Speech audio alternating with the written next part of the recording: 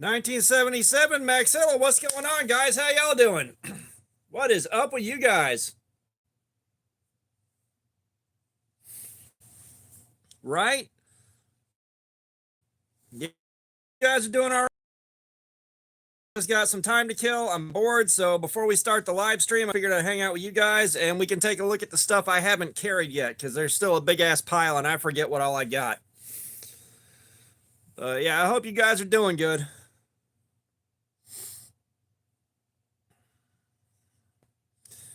Yeah, I've been taking a chance to rest myself, but oh yeah.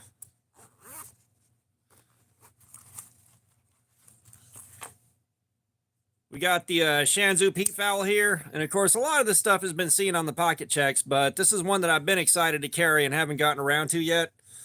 And what got me was they had their own proprietary steel name, but they didn't. I don't think they even knew that they were using their proprietary steel name. It's just 14C28N, but I caught it on sale for a good price, so we got some 14C on this. Which y'all smash that like button if you haven't already. I'd greatly appreciate it. So yeah, looking forward to carrying that. And of course, we got like the nice full flat grind here too. Oh my god, it's gonna slice so good, you guys. It's gonna slice so good. Yeah, it's cool. It's cool. I'm looking forward to playing with this thing. And of course, you guys have seen the Kaiser Critical Mini. You guys have seen the Critical Mini before. But we got 3V on here, which means we still got more, no worries, Maxilla. You take care of that first. That's a priority. But, you know, we got a super steel we haven't played around with yet, so I'm definitely looking forward to carrying this thing and getting some use on it.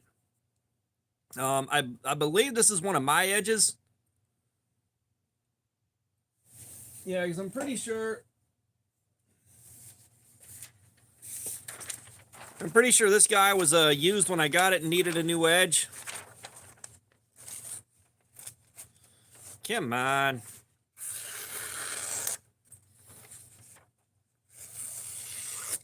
And I may give it some more love on the sharpener before I carry it. We may actually go back in on it with the precision adjust. I'm not sure yet. I haven't decided. I believe this is a slack belt grind on the Kin Onion.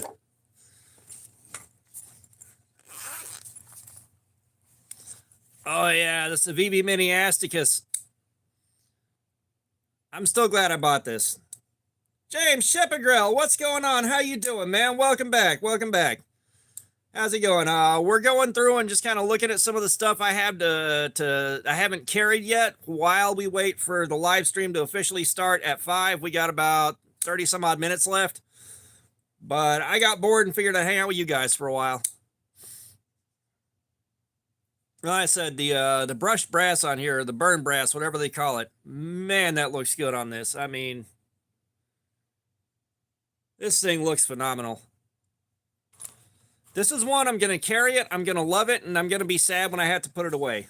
Mafio Bill, what's up? How you doing? Rubbed brass, I believe that's it, rubbed. I believe that was it. James, I am Eastern Time Zone, yes sir. Oh yeah, we got this, this albatross right here. I think I got this for like $5 on Amazon on sale. So, had to pick it up. And I believe this was D2. I believe this was indeed D2.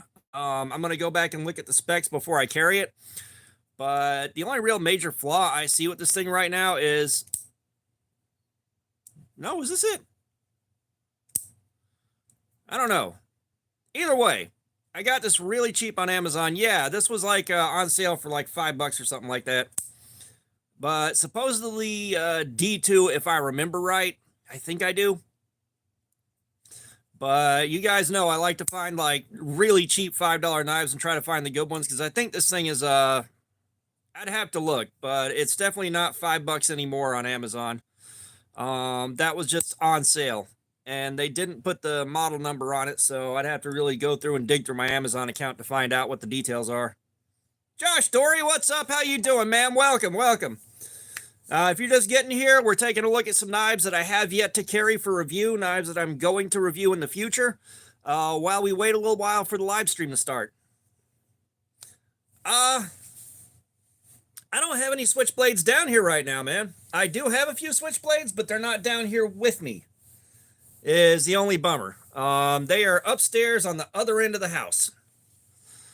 As a matter of fact, I'm going to be carrying the first OTF to get reviewed on the channel this week.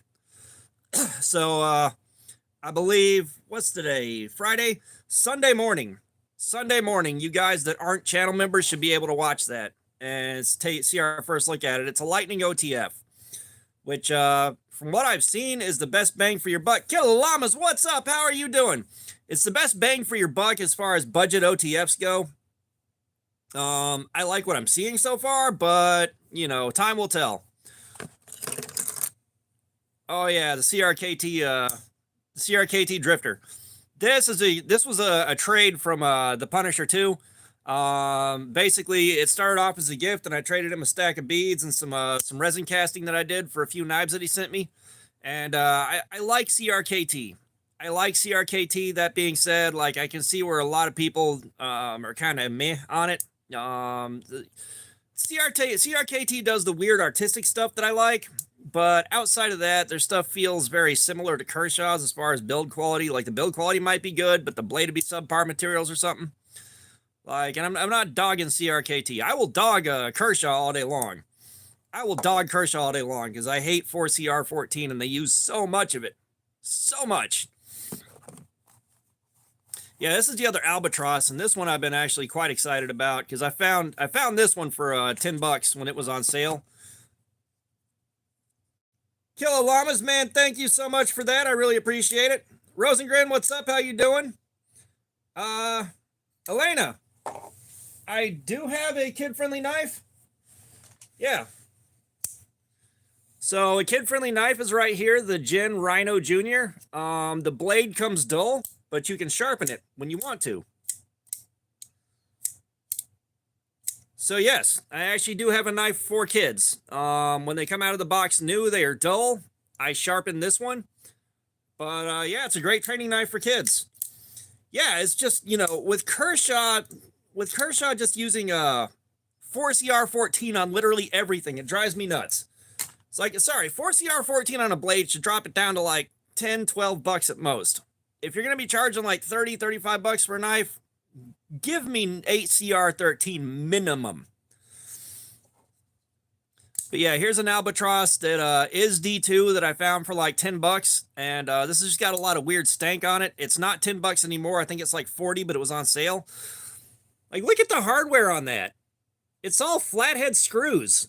Like, it's not T6 or T8. It's just all flathead screws. Like, what is the deal with that? You know, I do like the way the action feels. We got the flipper tab. KYD. No politics. Yeah, see, like at 15 bucks, yeah, that's a justifiable price. You know, like I said, it's a justifiable price. Yeah, I love the funk on the flatheads. And I wish I could pronounce all those letters, but we're just gonna call you letters. I have tried to make my own blades and they're not good. I was not patient enough to learn how to do it right first, so I paid the price.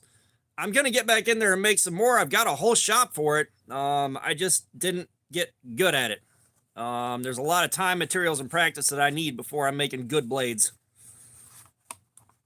Now, that being said, I have a blade I designed that should be coming out sooner or later here. Like, the design is pretty much finalized. It's just got to be sent and prototyped. I do have that.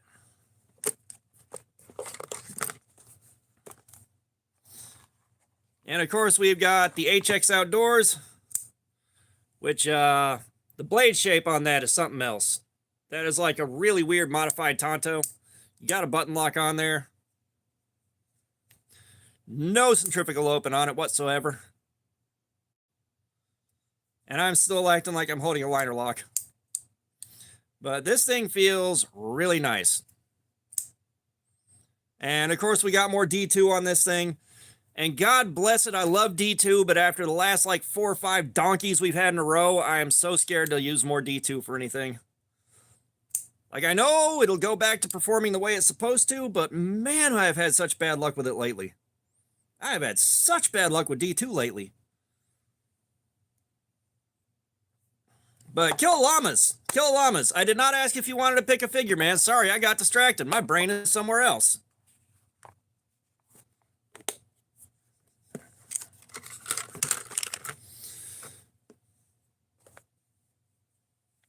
And we got the Rosecraft Blades little chunk here, which I love the looks of this.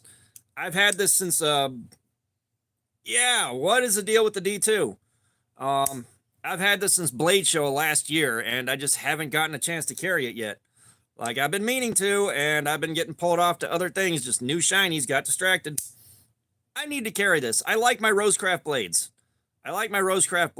I think this is supposed to be D2.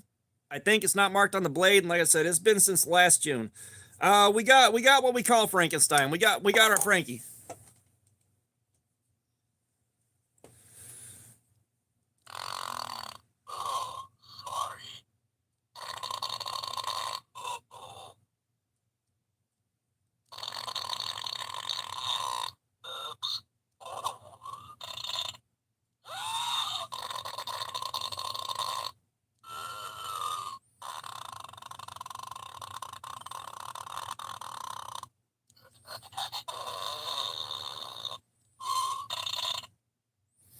Thank you, Killallamas. Frank Arachi. One folding knife for a boat trip? Is it still sitting here?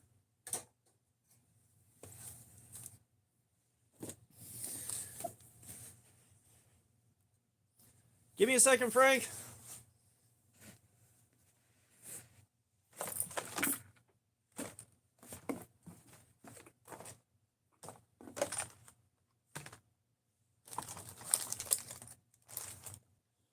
Dang it, I had them right here, but the original Ozark Trail D2 folder, like the first gen, is one that I would definitely carry on a boat trip, because if I lost it, I've got a couple more, and it wouldn't be the end of the world to replace. Well, I take that back. It would be the end of the world to replace that one, because they don't make them like that anymore. They're not good anymore. Just a guest, what's up? How you doing, man?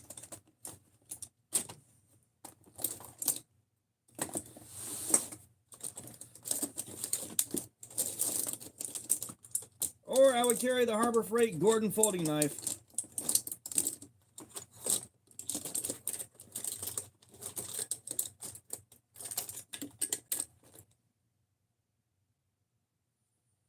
Now, where the hell? Hang on, guys. Now we got a mystery on our hands.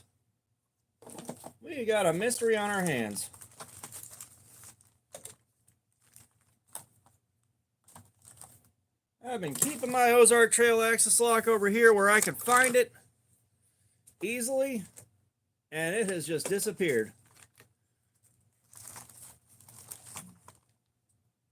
You know, this is why I hate when I clean things.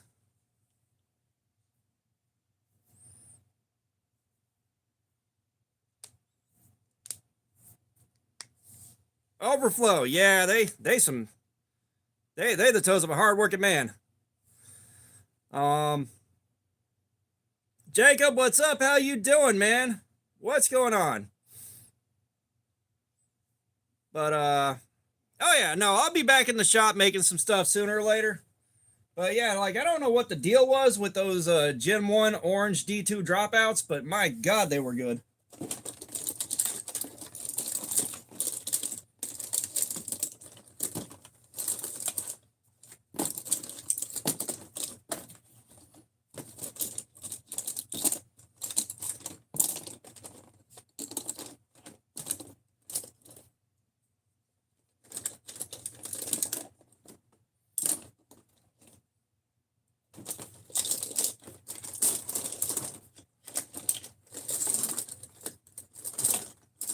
Sorry guys, I'm looking through the graveyard right now to see if I can find my orange dropout.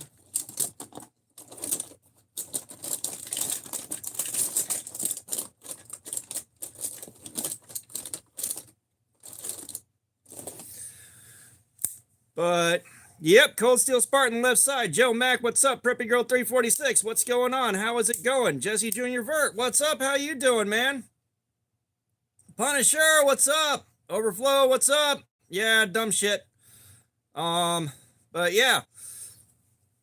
This is also another valid candidate for a boat knife just because it was $5 and I bought a few of them, so if I lose it, not that big of a deal. Comment creator, what's up? How you doing? So yeah, like this is another good candidate for a boat knife. My orange Gen 1 dropout is somewhere around here. I don't know where. But yeah, we got the Cold Steel Spartan right here. There we are. This is another one that I traded for, and I plan on carrying it because I love my Cold Steel oversized stuff. And this is as close to Cold Steel's kind of oversized.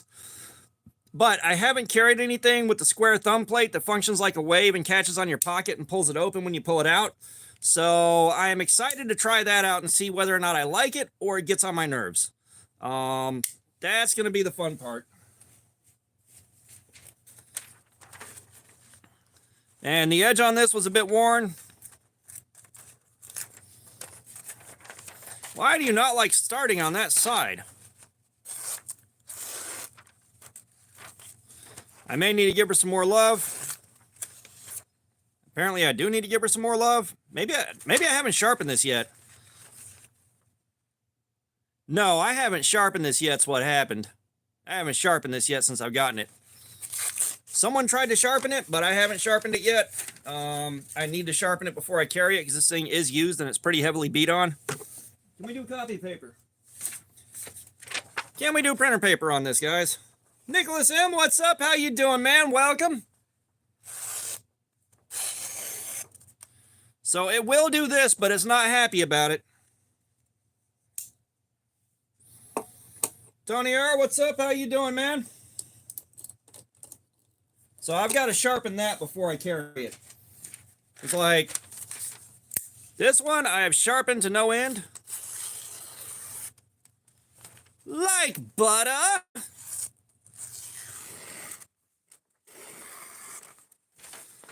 Like this one's sharp.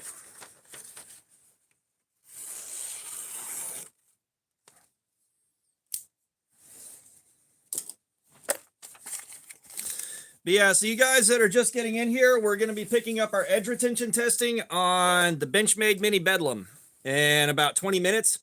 So until then, I figured I'd hang out with you guys and we kind of take a look at some stuff that I have yet to carry for review. It's going to be carried for review.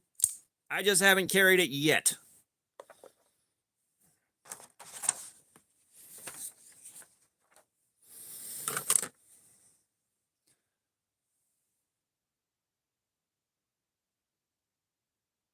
Oh shit, we got our first knife beggar. Holy fuck, that was fast. Damn. Oh fuck, I forgot to print the bingo card.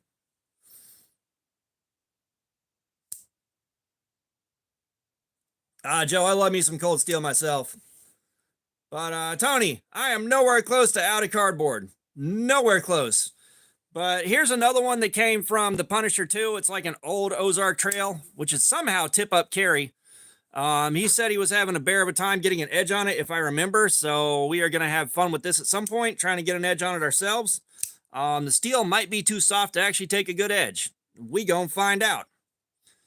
But so this is definitely something to play around with. This is from the Punisher 2. So he's in the chat right now. We got this old GVDV that I picked up for like $14, which was really good when I picked it up. Let's see. I think we got the steel marked on it, but I can't read it. I think this is 8CR13. I think this is 8CR13, you guys. And not much to say about that otherwise. It's built really nice. The build quality is good. Everything feels nice on it. It should be a nice cutter. Nothing I hate about it. It's just the pocket clip is like supremely not deep carry. Philip Hall, what's up? How you doing, man? Welcome, brother. If Fook Doozle ever shows up, he sent me this guy right here. And this is the one that the non-knife guys will love. Travis, what's up? How you doing, man? Stream is going good. We just started, man. We're killing some time before I start working on the Let the Gamers Game. Is that it? What's going on? How you doing? We're just killing some time before the stream starts in a little over 15 minutes. Looking at stuff that has yet to be reviewed. And this thing is some gas station trash, and it's tipped down. And I hate tipped down, but we all live in sin. Lily, what's up? How you doing? Welcome, welcome. Do me a solid, hit that like button on your way in the door, guys. I'd really appreciate it. So we got a Ganzo in the mix. And like, I don't mess with Ganzo because they Lily, I appreciate that. Thank you for that. Ganzo makes a lot of knockoffs of stuff. You know, like I've got an Atario Rat 2 knockoff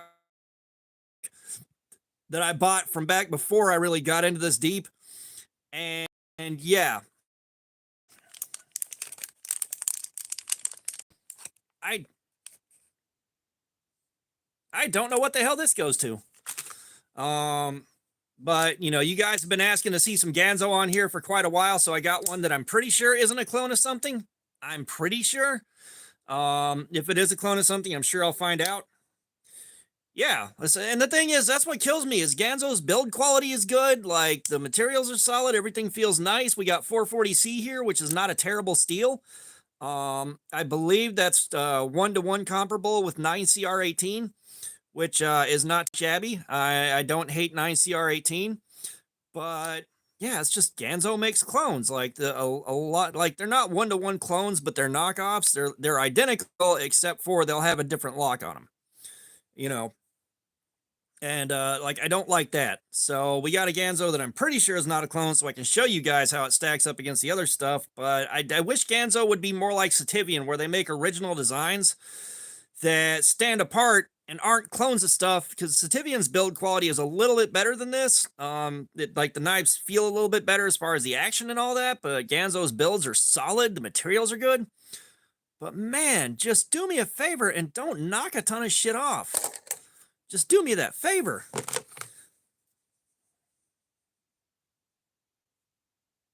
Yeah. No, I've seen some Ganzos get tested too. Like, I can tell the build quality is there. Everything feels good. Nothing feels loose or dangerous. But we got the Cold Steel Kudu Light here, which I got just because it was like a $9 novelty. Like, you can get one of these on Amazon for like $9, the Kudu Light. And I got this just to play with it, maybe carry it, see how it does. And we got 5CR15 steel on it, so not the best, but we can do some testing on it and play around with it.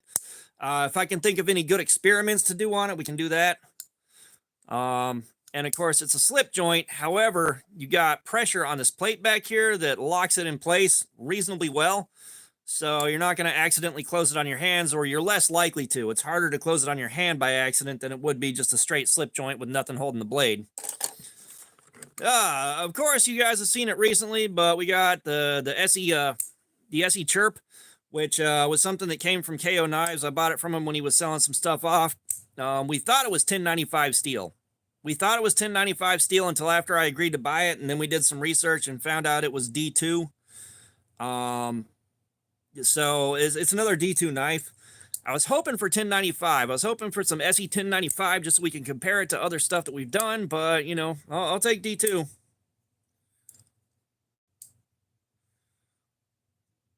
Yeah, Punisher, that is exactly it. For a lot of people, it's not going to matter, and I've recommended Ganzo to a lot of people for a cheap knife that I know is going to be a good knife, but I can't really do a lot of content with them. We got another Rosecraft here, the OG, which, or the Ogi, I don't know how they want it pronounced. But this is another one that I'm really, really looking forward to carrying just because I love the looks of it. I love the looks of it, everything about it all the way around. We got the Olatan's mini airship. Grab with a knife, what's up? How you doing? Yeah, it's not that Ganzos are bad. It's just they're knockoffs. A lot of knockoffs. But yeah, we got the Olatan's mini airship, one of the smallest knives in the collection. At some point, we are carrying this just because, well, it's adorable. And we got some D2 right here, so the cut testing. It's going to be interesting doing Cardboard Slayer with something this small. It's going to be interesting doing Cardboard Slayer with something this damn small. That's part of why I got it. Just look at it. Like, there we are. Gone. And then we've got a bird knife. Bird is Spyderco's budget brand.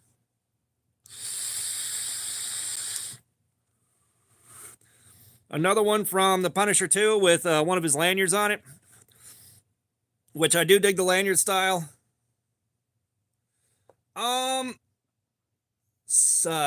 Quadruple S, several S's in a row. What's going on? How you doing? So I haven't carried the bird yet for review. This is a pot, like we're going through stuff I haven't done a review on yet. I haven't done a review on them yet, and I haven't played around with much in the way of serrations because serrations don't do much for me. That being said, I also don't like serrations because they're harder to sharpen, and I'm not in an environment where I need them. If I was still working outdoors and I was doing outdoor stuff, serrations would be mandatory just about. Trying to cut rope and stuff like that, and you know, the kind of things you got to do when you're working outdoors doing landscaping and stuff. Ganzo Big Sack, what's up? How you doing, man? Welcome. Okay, you don't have to change your name every 5 minutes. You're now Ganzo. That's your name. Your name is now Ganzo. But, you know, serrations would be a must for that because I've tried to work with plain edge blades and they didn't work out. Oh, shit. Guys, we can get a centrifugal opening. We can get a centrifugal open. Hello. Not quite a karambit. There's no fingy hole. There's no hole for your fingy. We got a Sing Cut Slashkin, which this thing has been waiting for a long time since around Blade Show last year. I just love that the blade is as long as it is. This is a substantial blade, which is going to carry well and cut well. Definitely looking forward to this thing. A little bit of a hollow grind is going to be a bit of a drag on a Cardboard Slayer, but otherwise should be good. Oh, Punisher, I know. Trust me, I know exactly who he is. That being said, I'm calling him Ganzo now. I'm not doing the, hey, my name is changed for the 17th time this month deal. It's annoying. It's annoying. You get the name that you have on screen. And then last and certainly not least, we got the Kaiser Mini Roach, which, if you don't know, I bought one of these at Blade Show, and it didn't even make it to the car at the show. I think I dropped it on the ground at the Vosteed booth because I was there talking and waiting to get a... I had to wait for an hour and a half to get one of their prototypes because they were doing a giveaway at 1 o'clock, first come, first serve. So it's like, I am getting exactly the prototype I want. I am standing in line at 11:30. I will wait an hour and a half for a prototype. Sorry, prototypes are cool. They are my jam.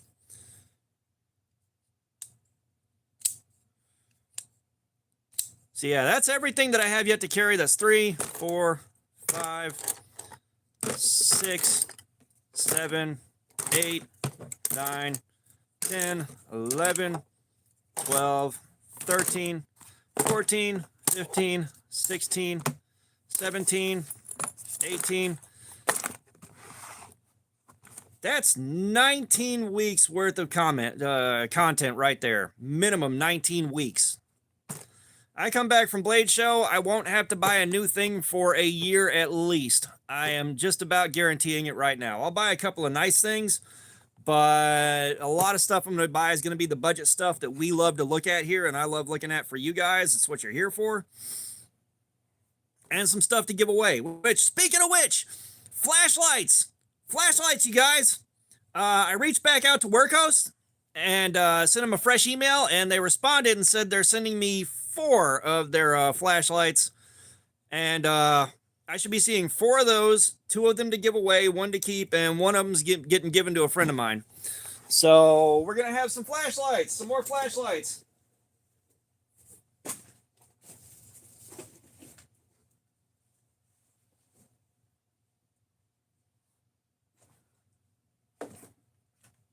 I just don't understand how my my OG dropout vanished unless I knocked it on the floor.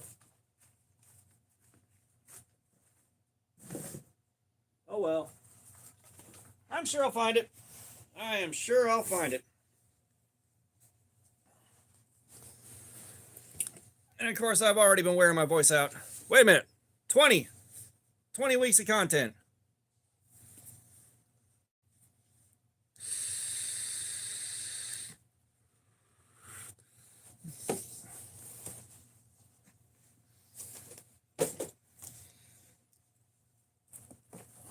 Now, if you guys remember,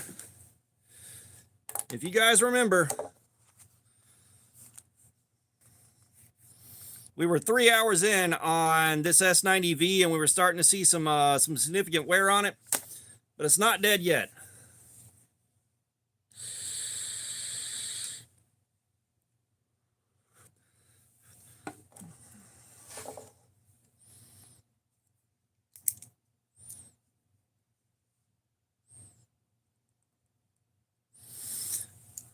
I'm pretty sure it's in the box in the graveyard. Graveyard's very hard to dig through, you guys. Okay, that's the closed bag. Spyderco box. That's the bag I need. Don't need that. Do need this.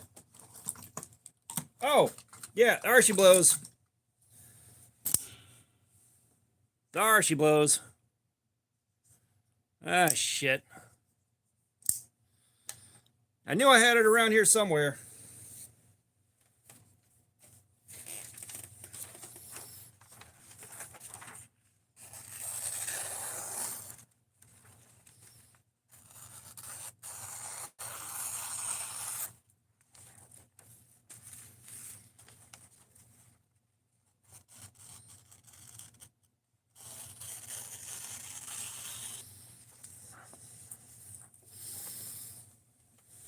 All right.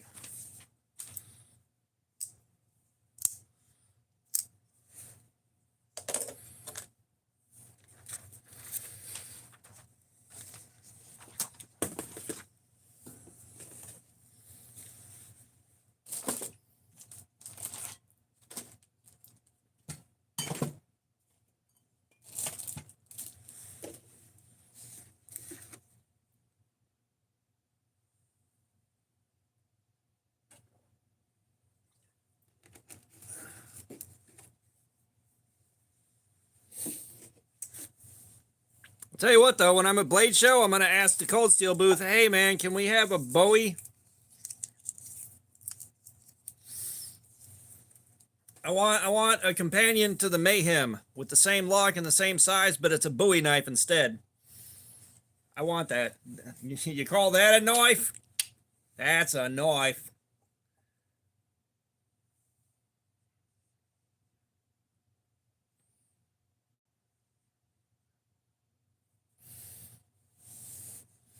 Yeah, hopefully you guys are doing good. We're about to have a grand old time with this thing. Hopefully the edge holds out for a while longer. I don't want this thing to totally crap out early, but you know, we're 3 hours and 20 minutes in on this.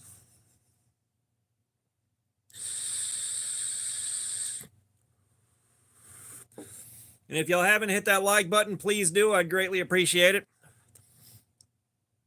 Trying to shoot for the magic 100 tonight if we can reach it. And of course, I still got my thumb studs right there. So those haven't gone anywhere.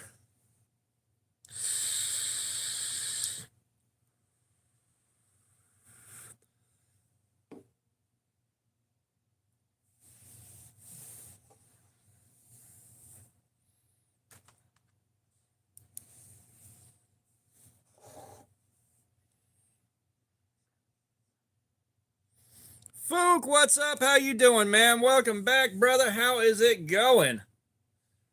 How are you doing, man? We're going to be getting started in about 3 minutes. Sammy Nordyke, what's going on? How you doing, man? Welcome, welcome. Yeah, I think it has been a little while, if I remember.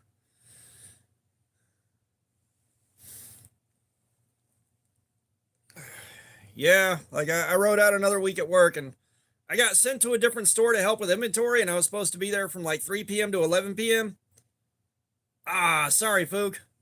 I was supposed to be there like 3 p.m. to 11 p.m. and they had like 12 people showing up, so they decided they wanted to cut some hours back, and I got sent home at 8 p.m. last night. So it's like, yeah, boy, I'm confused, but I'm not angry.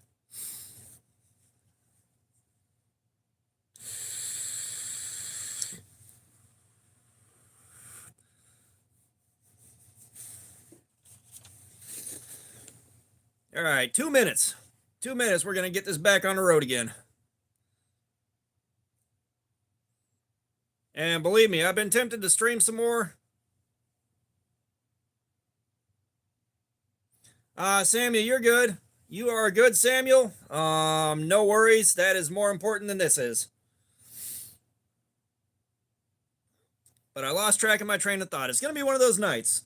It's going to be one of those nights with profound cerebral flatulence. And plenty of it.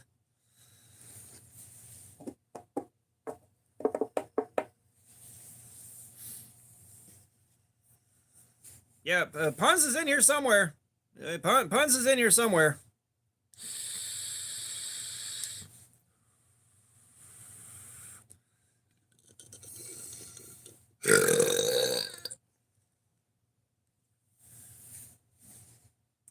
Sir, I wish I could take credit for cerebral flatulence, but it's been a long, that's an old one and it came from someone else.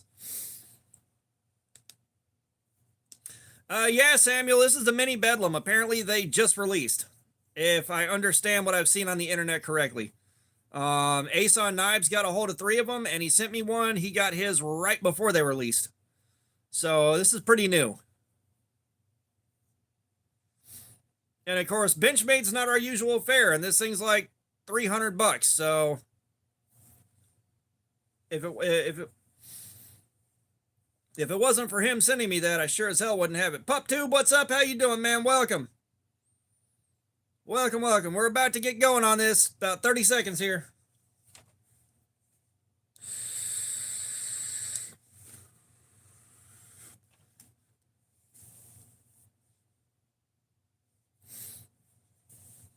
All right, let's get to it.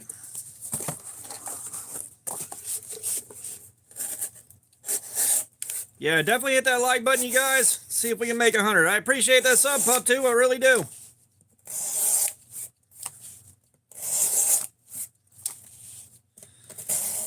Karen Conson, what's going on? How are you doing, man? We are doing some edge retention testing. We're looking to see how long the edge on this knife can stand up to cutting up this cardboard, and I'm hanging out with you guys while I do it. That's what's happening here. We've already got a lot of time on this knife from last week, but we had to hang it up and finish it up this week.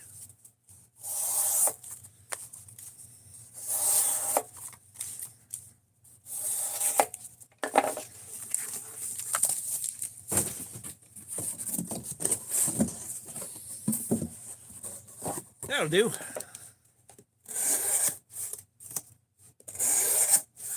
Jay, what's up? How you doing, man?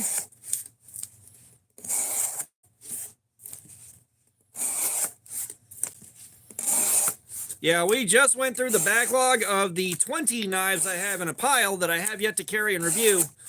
So you missed out on that little bit, but now we are here doing this.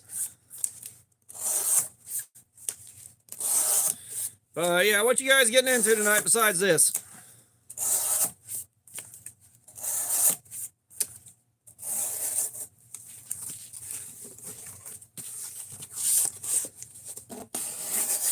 Hey, if you love knives, you are in the right place, man. You're in the right place. It's all knives all the time, except for the rare occasion we do some multi-tools or flashlights. Hunter, what's up? How you doing? My day is going good. My day is going good. I've just been hanging out waiting to do this all day. And now we're doing this. I have not handled a Freeman by Gerber, but I also do not go out of my way to buy Gerber's knives anymore.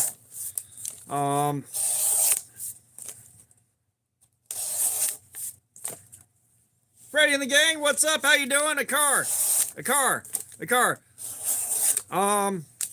Dude, Do a smart car. Do a smart car. There you go.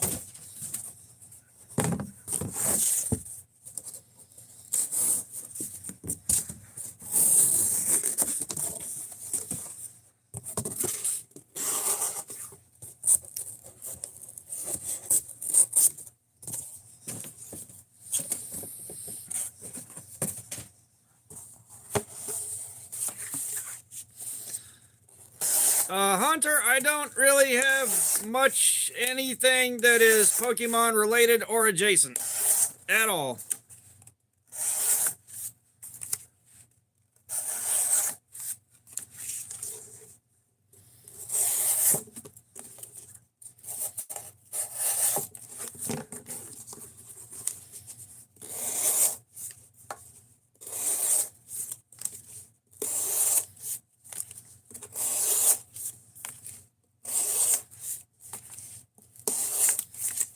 I should have just said I do have it, but I won't go get it. I should have done that.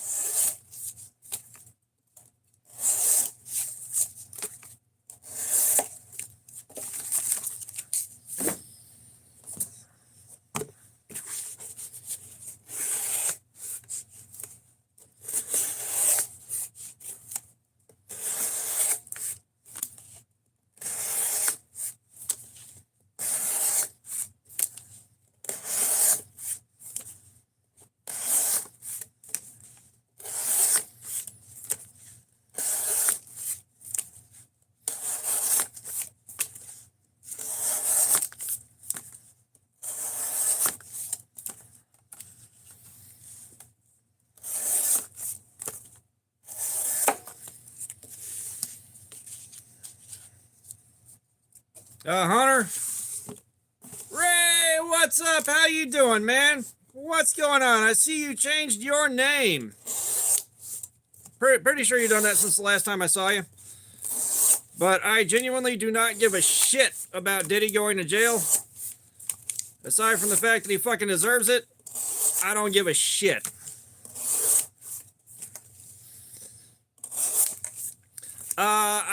The one Leatherman I've got, the curl, is really damn nice. That being said, you can get some stuff that's just about as nice. GTag332, what's up? How you doing, man? Welcome, welcome. Like you go with a Rock Tall multi-tool.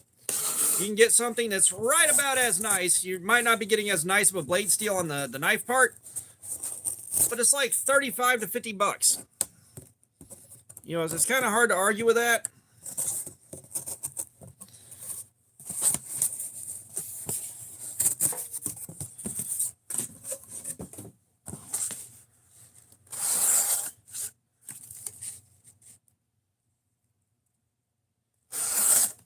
Oh, nice, nice.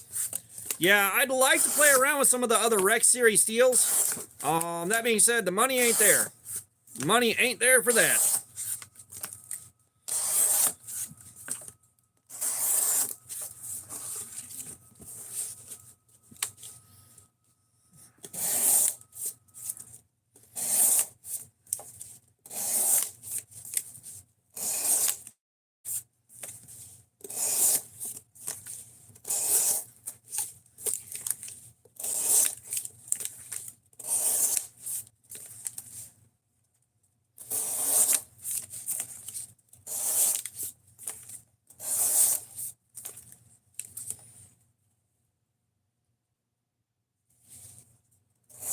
Anthony Rollins, I don't believe I said hi to you yet, but no, it's like the Rock Talls. They are pretty much knockoffs of Leathermans. However, they're knockoffs of stuff that the patent expired on, so it's not as bad.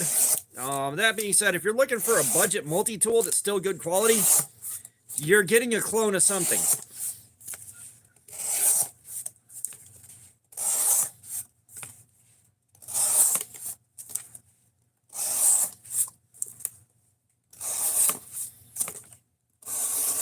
Gotcha. Yeah, I at least I like to make a point of saying hi.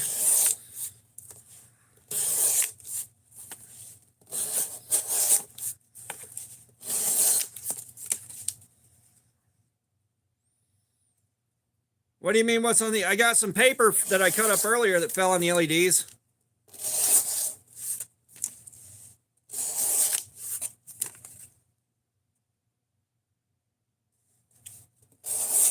Ganzo, cut the dumb shit out.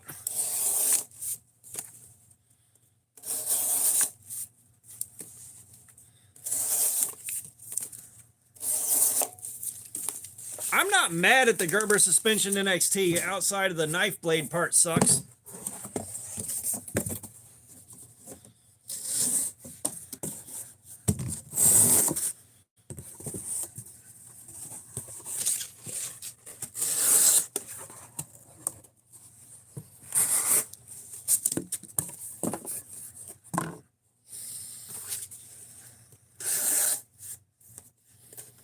Mark Lester, what's up? How you doing, man? Welcome, welcome.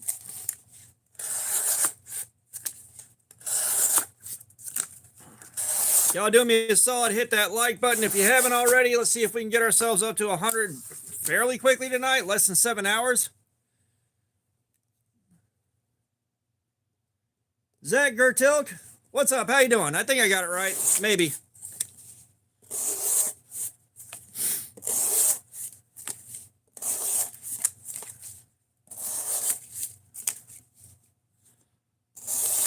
Wyatt, no.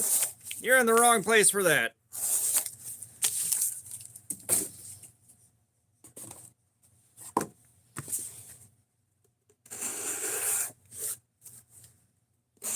Oh shit, we got a birthday. God, we're hitting that bingo card early, guys. We're hitting that bingo card early. We got the knife beggar and we got the birthday card. I was going to make a bingo card. I was going to find a bingo card generator online. Completely forgot about it until we got our first knife beggar. Like it took us about 5 minutes to get our first knife beggar.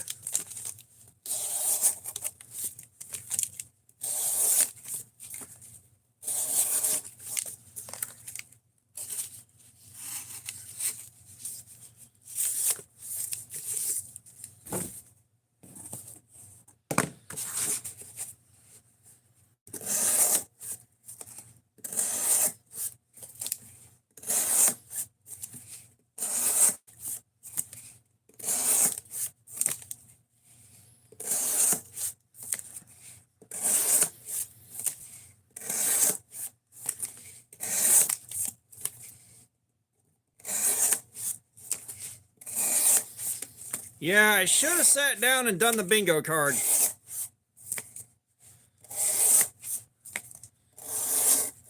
Once this live stream is over, I probably will, if I don't forget, go upstairs and get a bingo card made up so that we can start filling that out.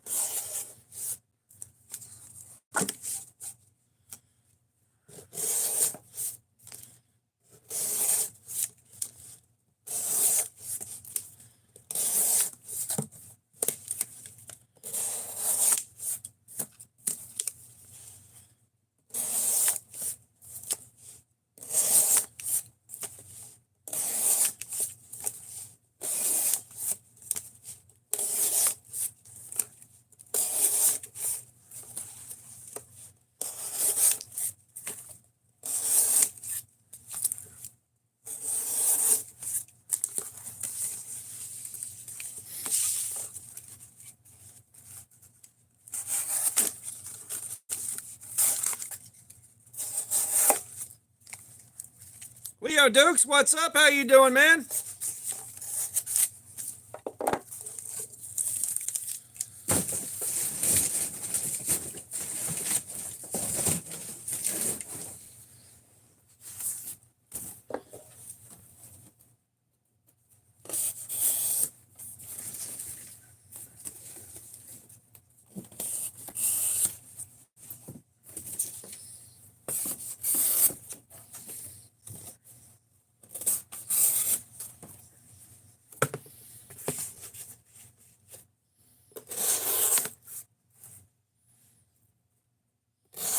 R03, what's up? How you doing, man? Welcome, welcome.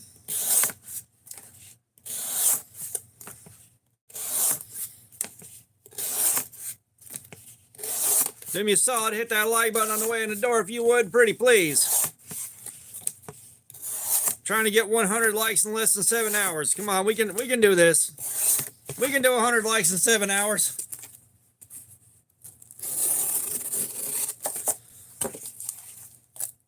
So, satisfy my curiosity. What is the deal with guys changing their name every 3 days? Like, what's going on with that?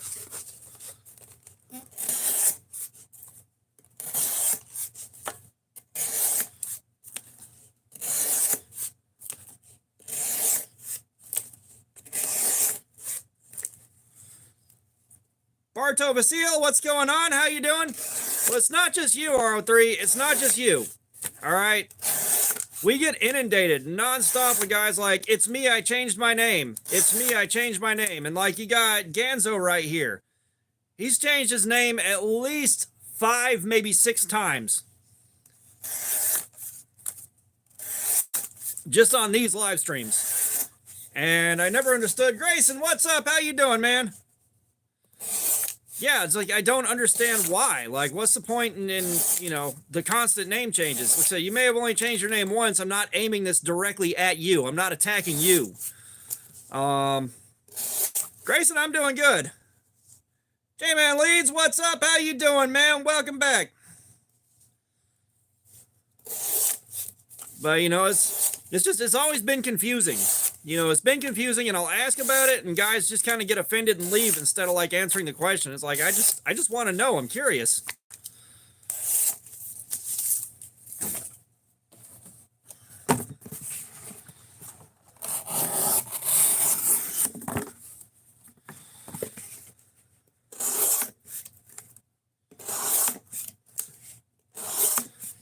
Like, the only reason I changed an account name was because it went from a YouTube watching channel to a YouTube content creation channel.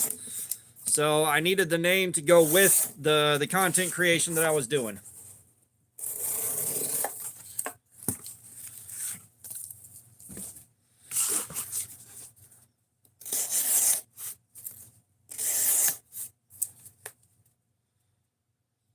Alexander Ware, what's going on? How you doing? We're not building anything. We're just seeing how long it takes to fuck the edge of this thing up with the cardboard. And I'm hanging out with you guys while I do it.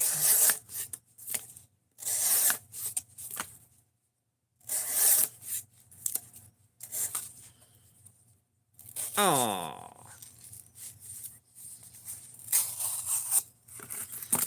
So I'll tell you what, this cardboard gets a tiny fold in it, you're boned.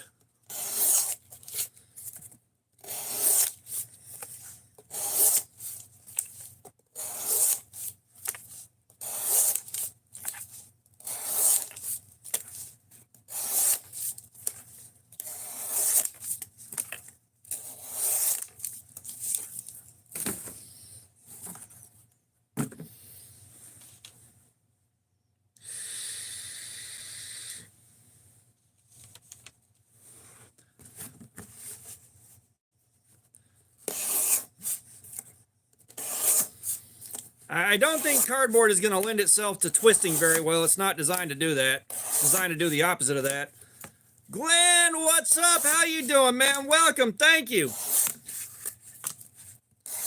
Glenn, if you would like to do so, please pick a figure out. But, no, crying.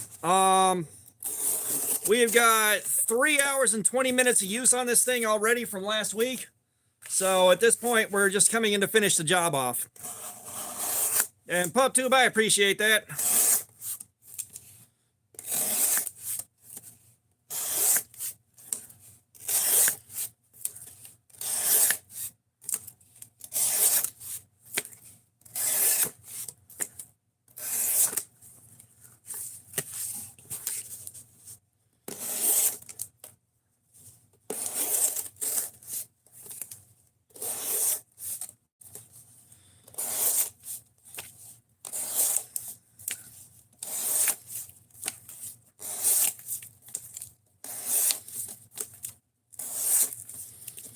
Like, you should see the fun that happens when somebody has like 6 different alts and they're just switching back and forth between them, arguing with themselves. Those are always fun.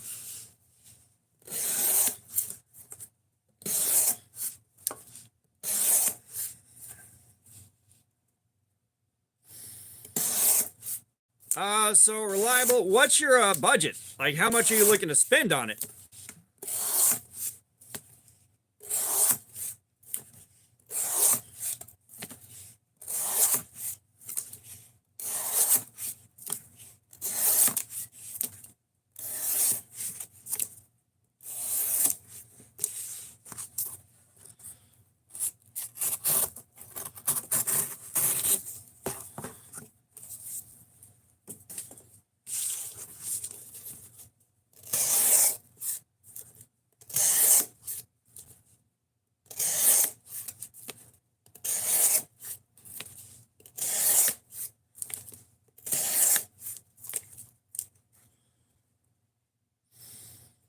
So once you get up to 50, 75 bucks, the Ontario Rat 2 is real hard to go wrong with. That thing is designed to soak up a shitload of punishment and keep going.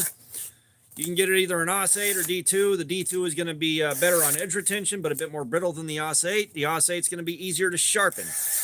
You got a lot of S90V offerings in there. S90V makes very good stuff. Give me a second here. Every time someone asks about knives, my mind goes blank. But you guys in the chat, sound off with your, yeah. Dude, I love my rats. Are you shitting me? I don't know what there is to dislike about the rats outside of they're not pretty looking. Like, seriously. What the hell could be wrong with a rat? Randall's adventure training is good with me, sir.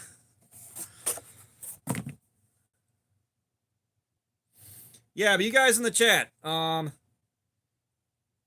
AD10 is a hard use knife. Yeah,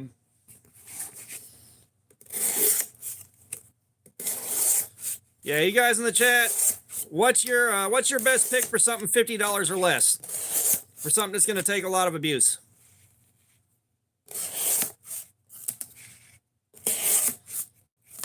The aluminum is a good option. The mini Praxis looks like it might be a bit too small for my hands if it's comparable in size to the Odium.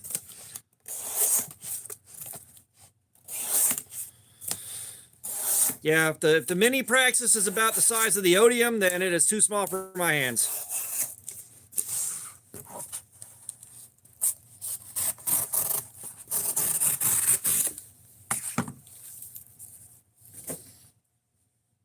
Yeah, I've got an aluminum and I like it, but I made the mistake of getting the Damascus and the shredded carbon fiber and all that on it, and it's so pretty I'm scared of dropping it now.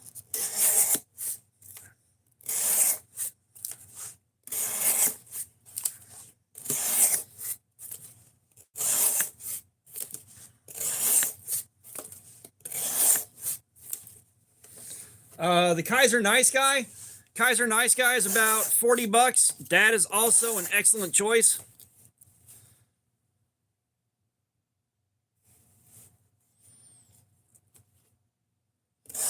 Believe it or not, I did scouting for a couple of years, but that got ruined. Long story. Fucked up story. No molestation by a scout leader, though. I do not have any ballast songs. I don't have a good way to carry them or use them. No, it's just my mom got involved in that, and my mother is one of the worst people I've ever known, so I'll let you just fill in the blanks there. But no, like, I'm not a ballast song guy. I know they're popular and I get asked that a lot. I'm not a ballast song guy.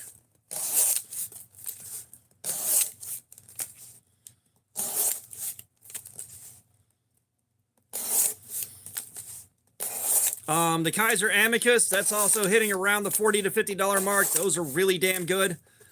If you're looking for something smaller and more fidgety, for about 35 bucks, you can get the Gen Rhino, and this thing is a fidget monster. Like, it's a great little knife, 9CR18, but like, I really can't quit fidgeting with this.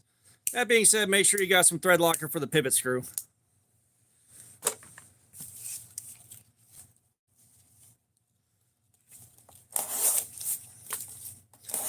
Thankfully, whittling is pretty much free if you got a knife.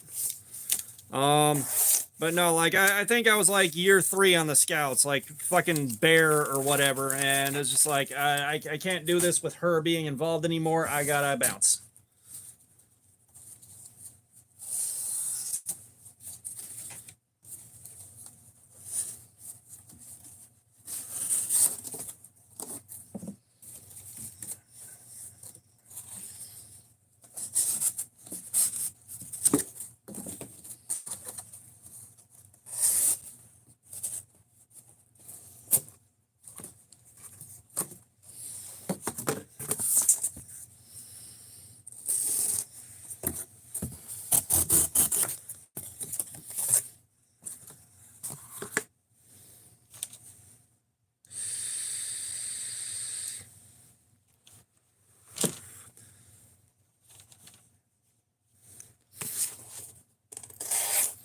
And like, I'm kind of glad I don't have a Boy Scout background, because I'll be honest, there's a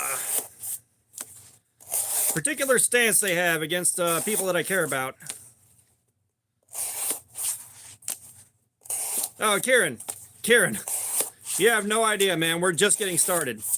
Normal live stream length is about 7 hours, and 4.5 to 5 of those hours will be spent doing this. We do this every week, man. Aiden Miguel, what's up? How you doing, man? Welcome, brother.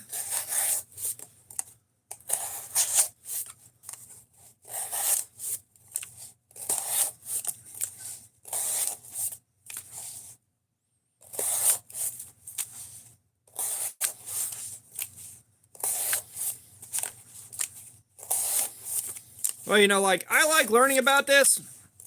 I like learning about this stuff. Like, we got one data point on S90V. We're getting our second data point now.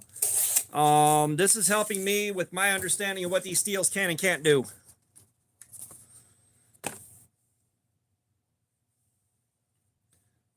Yeah, it's going back, go back a little while. There was a huge controversy about it.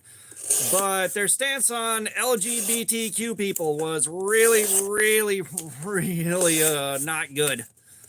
They had a profound issue there against people that were doing them no harms. Like, all right, buddy, glad I'm not associated with y'all.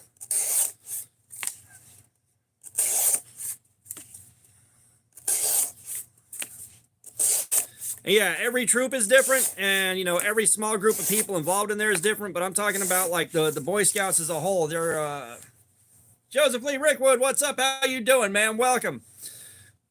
You know, we're talking about up at the top of the structure, like the national part. Joseph, we are doing an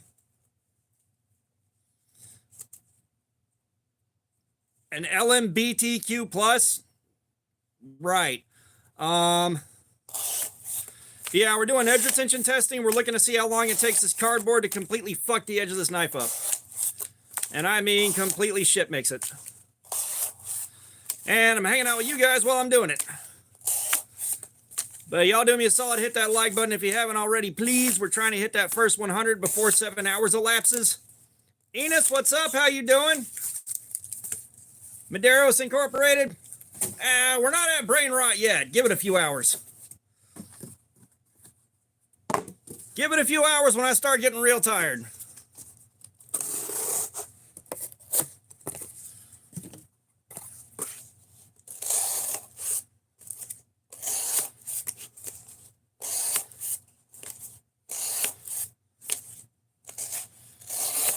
Have you tried adding shredded steak to a BLT? Because those motherfuckers are good.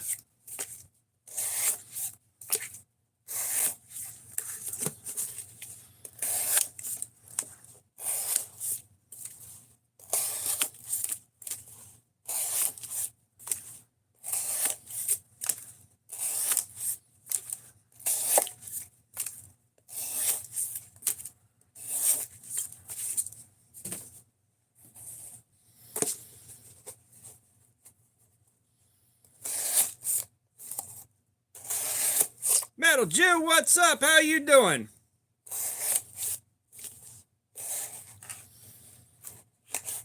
Actually, I do have a new sharp idea, which I'm floating by Jin and KO Knives right now.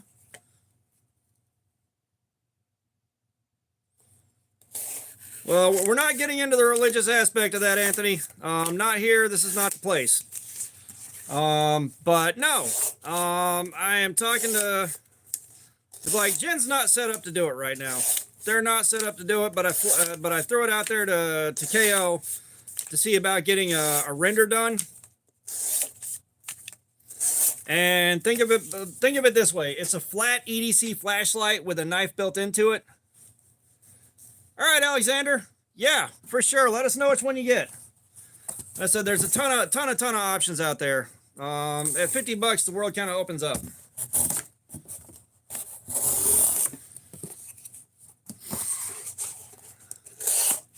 Yeah, I said, Anthony. I said we're not. Again, we're not doing the religious side of it. Karen, it's almost 5:30 in my area. It is almost 5:30 in my area.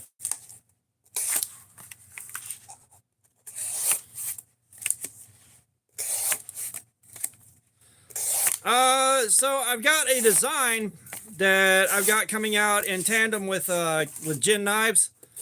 It's called the I Guess So. Hopefully soon they're going to be starting on the prototype phase. Well, Metal Jew, I've seen one. But it's not done the way I designed it.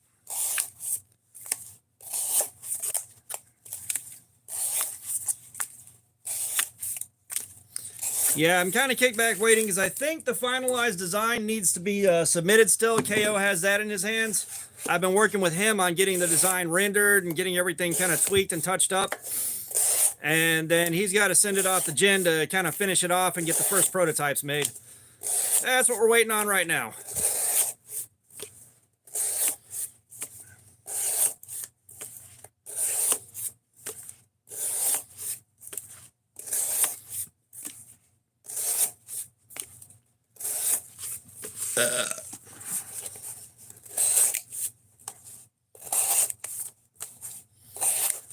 Next live stream, the next planned live stream should be next Friday. Should be next Friday. We normally go on Fridays. I work a full-time job, so we are scheduling these around my job. Trust me, I would love for doing shit like this. I'm on YouTube. I'm not telling you my location. I don't know what it is with people wanting your location, but yeah, no. No, we don't do that here.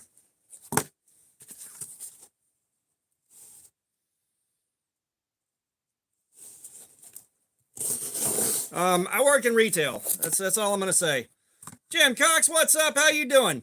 But sorry, a company cannot pay me to do a good review. All right, if they send me something, they better have a lot of damn faith in their product, because I've had guys send me stuff, Albatross specifically.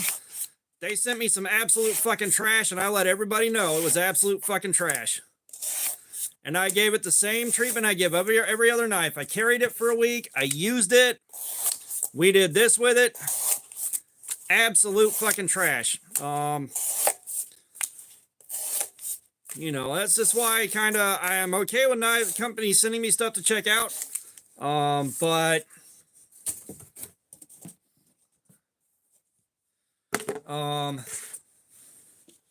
what is, yeah.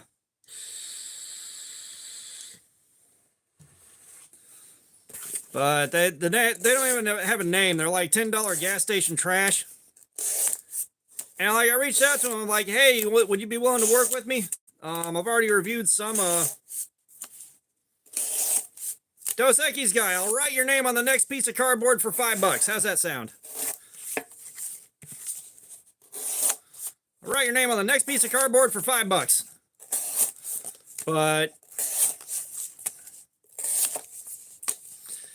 yeah, that's why I kind of look at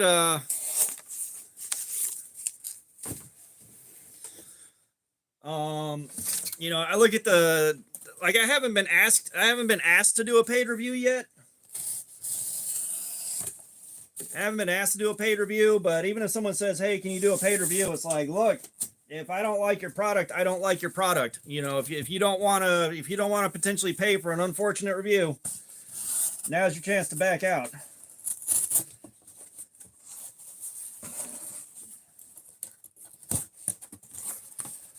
You know, and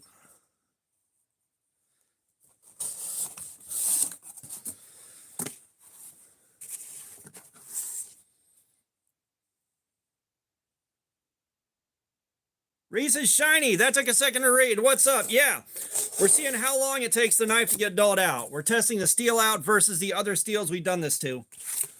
But I know there are some YouTube channels that have somehow gotten really big really fast.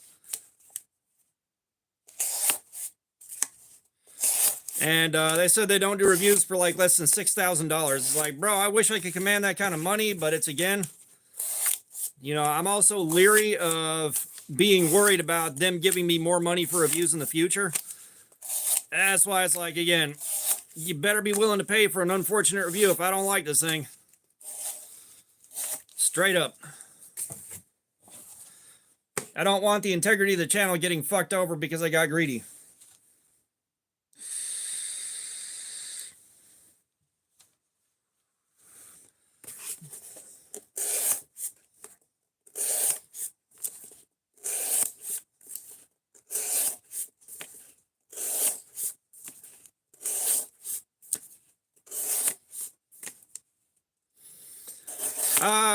Reese, I have no idea how many we've actually done, but we've been doing this to this edge for almost 4 hours now.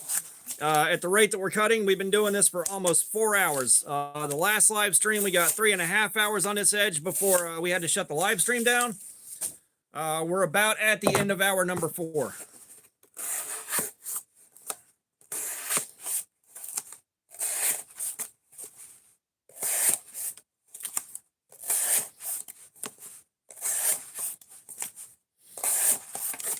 This is a Benchmade. This is an expensive bitch. It's like $300.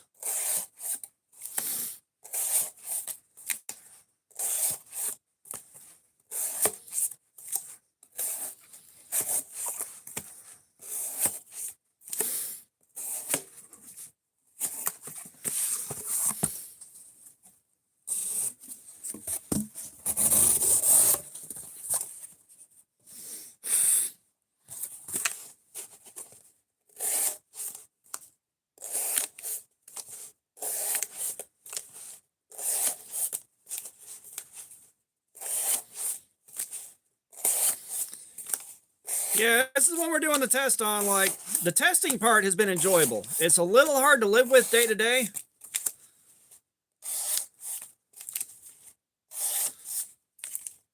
Well, when the edge totally shits out, we're going to sharpen it, and it's going in the box of knives that are a bit too nice for this channel.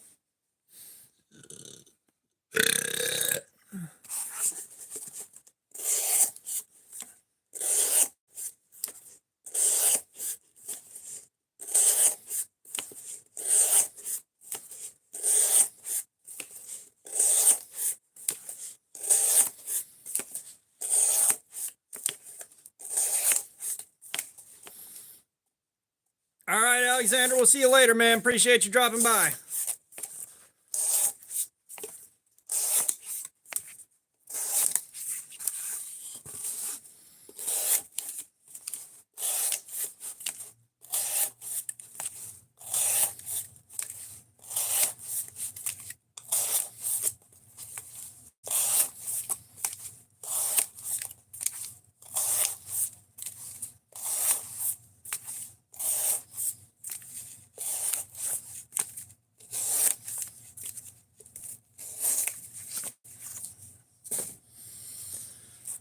Oh, boy.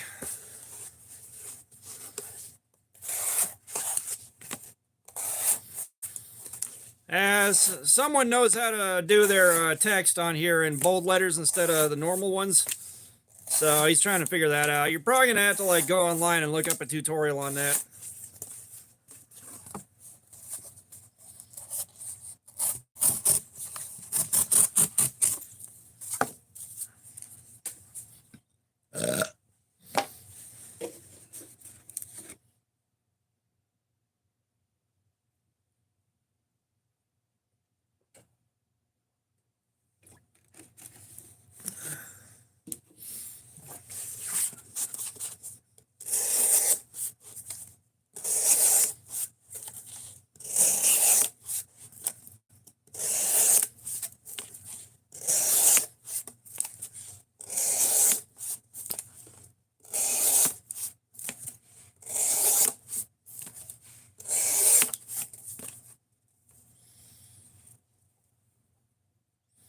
All right, Karen, we'll see you later, man. Appreciate you dropping by.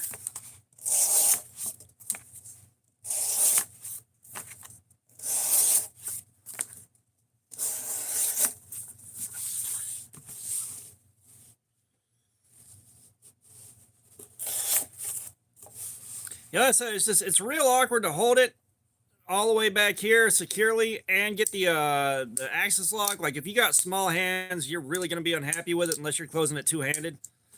And again, in the pocket, this little skull cracker right here, it tore my pinky up trying to reach into my pocket around it to get stuff. Like it just...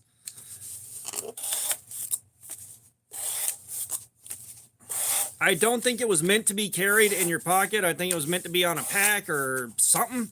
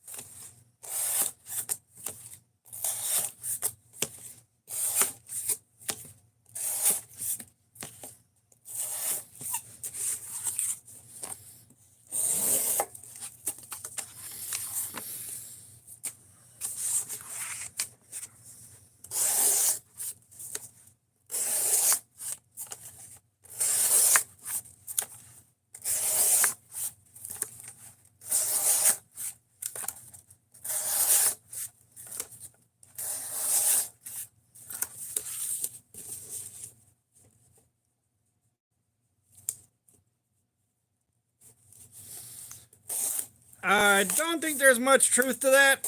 I know what you're talking about. Like, in theory, you might be able to remove the tiniest amount of steel and put possibly a false edge on there. Just raise like a little bit of a burr that makes it feel sharper.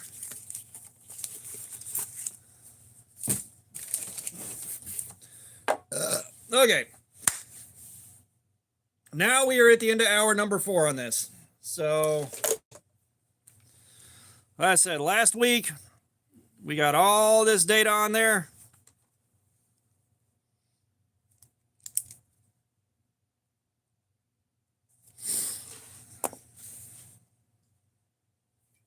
Let's make sure our blade is clean. I've got to get more acetone soon.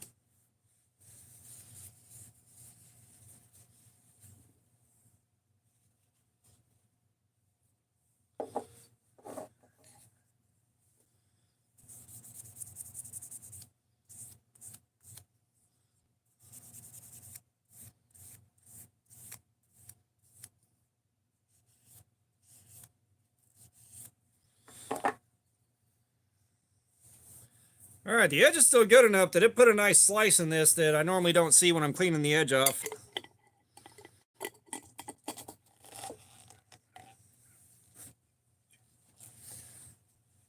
Well, I mean, if you're talking about steels of similar hardness rubbing against each other fast enough,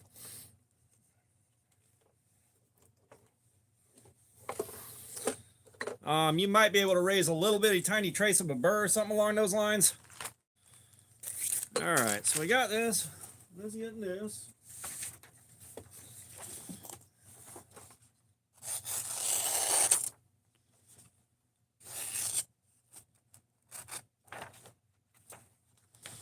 So we're somewhere in this vicinity.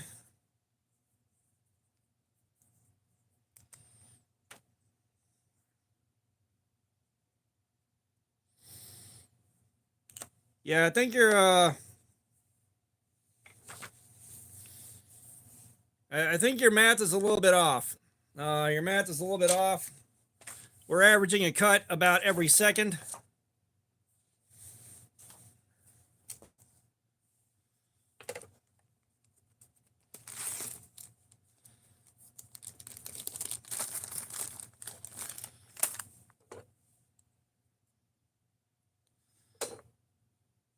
So what's 30 times 60?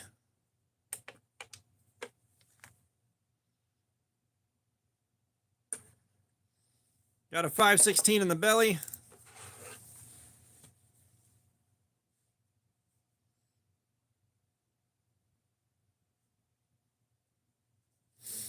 Because, yeah, like, we stopped and counted. And we stopped and counted.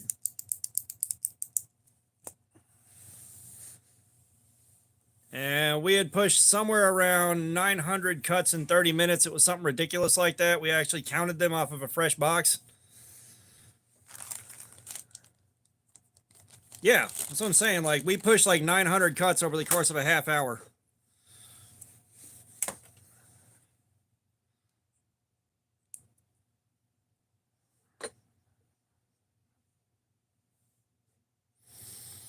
Kieran, this is an edge sharpness tester. It tells you how sharp your edge is.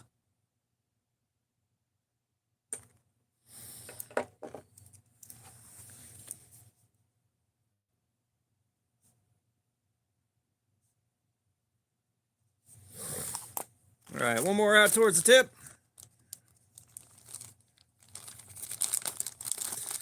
Yeah, that's what I'm saying. Like, everyone greatly underestimates how much cardboard we're going through in an hour. Like, everyone greatly underestimates just how much it actually is.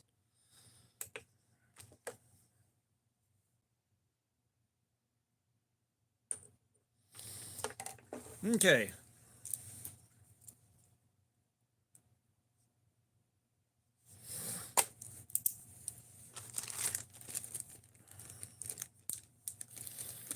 So we'll give it about 6 minutes and we'll get going again. Brando, what's up? How you doing, man?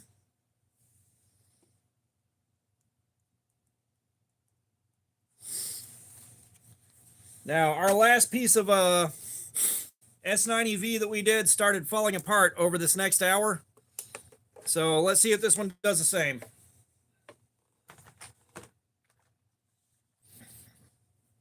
Yeah, in an hour, we're making roughly 1,800 4 to 7 inch cuts.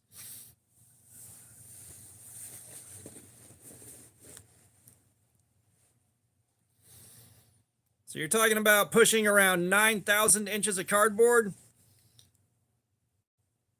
9,000 divided by 12.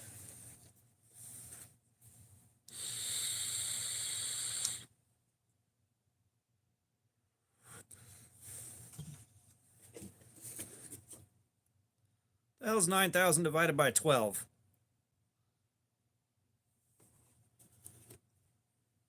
I never said the bold text is a problem. Like, bold text is fine. You're not spamming shit. You're not being annoying. Rhaegar, what's up? How you doing?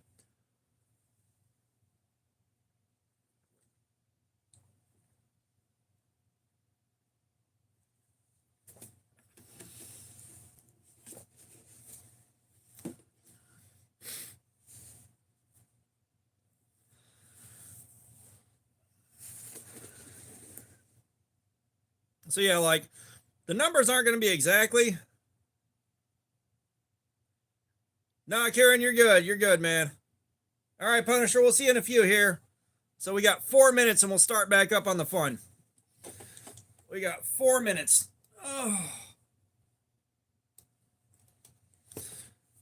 Oh, you guys, I've got so many new toys with the beads.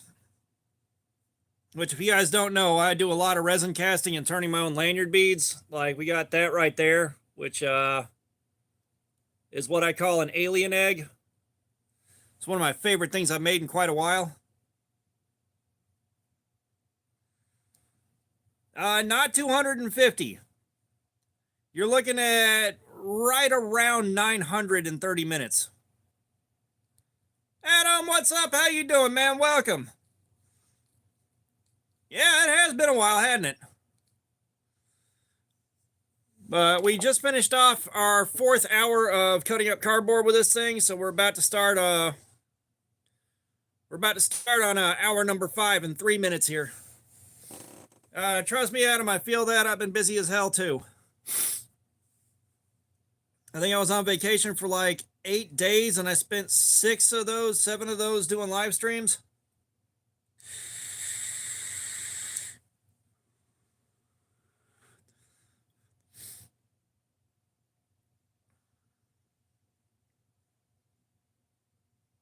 G-Tag, I've heard Komodo Gaming's name before on Neological, but I haven't ever watched Komodo.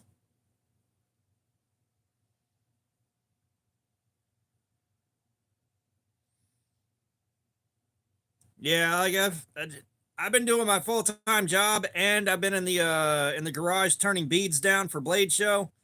I've been doing my thing, man. I've been busy.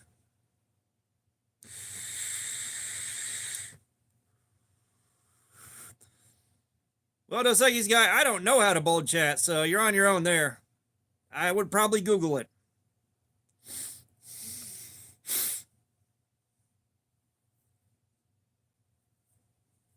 You know what? You can see everything you need to. They're right there. I can see them.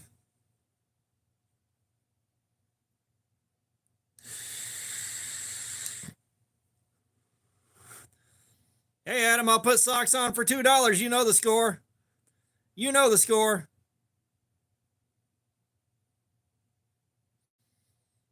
Fook, welcome back. We got 2 minutes. We're going to start up again.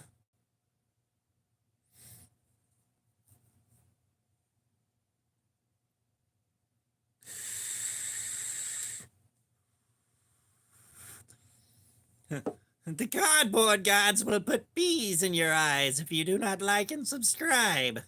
Do you want bees in your eyes? Well, right now I got Lucky Charms mixed up. This tastes just like Lucky Charms. It's nice.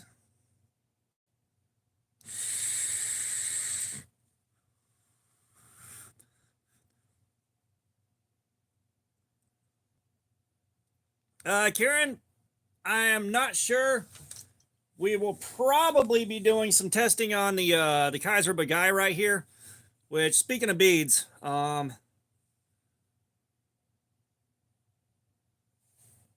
that is a resin casting I just did a couple of days ago. I was looking to see if I could still do my 3-color pours the way I like. I still got it. So I've got one of those, one of the same style pour in fluorescent blue, yellow, and or blue, yellow, and red. Curing right now. I can't wait to see what that looks like. Yeah, if you're worried about zombies, leather armor is going to treat you a lot better.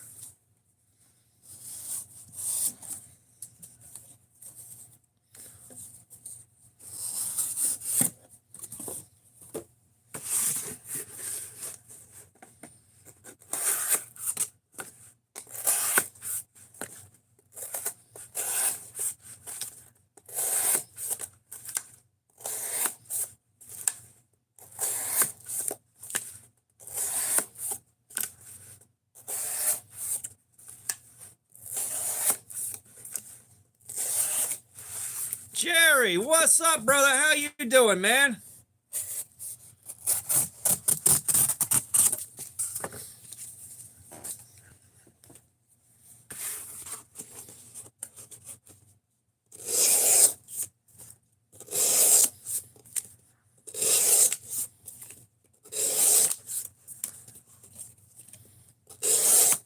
All right, Adam, man. Appreciate you dropping by.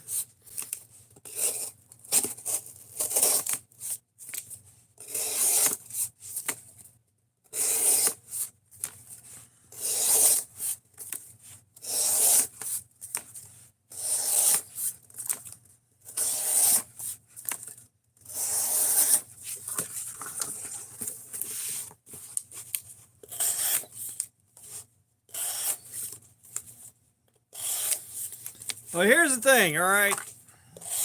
Mail is going to weigh you down, and butted mail instead of proper riveted mail is going to be a problem anyways. In aluminum, it might be bite resistant, but you know, it might be bite resistant, but it's going to still weigh you down, and it's going to cause other problems, especially if like you're out in the sun with that aluminum mail. No thank you. Leather armor will do just as well. Because guess what? We can't bite through a thick enough piece of leather.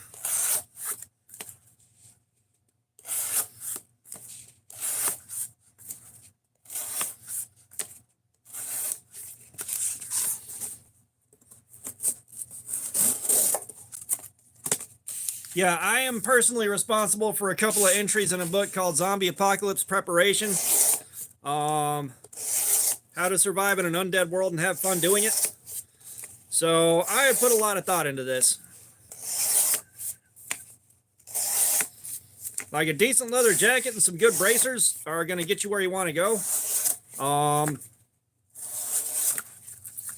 And if you're in an area where it's sketchy enough, you know, BMX armor, like, you know, the motorcycle rider's gear. Those leathers will take care of you in a motorcycle helmet. You're good to go, man.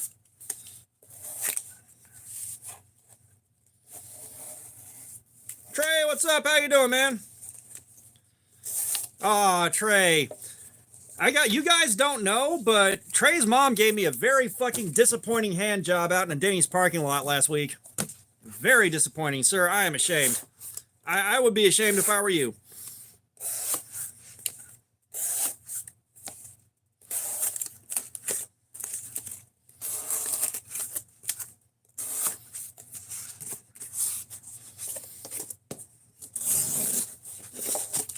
Zach, what's up? How you doing, man? We're doing edge retention testing. We're looking to see how long it takes the cardboard to just totally fuck the edge of this knife up.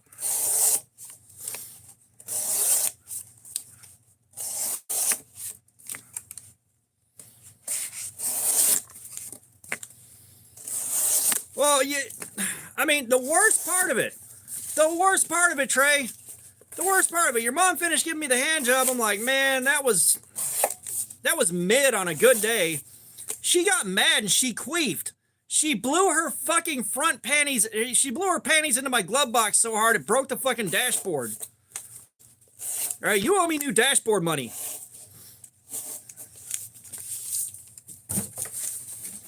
Yeah, Zach, we don't talk about hurting people in here. Yes, Dos Equis guy, you're right. Very unprofessional.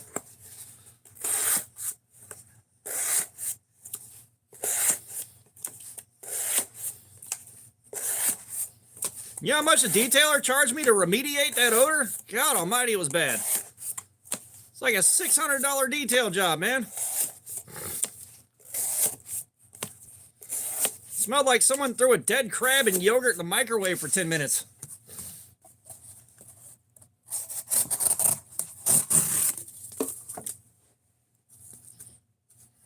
Yeah, Reese, you already said that. We were here.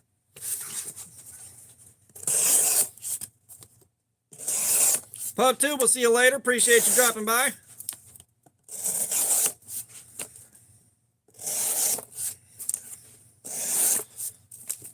I wonder how many of these are the same guy on alts.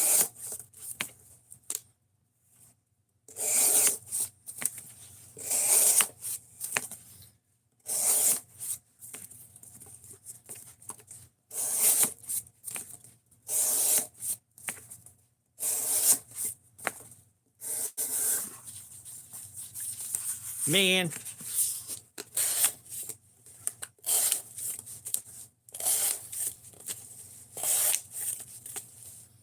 Harley, what's up? How you doing? I'm not a butterfly knife guy. I haven't had a butterfly knife since I was like 14.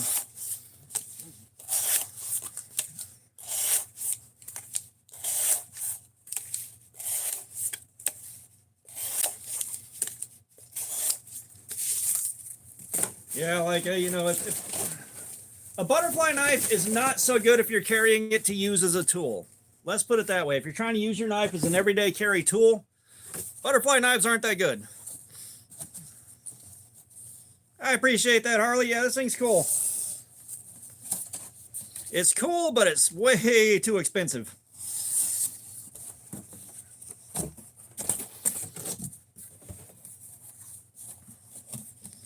Trey, I thought you were leaving, boo-boo. Thought you were leaving, boo-boo. You're complaining about someone cutting up cardboard and your ass is sitting here watching it.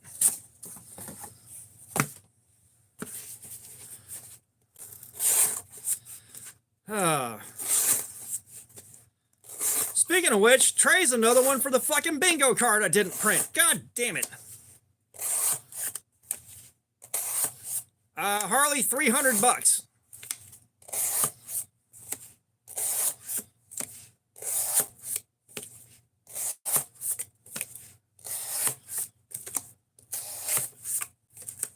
Gracie McRae, what's up? How you doing? Welcome, welcome.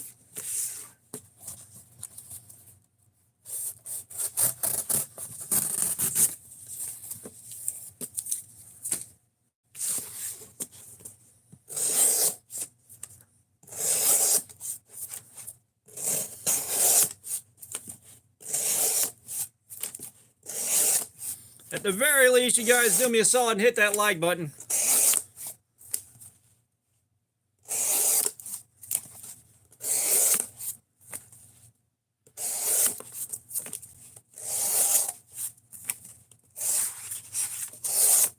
Oh, please share the magnificent secrets of this social experiment.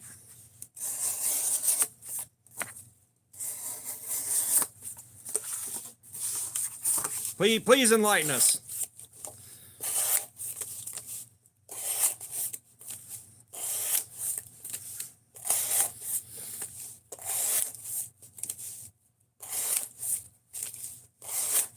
To be fair, though, your mom's hand job was pretty negative.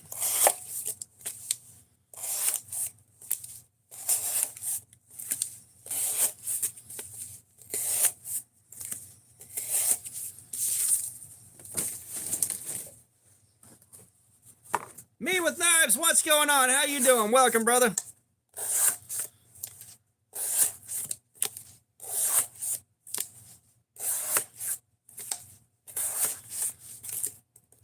Yeah, Trey, that doesn't hold much water, man. I've been talking to everybody in here for an hour and 37 minutes. However, you came in here with some dumbass shit, and I had a joke I've been sitting on for about 5 days now.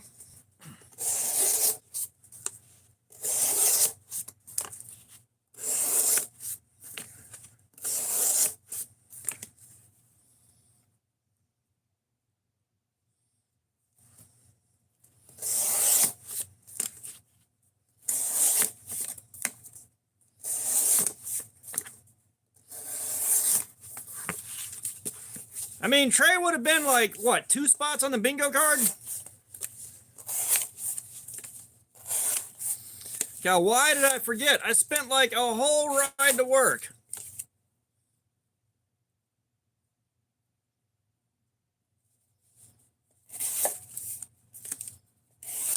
Wait, where the fuck did Trey go? He called my friend a jackass and ran away. What the fuck? So we got a bingo card that I spent like 2 drives to work. Like, I got to remember to print the bingo card. But we got, you know, General Troll is the free square in the center. Then you got like Knife Beggar. You got well, no, he called you a jackass and ran away. Like, what the fuck? But, you know, we got Knife Beggar. We got Guy with a Racist Name. You know, we got Shut Up on there. We got Birthday. We got Mod Beggar.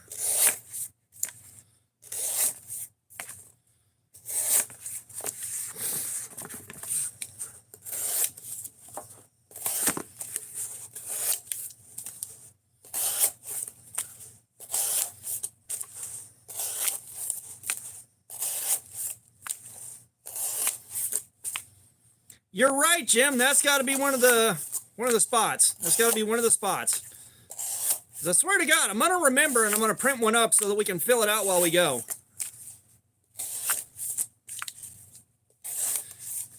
Yep, we got the Remember Me. Shout out, please. We got that. Racist comment is tied to Guy with a Racist Name.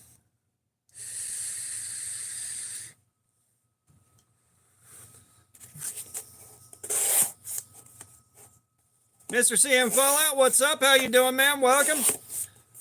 Oh, no. It's like...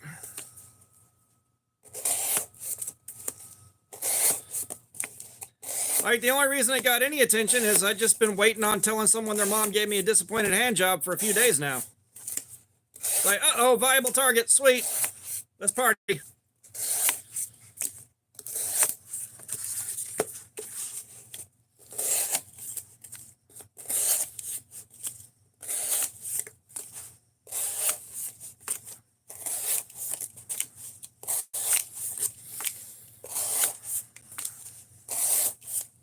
Sadly, there is no pizza box tonight.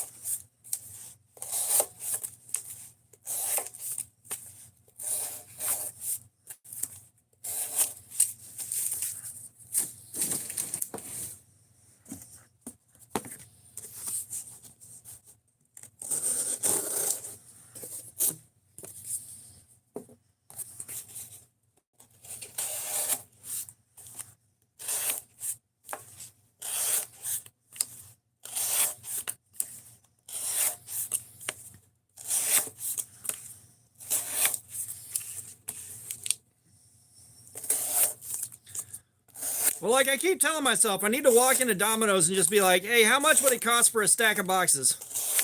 And then try to explain why I want a stack of empty boxes.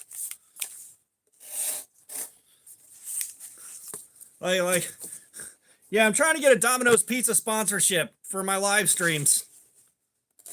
Cutting cardboard.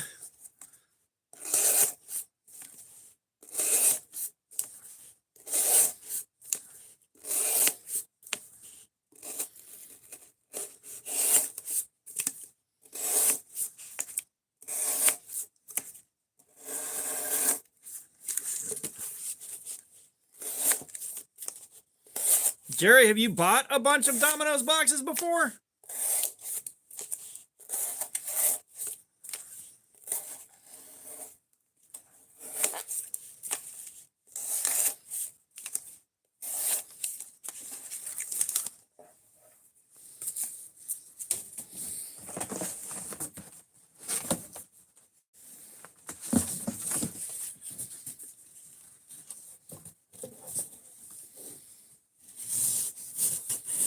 Okay, I couldn't tell if you were being serious or there was a degree of facetiousness going on there.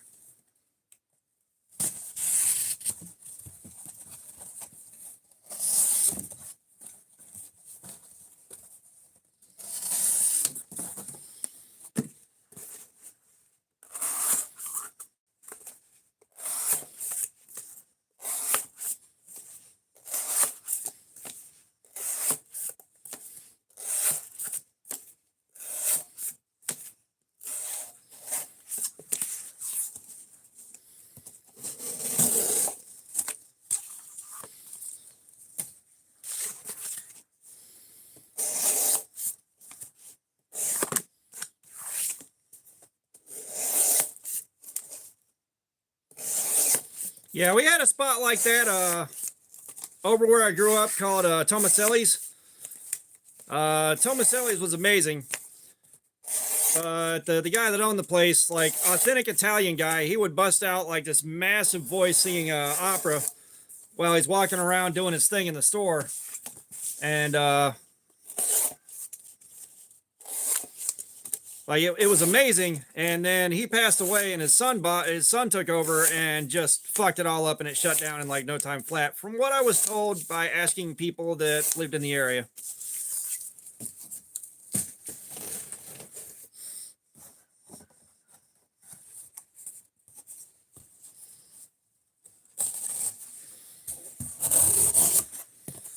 So now the next best thing is Jet's Pizza, and they don't deliver to my house, motherfuckers.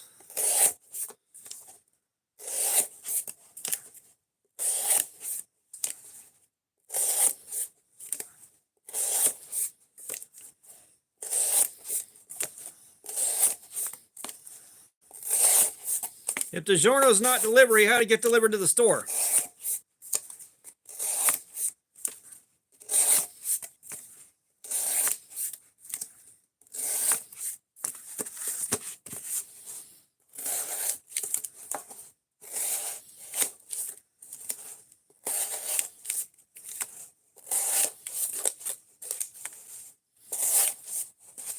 Yeah, not a big fan of buffalo chicken pizza. That's just no. Pizza sauce is supposed to be red. It's supposed to be red sauce. The sauce ain't red, it's not pizza.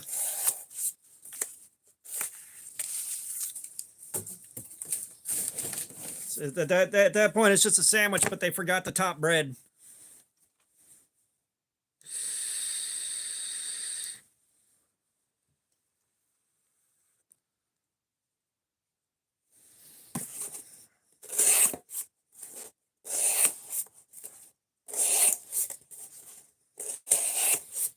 Yeah, Hawaiian pizza's fine if that's what you want.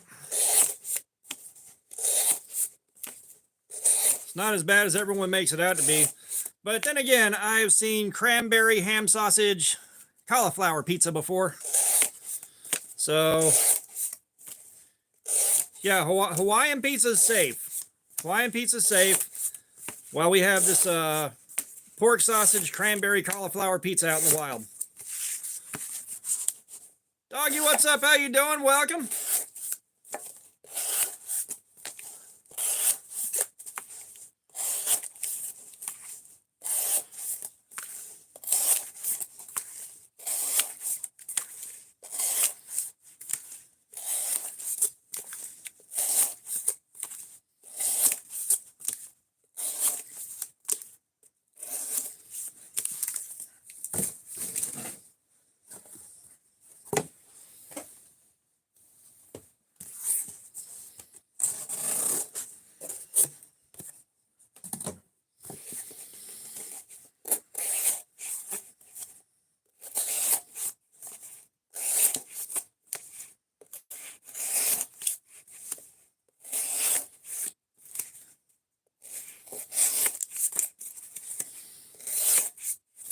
Yeah, like I got fond memories of Pizza Hut, but it's like it ain't good no more. It ain't good.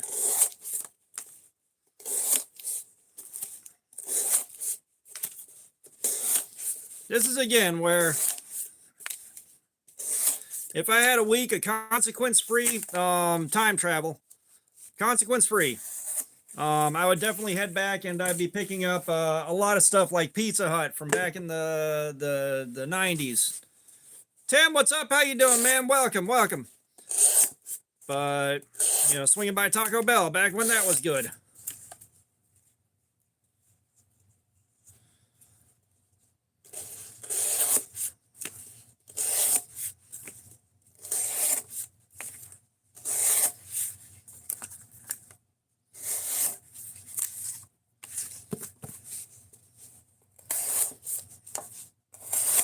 I thought we weren't speaking of the vegan spam.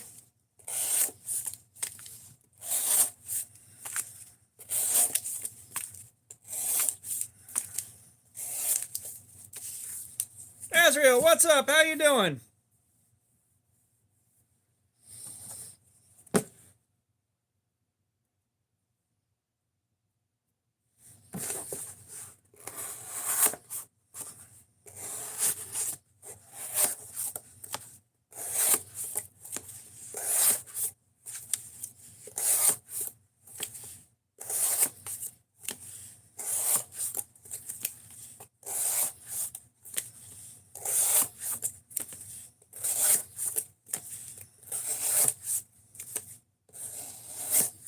Yeah, let me get a vegetarian extra veggie pizza and a Dos Equis. Not a Dos Equis, an O'Doul's.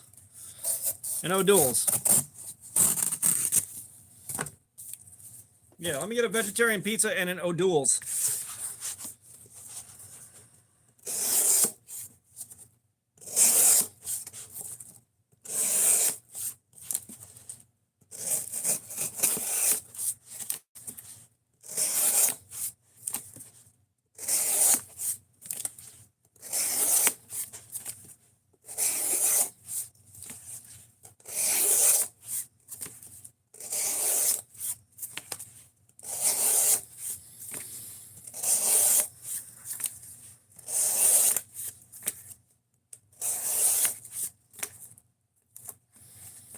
Bryce, what's up? How you doing? I do indeed have a Buck 110 that was made in 1980. I've got a very old Buck 110.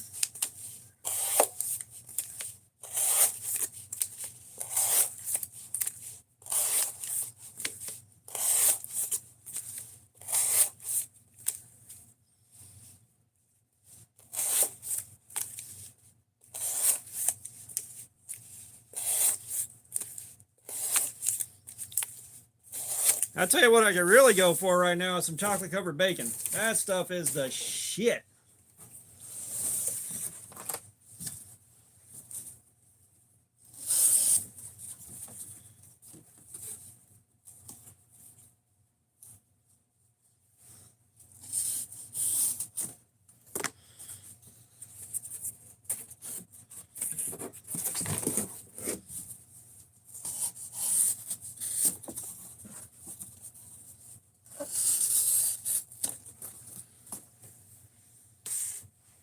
Just the fact that sardines exist hurts my feelings.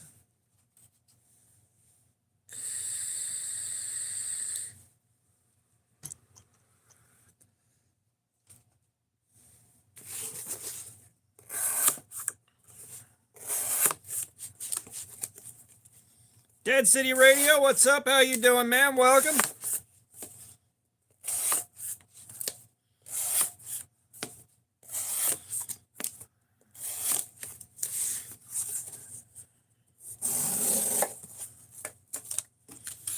Azrael, do not come in here with such blasphemy.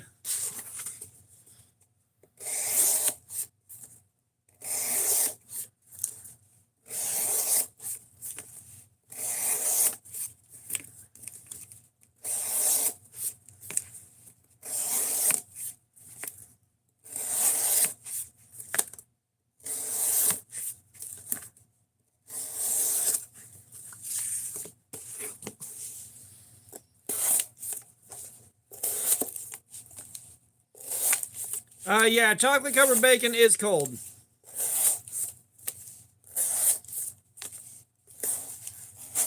Otherwise, the chocolate will be thoroughly melted, sir.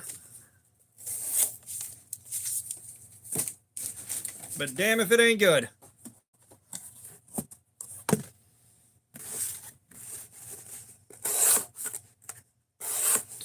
Deep fried bacon is also quite special. Someone out there has definitely done chocolate covered sardines.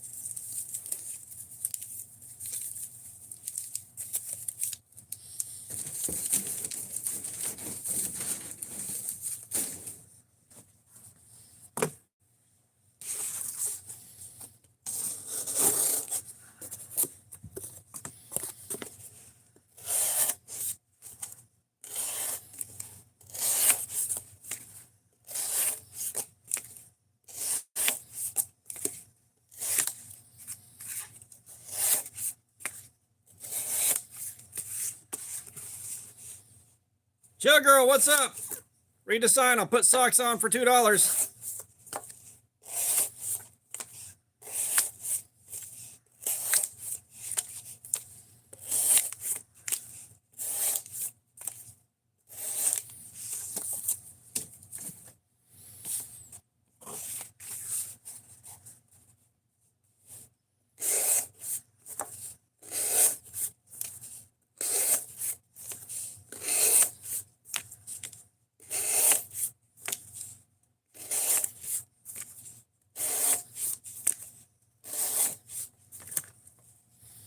Lucas J. Font, what's up? How you doing, man? Welcome. Thank you for that.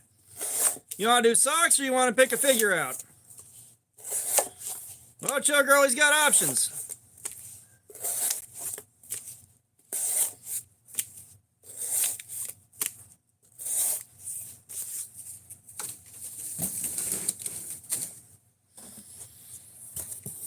All right, Fook, we'll see you in a little bit, man.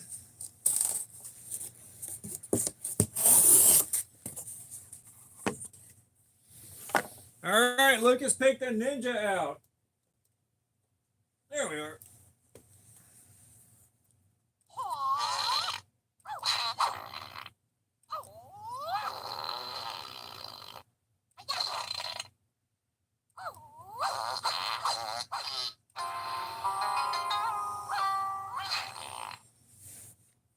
Thank you, Lucas.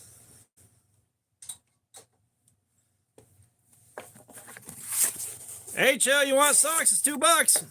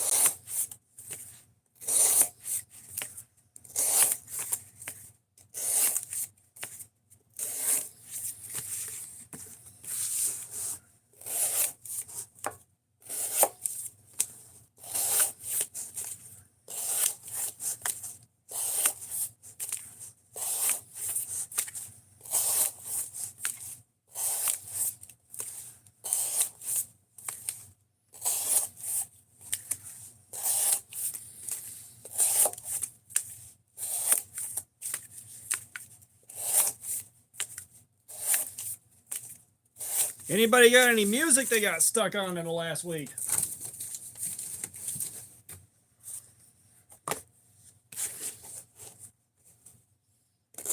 Yeah, you said okay, fine. I read the comment.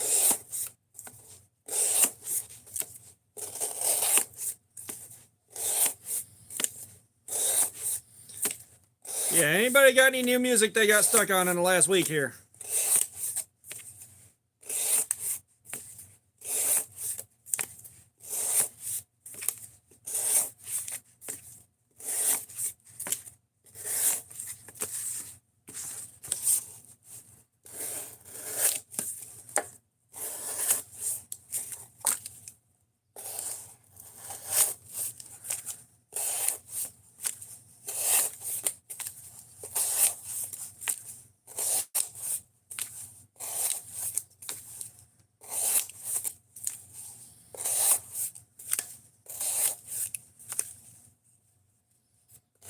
Oh, nice.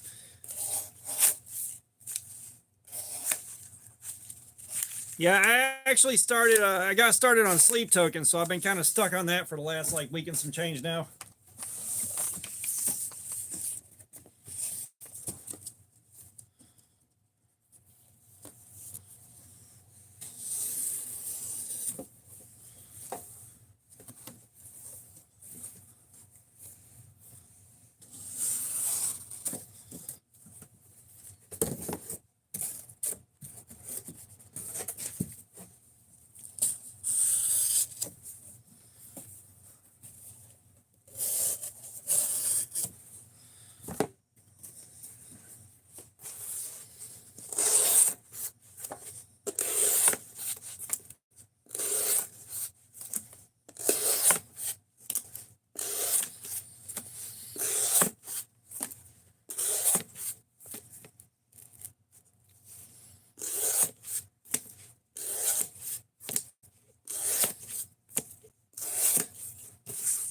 I think the big thing too is like trying to figure out exactly what Sleep Token is, because like what they're doing is fucking brilliant. What they're doing is fucking brilliant, but I don't entirely understand what's happening there.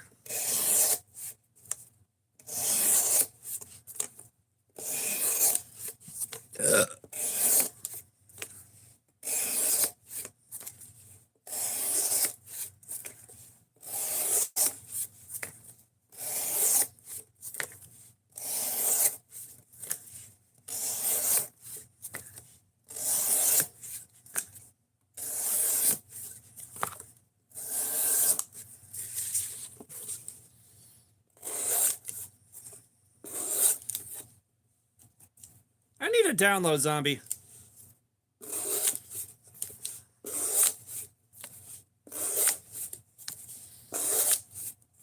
Jerry, that does not surprise me. I know you too well.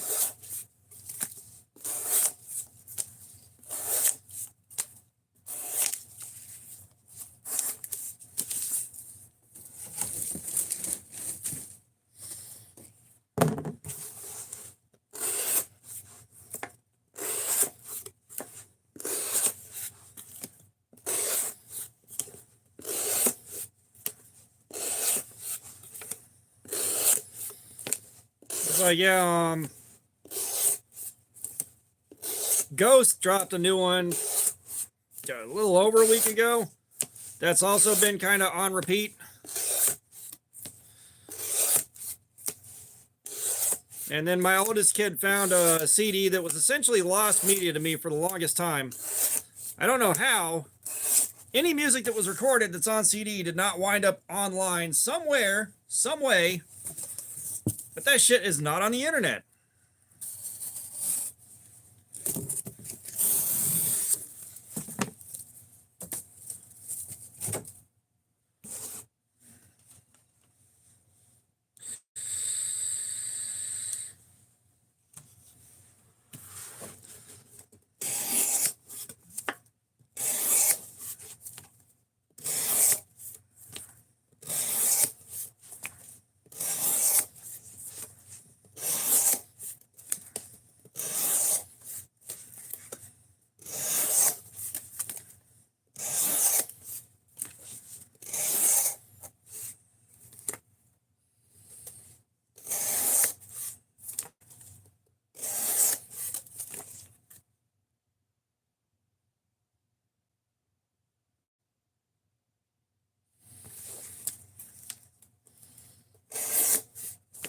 Have not tried the Internet Archive. However, I have done tons and tons of Googling and everything else.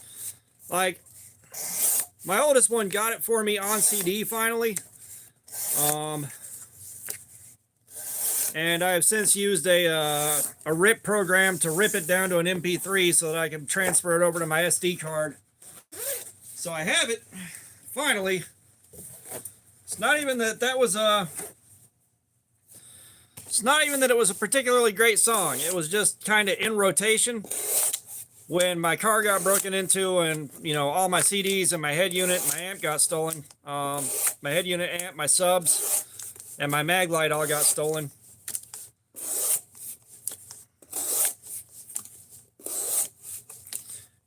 You know, mildly surprised they didn't cut the seatbelts while they were at it.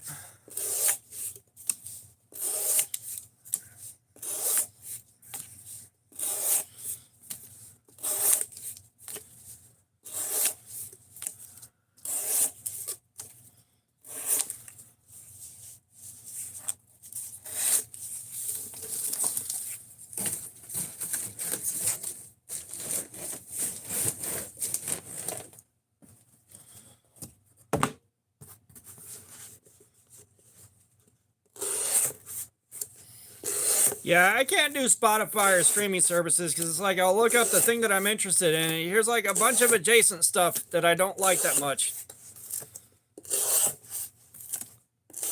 Like, I've got very, very, very specific tastes, and like 90 some odd % of the bands I find will only do 1, 2, maybe 3 songs that I really, really, really like, and then I don't want to hear anything else they've done.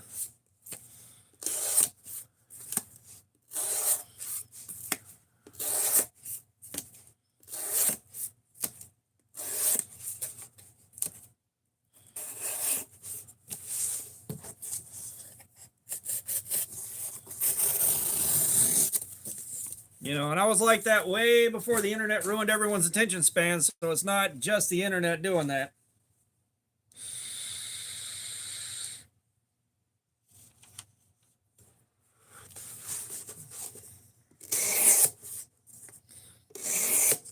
Yeah, I just have everything that I want to listen to on my SD card.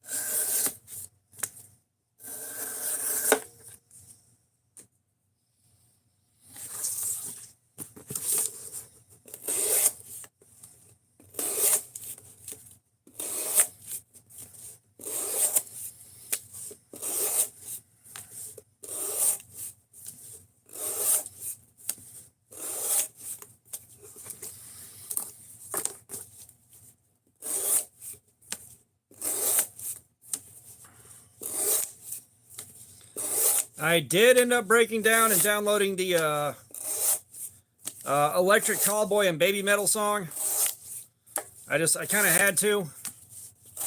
I need to go back and listen to the Bloody Wood and Baby Metal track again, just to see if I like it or it just didn't hit right the first time.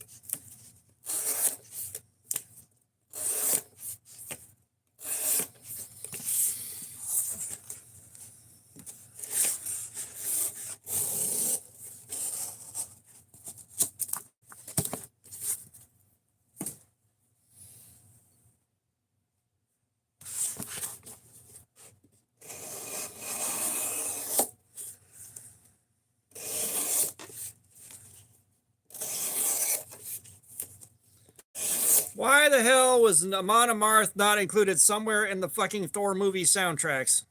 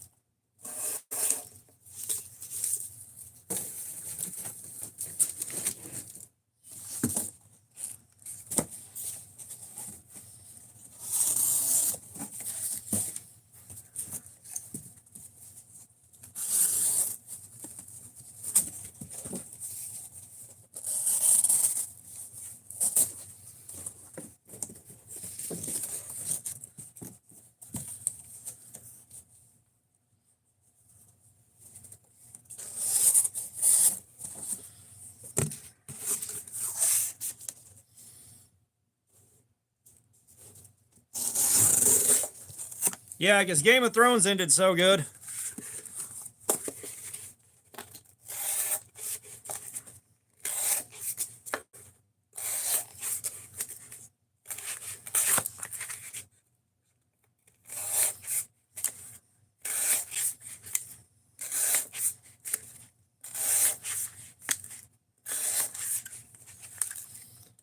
Well, you said that you wish it would have done like Game of Thrones. It's like, yeah, because Game of Thrones ended real good there, didn't it, guys?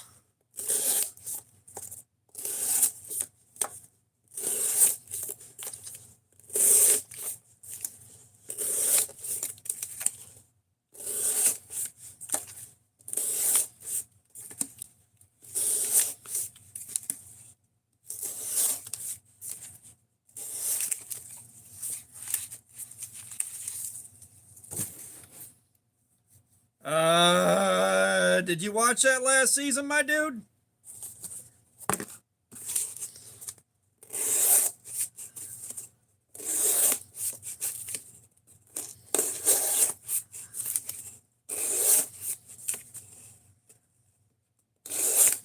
GSX, what's up? How you doing, man? Welcome. I mean, the only thing that I really liked about that last little bit of Game of Thrones, really, that really stuck with me was they gave the Hound one badass fucking fight on the way out the door.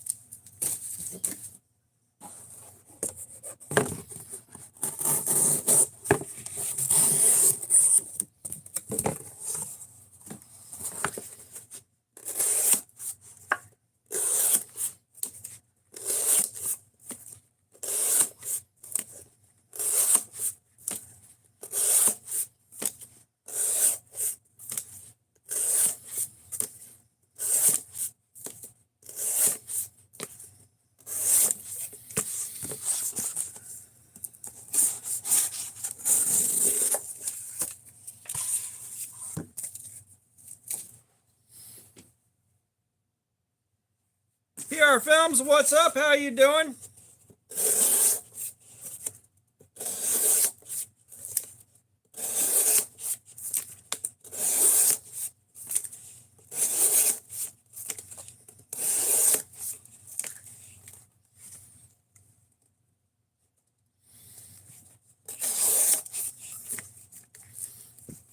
Joseph, what's up, man? How's it going?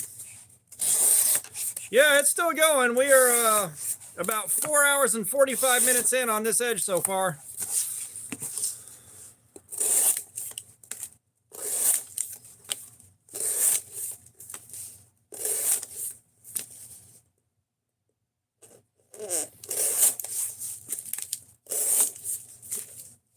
Well, right now, Dos Equis, guys, I'm going until I can find cardboard that screams. That's what we're trying to see if cardboard can scream. But no, this is all part of the review process, my dude. This is part of a knife review.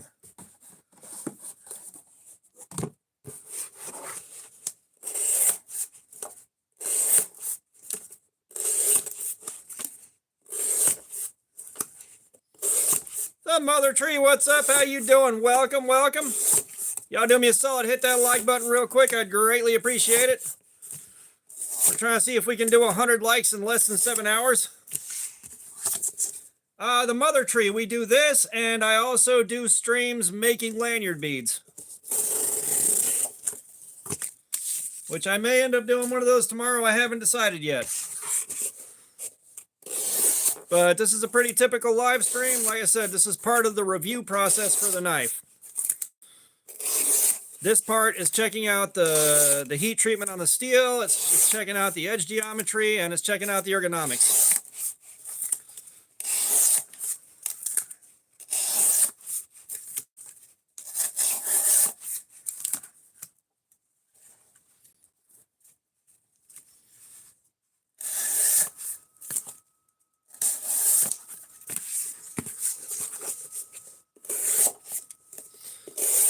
The problem is if we find cardboard that can scream, we're not guaranteed we're going to get the scream we're looking for, because it could be like, "Daddy," like real loud, and that would be fucked up.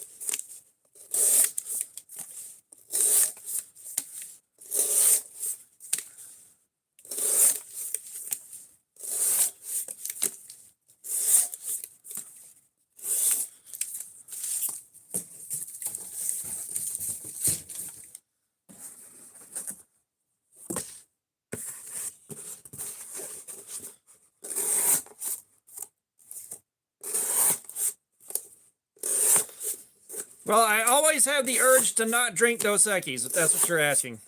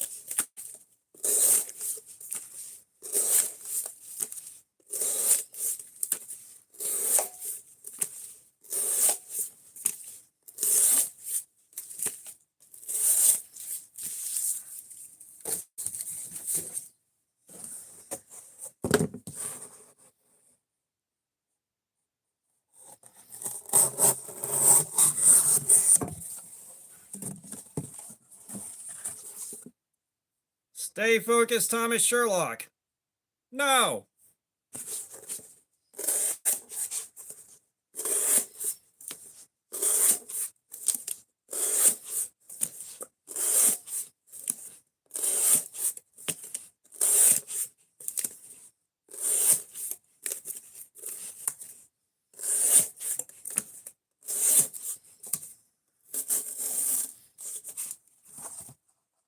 Nope.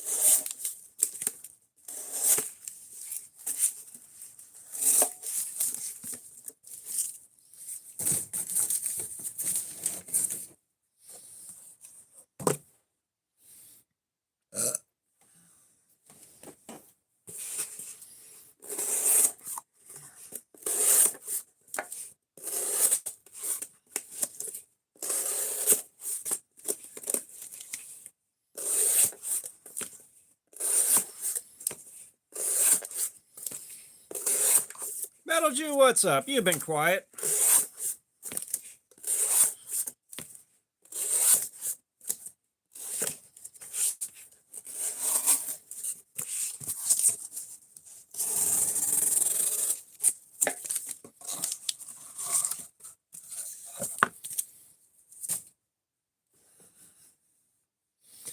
Well, Dos Equis guy, if it ever does, I'm the right guy for putting it back in its place.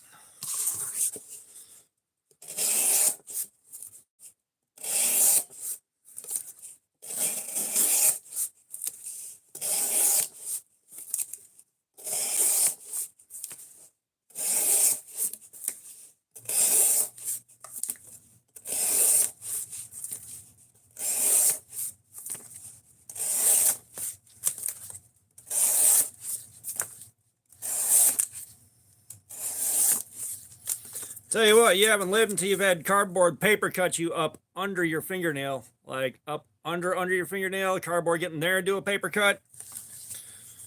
Those are a treat.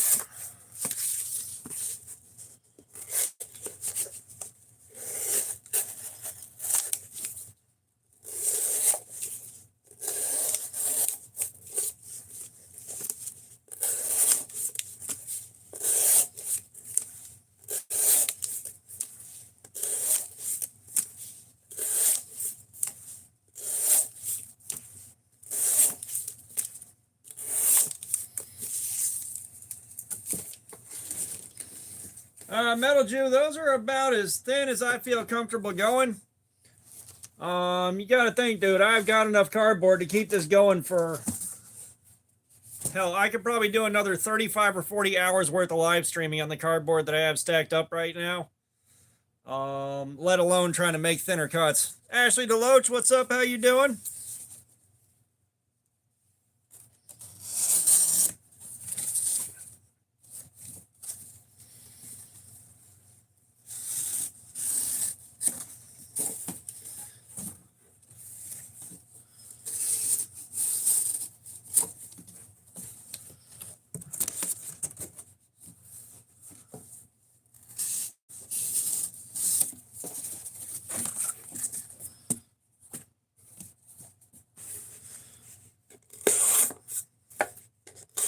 Actually, I have at least 3 knives. At least 3. It's always, the answer is always at least 3. I have at least 3 knives.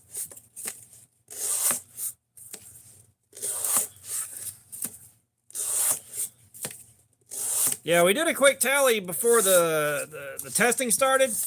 There's still 20 knives in a pile that I have left to review. And once I come back from Blade Show, I won't have to buy anything unless I want to for probably the rest of the year.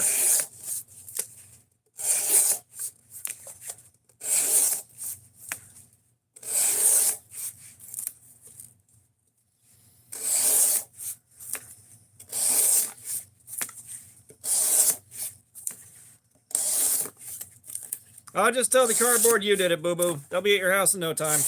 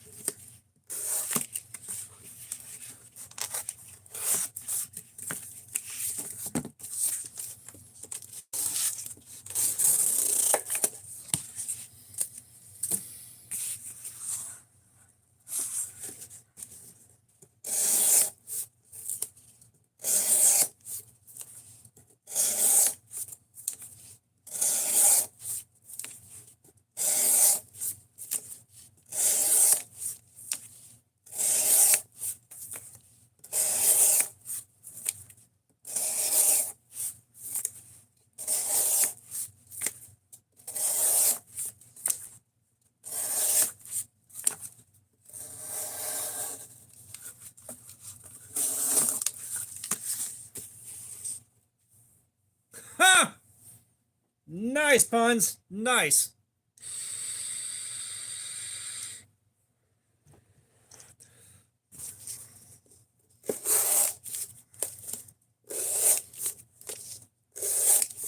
Yeah, I'm finally getting around to carrying the Lightning OTF for the week. You know, Benchmade, it's again, I'm of two minds on Benchmade. You know, their stuff is hella expensive. And again, a baseline bug out in S30V should be $100. For the baseline version, mind you, no bells and whistles, just the poverty spec. But, you know, like I don't have other knives that are in this price range really to compare this to. So I couldn't tell you whether or not it's, you know,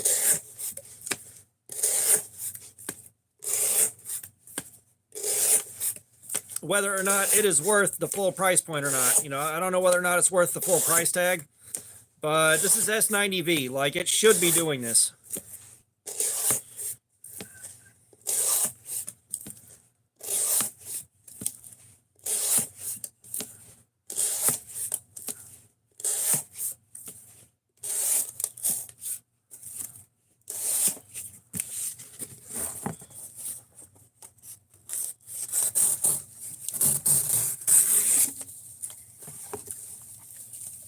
Ashley, I already said hi. We already answered your question. Don't be doing this shit tonight. Not in the mood.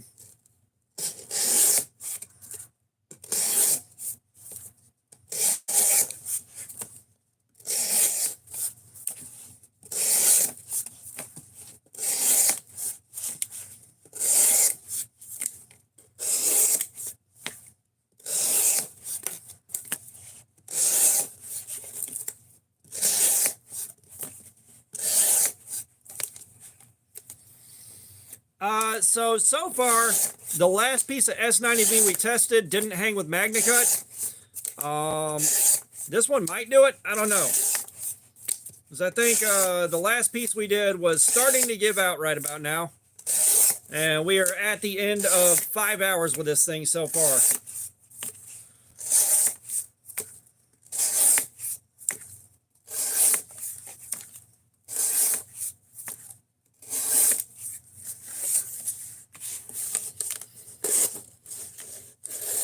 But I believe MagnaCut stood up to 9 hours of doing this.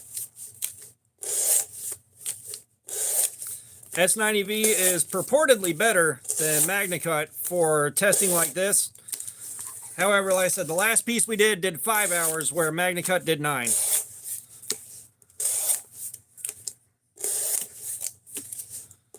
LMAX, that one hung. LMAX was right there neck and neck with the first piece of S90V we did.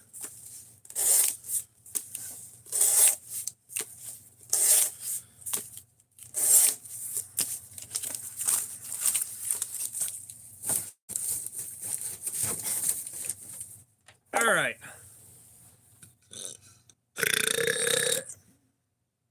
Kitsuki Bakugo, what's up? How you doing? Welcome.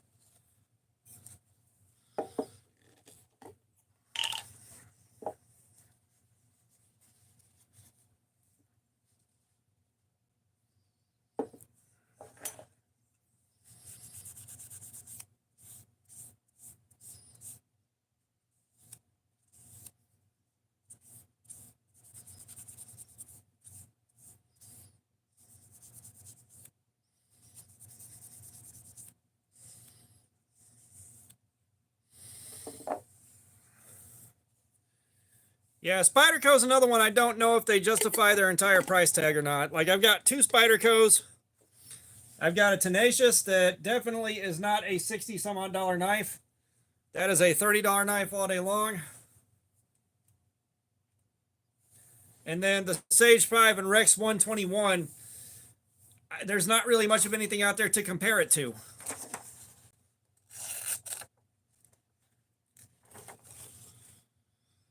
So again, same spot. Clipcast. I don't know. I don't know you. I don't know your struggle.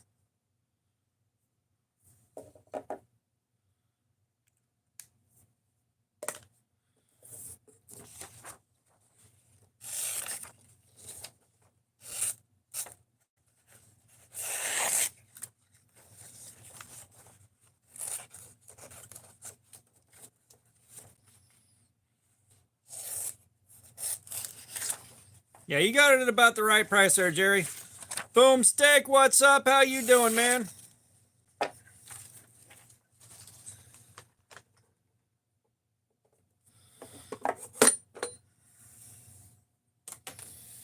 Oh yeah, she's definitely showing some wear. So we've been beating on this edge for a long time now.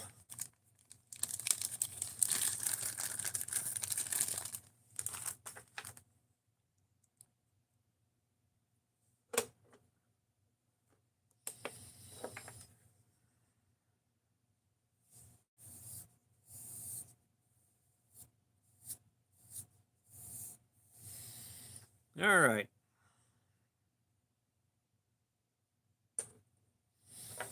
I mean, it's wearing. It's kind of stayed real stable.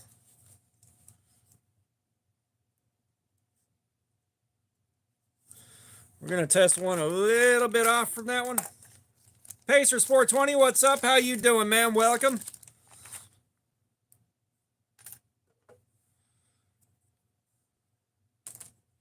Yeah, but you got that tenacious at the right price.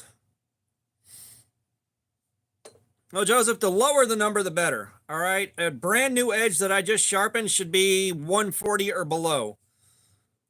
So this thing is seeing a lot of wear and tear.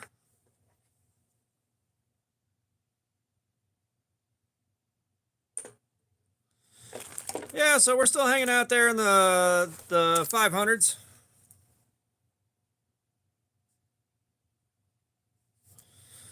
Let's move it a little farther up front.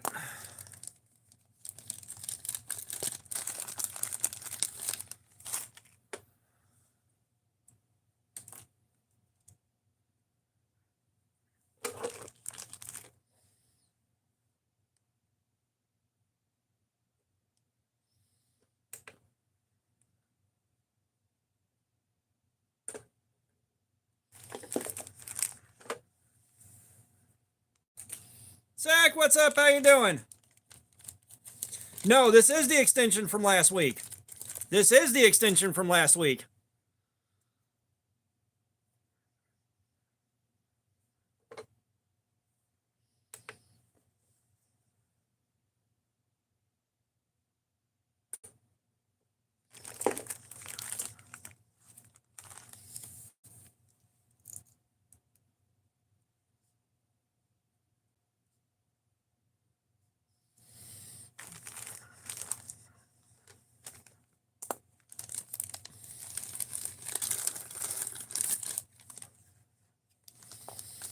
All right, we'll get one more out towards the tip. Yeah, the numbers are consistently lower than they were on the last one by a little bit here. There's a couple of rough spots I cannot find.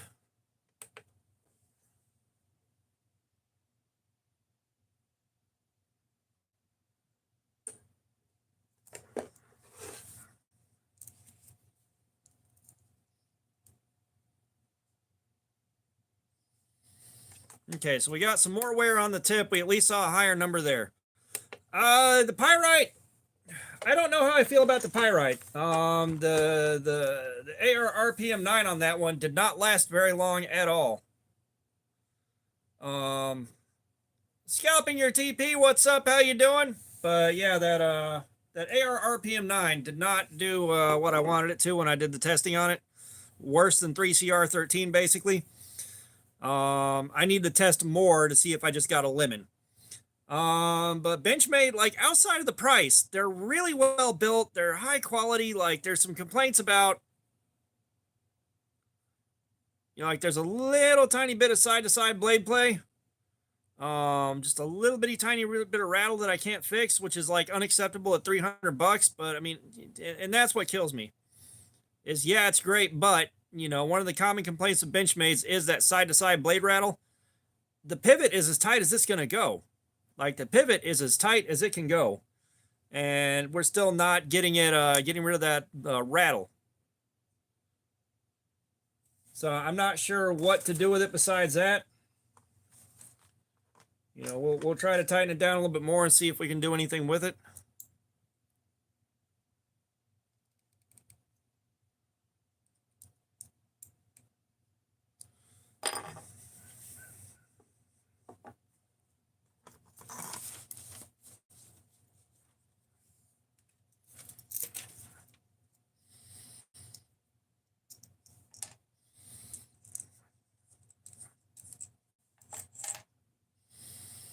Yeah, me personally, I love a good drop point, but I will say with this, my knuckles aren't hitting the table every second or third cut, so I will take that win.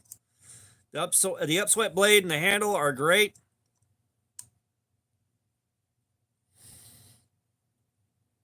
Now see, I can't wrench that down any further.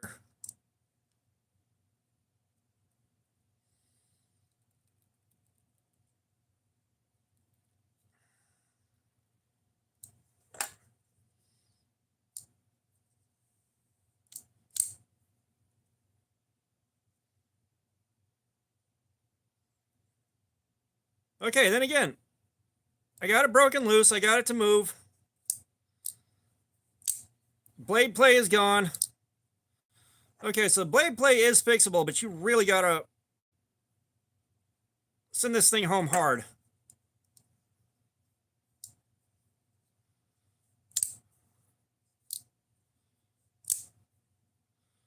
Okay, so that was my most serious gripe about this thing dealt with then. All right. All right. Cool. I'm glad you asked me about that, because yeah, like the okay, so now that the side to side blade play is fixed, I like it quite a bit. Yeah, they probably Loctited the hell out of it, but thank God they used medium. If they did, I was actually able to break it loose. It took a lot of force to start loosening it, but once it moved, I was able to tighten it back down. So the Loctite should set in. KO, what is up, my dude? What did you think of the picture I sent you?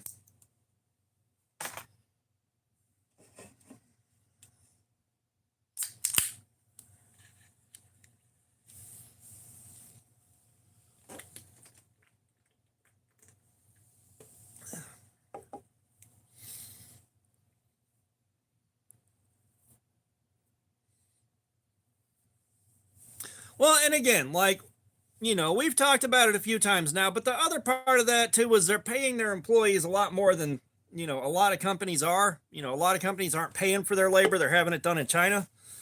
So that's also where part of that comes from. You know, like skilled labor is not cheap, and paying people a living wage isn't cheap, and that does go into this.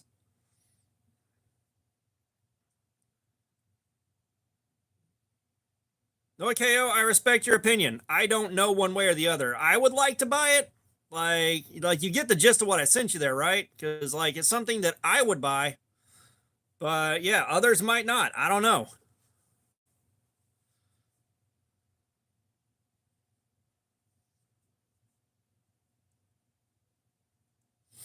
All right, we'll take a 15-minute interlude for me to stand up and stretch, and then we're back at it. Yeah, I'm glad y'all talked to me about that. I'm glad I fixed that side to side blade play.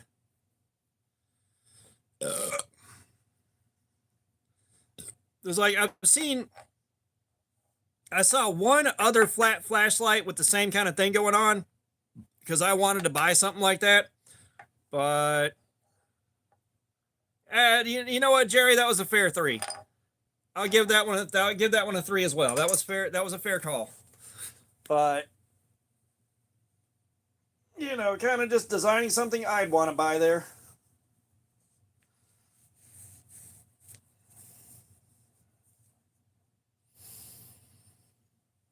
Oh man.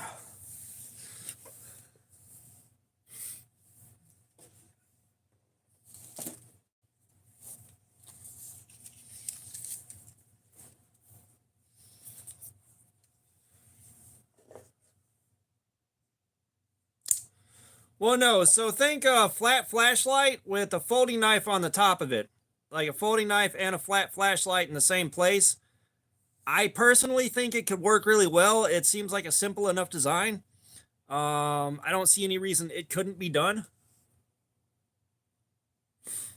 But again, it's something that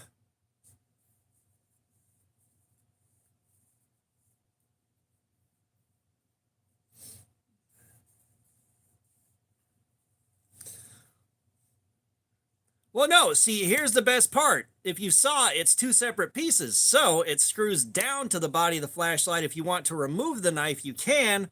If you want to have it on there, you can. So if you're going to travel, you want to keep your flashlight with you, pop the knife off.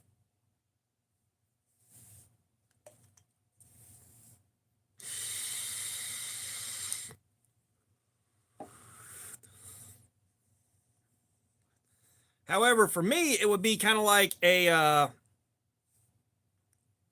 blade on a multi-tool. That's not going to be my primary knife. It's not. However, if I forget a knife or I don't have anything else on me, it'd be real cool to have it. But I said, you could know as much as I do, and you could be far more correct than I am about it not selling well. You could be way more right about it than I am. Like I said, I had spent a few weeks thinking about that design and how I could make it work, and that's what I came up with. But you could be way more right than I am. I will freely admit that.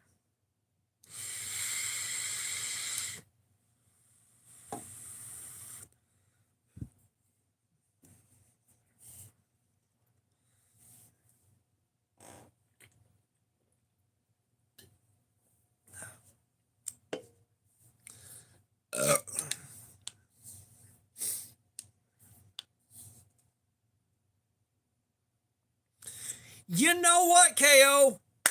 You know what? Making that a utility blade knife. That's the ticket right there. That's fucking brilliant, man. That's it. Fucking utility blade knife. Fuck yes. KO, I think you're onto something. Just take those standard utility knife blades. Oh my god, that is perfect, dude. That is fucking perfect. No, you're right. Clyde Frog, what's up? You are dead right. That's better than what my idea was as far as the knife part. Like, I think you hit the nail on the head there. I like that.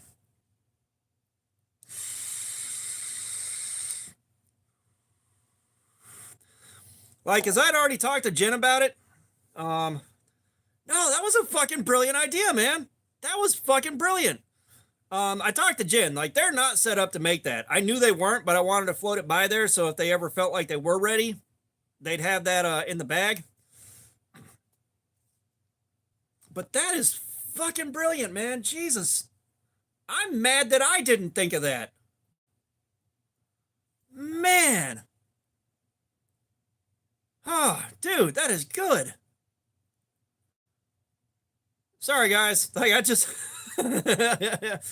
went off the rails there. Like, what do y'all think? What do y'all think? If y'all had like a small EDC flashlight that took a disposable utility razor, like a disposable utility blade, and a folding knife that's part of the flashlight, what do you think?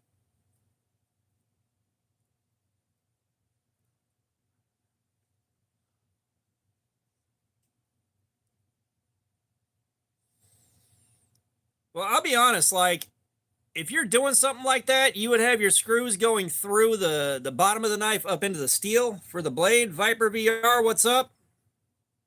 Oh no, someone said a thing. Well, no. So, um, so if you did aluminum, you would have the screw go all the way through from the bottom side of the flashlight into the steel part for the knife, because the knife will be folded steel. Like, that would be a piece of steel folded over, and then it's got your track for your bearings in it and all that. So you have a steel part for the knife, and then you can have the screw just go straight through the aluminum into the steel. And then if you want to take the knife off, you just put a different screw on there, basically.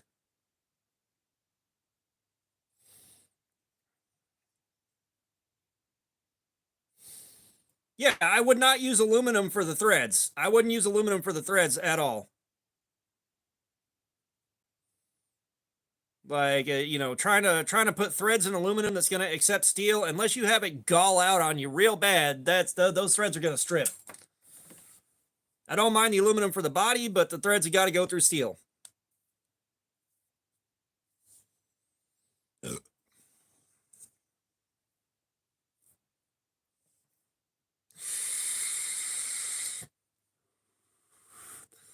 Because, like, the knife part would be dead nut simple. Take a flat piece of steel, cut it out. Yeah, I mean, it's going to get dropped and scratched. It's just, still, like, aluminum has been plenty good for decades. Like, it'll be fine. You're not going to drop it and say shatter it or fold the aluminum all the way over on the lens. Unless you, like, throw it at the ground really fucking hard.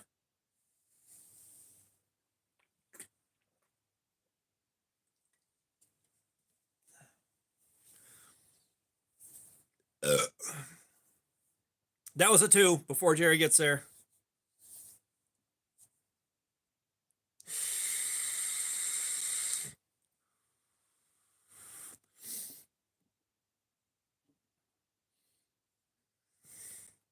Ah, Jerry. Jerry, I love you, brother.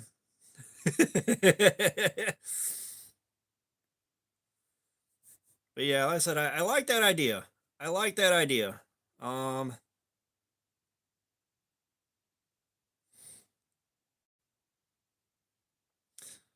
No, I think there's a way to make that work.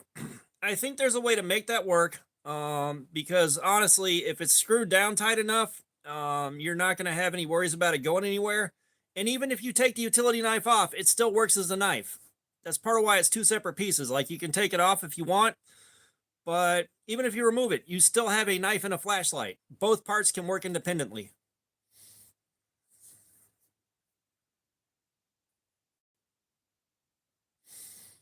And honestly, like trying to design that where you have the flashlight with the knife part like permanently fixed, like molded into the flashlight, that's going to be some real complicated shit. Yeah, it's all about simplification. You know, so that's just differing viewpoints. I mean, you know, we're not going to have the exact same viewpoint on it anyways.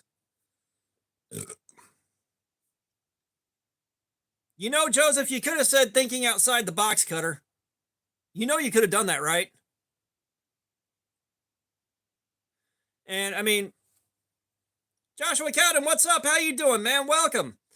But, you know, the other part of that too is like if you wanted to scale that down a little bit, you know, you can buy like mini razor knives and mini you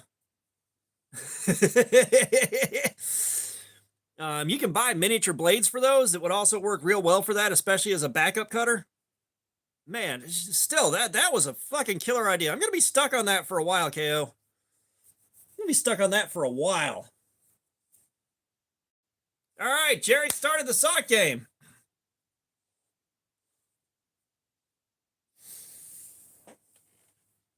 Jerry started the sock game off.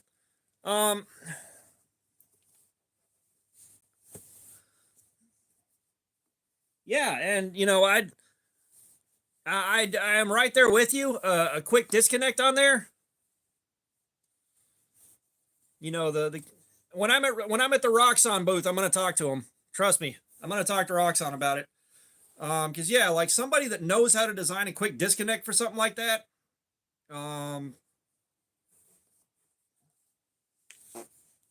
You're not wrong about the quick disconnect, but I'm thinking of the simplicity of the design and how to simplify it as much as possible.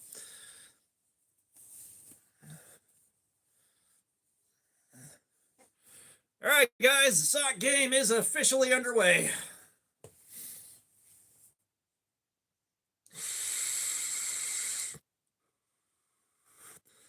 But yeah, KO, like that's not a bad idea. That's not a bad idea at all. Roxxon's probably a good place. But I kind of figured also you may have fun trying to render that later on when you've got time and you're you know, I don't know if you'd find that interesting to try to render out.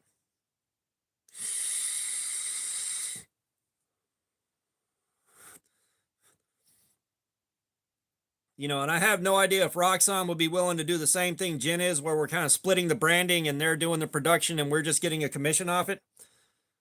I don't, there's a lot of unknowns there. That'd be cool. That'd be cool if Roxxon took it up and we got commissions on it.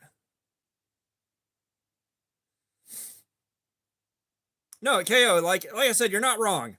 You're not wrong. A quick disconnect would be amazing.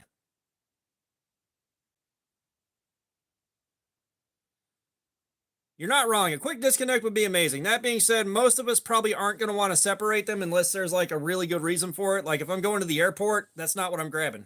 You know, that's not what I'm grabbing. I would grab a separate flashlight. You know, but you know, just for day-to-day walking around and having like a secondary blade on you, especially for those not fun cuts. I think we're onto something here. I think we're onto something, and if we talk and iterate for a while, we may hit like the Goldilocks zone.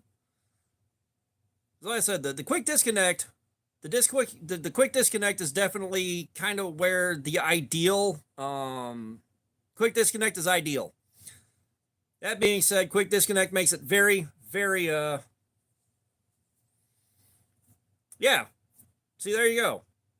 It's like there's no real need to separate them unless you want to separate them. Like if you want them separate, which there's no reason to, there you go. You can. At least there's a way to do it. I can't see a desire to. Oh, we're not done, Wilderness. We're not done. We finished hour 5 off. However, we are at emotional support caffeine right now. But what we're talking about here is a flat EDC flashlight with a built-in folding knife on it. And we're looking at disposable utility blades in that thing. And kind of talking our way through that. You know, and like KO is saying, a quick disconnect would be great. And yeah, it'd be great, but it'd make the design so much more complicated. And I'm talking about having a... Yeah, that's what I'm saying. Like, it could work. It could. You know, like and the way I'm looking at it is you make the knife itself out of steel and it screws down to the aluminum body with screws that go through into the steel. You know, KO's talking about a quick disconnect and we're kind of iterating through that right now. Yeah, I mean, if there's a good way to do it, side deployment, it'll be a side deployment on a thumb stud. So like we're looking at a thumb stud with a side opener.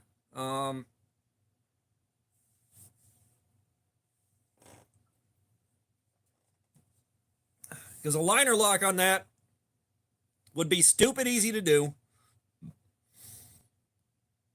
And, you know, it's like I'm looking at it, it's like, why would I ever want to like take the knife off and have it separate from a flashlight? You know, if I need that, I'll just carry a knife and a flashlight. Yeah, all right, back at it.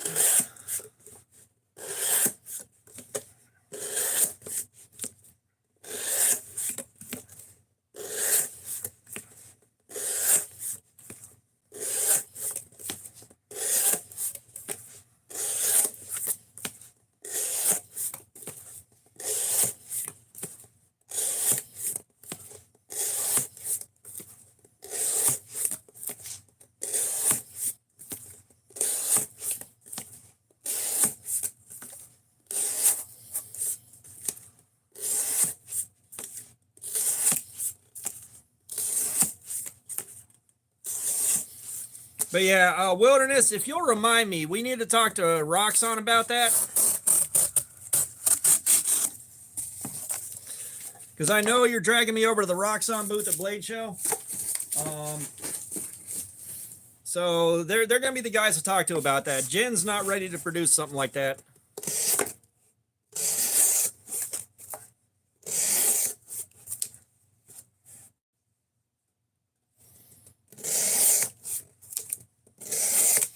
Yeah, this is not going to be something big enough to allow a slider utility blade.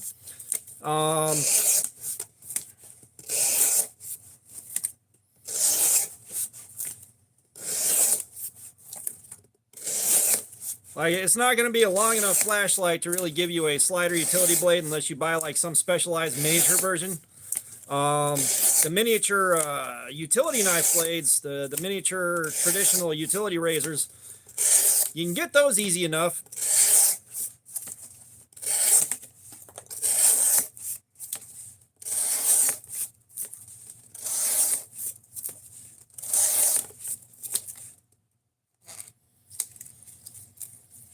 Yeah, we'll check Instagram in a few minutes. Don't let me forget. Or if you'll remind me whenever we hit the end of the next hour, we can stop and take a look at that.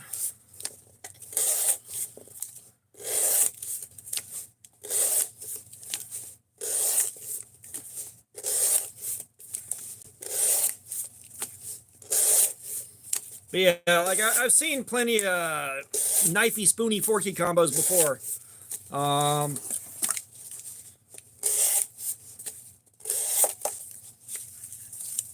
PubTube, what's up? Like I've seen plenty of the knifey, spoony, forkies before.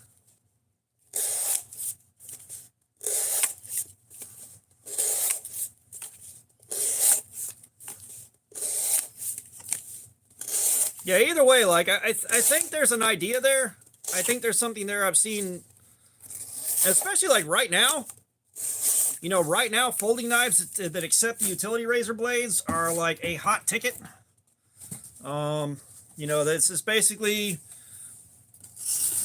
you know, the utility razor blades are the new Ultim.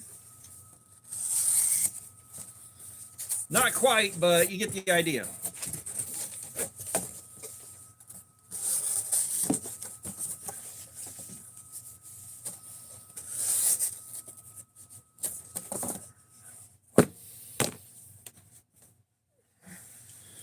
All right, Jack is coming back. Yeah, they're really popular right now. Like they're selling well, so it's like.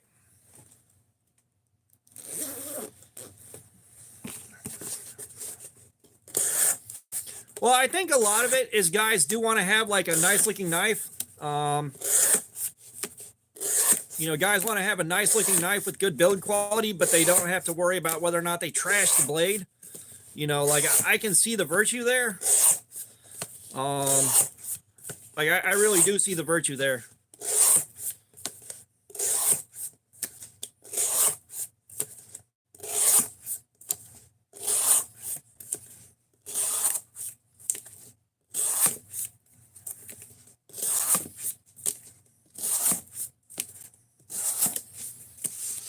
Oh, Wilderness, did you see where I think I may have fixed the Husky flashlight?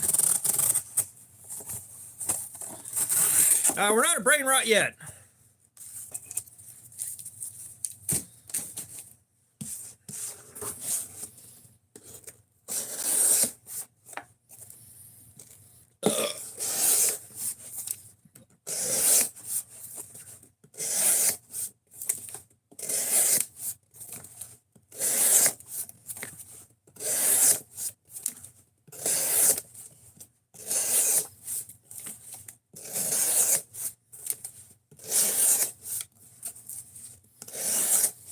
Yeah, it turns out whatever rubber or silicone or whatever it is they used on the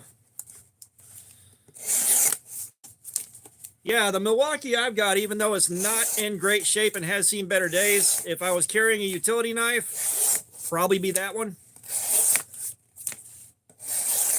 But whatever that membrane is, whatever they made it out of, seems to really like thin CA. It seems to like thin cyanoacrylate.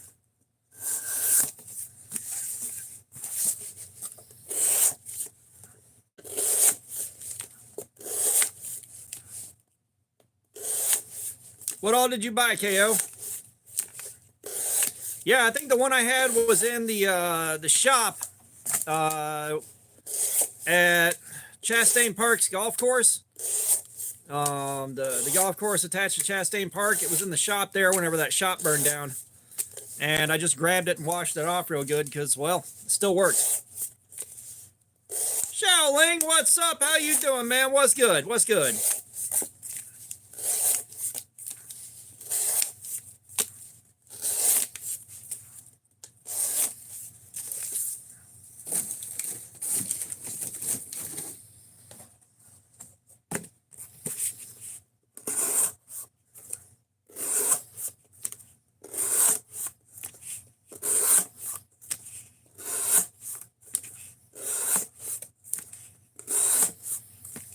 Now, that being said, if we ran the flash knife combo by Roxxon, they may decide they want to do their own proprietary replaceable blades on it, which I'm not against, but the goal there is to have something easily to replace.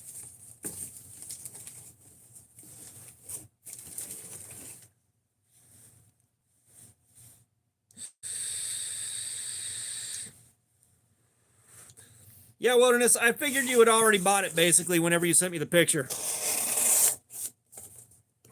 I figured when you sent me the picture, you'd already sold yourself on it.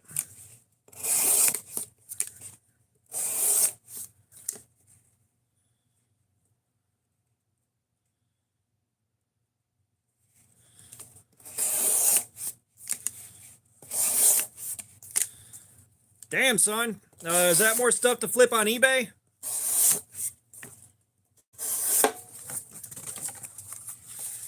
PubTube, yeah, it's still the same one. It's a $300 knife.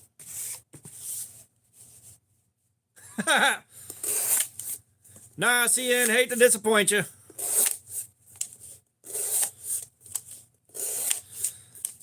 But yeah, the Benchmade Mini Bedlam in this configuration is like 300, 350 bucks. I think it's 350.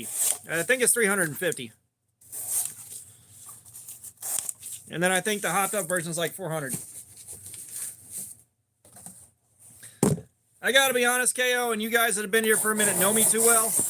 I would have had a hard time not keeping the rainbow version.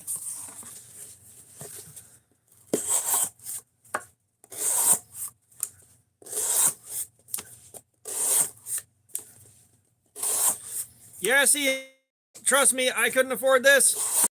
I couldn't afford this. It was a gift from another channel. Well, PupTube, this is a knife review channel. I review knives, and I don't feel like one of my reviews is complete unless I do some work with the blade. This is the best way to put some work on it and see what the ergonomics are, how the heat treatment is, how the edge geometry is. You know, all that. It's the best way to put some work into it. Boy, you in the wrong goddamn place for religion. Holy shit.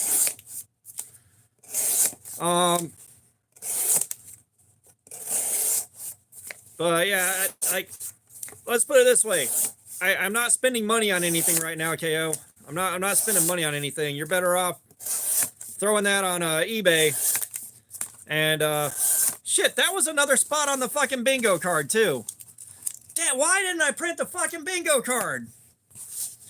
Damn it. KO, do me a favor and shoot me a reminder in a couple of days here. Ask me whether or not I've printed out the bingo card. Yeah, you're... right now I'm on a buying moratorium. I am not buying shit until Blade Show. We are saving up for Blade Show as hard as we can.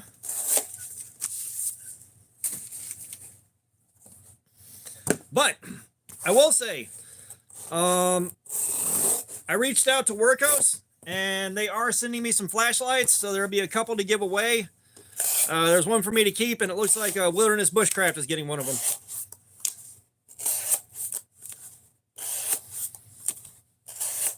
And I reached back out to Knives Ranch. They haven't gotten back to me yet. I reached out to Odin Wolf. They haven't gotten back to me yet, which is weird because they were insistent for the longest time.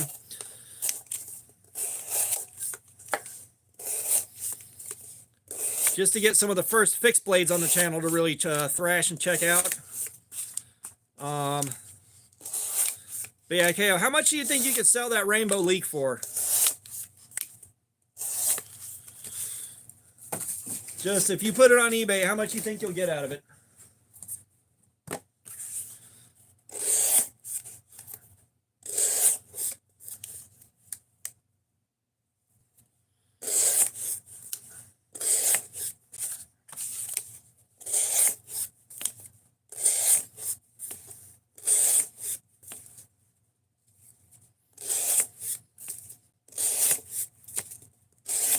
Oh, trust me, Wilderness. I have a problem too, but I don't have the budget to back the problem up. You know, we got that Husky, and I found out how much I enjoyed having it on me, and it's like, well, I have to have more of them now that are easier to carry. But, you know, that's one of those things, unless somebody sends one in to be reviewed, I'm not turning this into nickel and diming the YouTube fund to death, chasing down flashlights and other stuff. You know,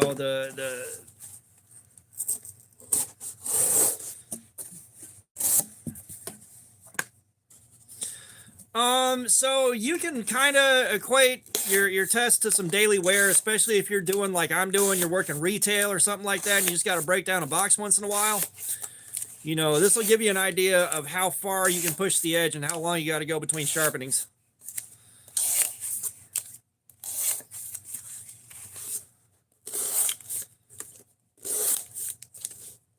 Yeah, that's not too shabby, man. I hope you can make a few bucks flipping that on eBay, dude.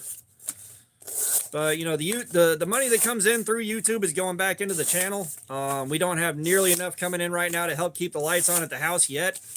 We are striving to reach that goal. But, you know, like if you bought it for $10 fucking, really? Son of a bitch, that's a good deal. Son of a bitch.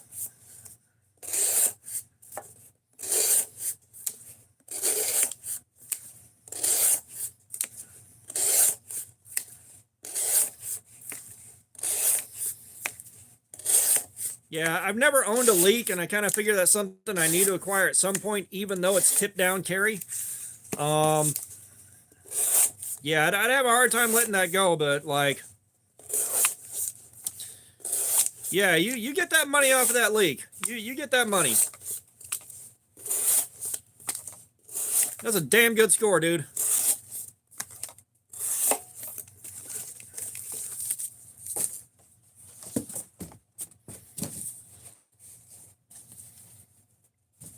Ace on Knives, what's up? Yeah, we're still working on the edge. We're over 5 hours in on it right now.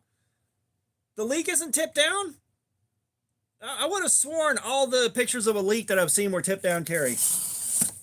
That shows you how little I know about the leak. Oh, that's why. Okay. Yeah, because I've only seen pictures of the leak, and the two-position pocket clip isn't really the part they're trying to highlight. That's why. That's why. Everybody has it in the tip-down configuration when they take pictures. Good to know. Good to know. Yeah, that's why everyone I've seen has been pictured tip down. Very cool. Good to know.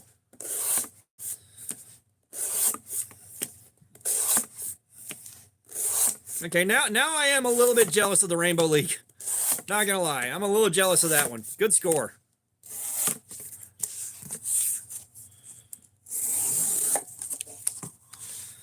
Yeah, right now I can't even,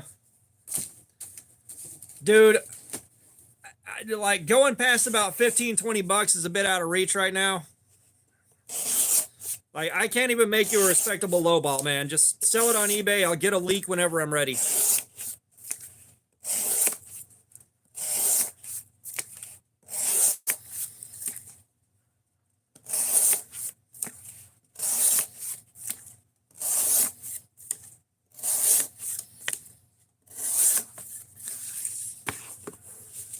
Kershaw leak. Are you talking about this or the one that I'm talking to KO about? KO, shoot me a message on Instagram. We'll get all that arranged.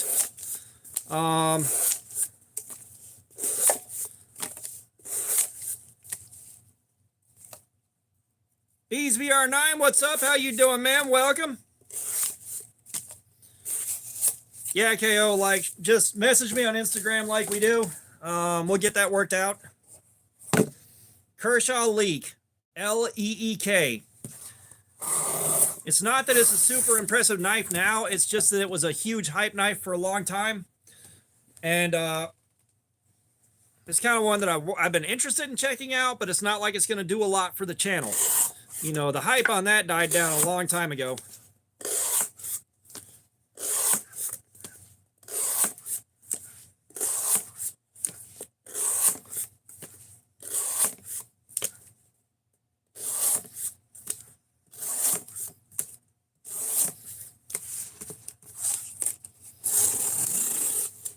Like, wasn't the leak one of the earliest assisted openers?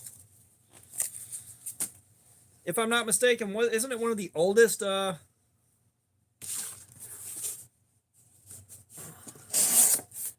haven't taken a close look at the Vancor lock.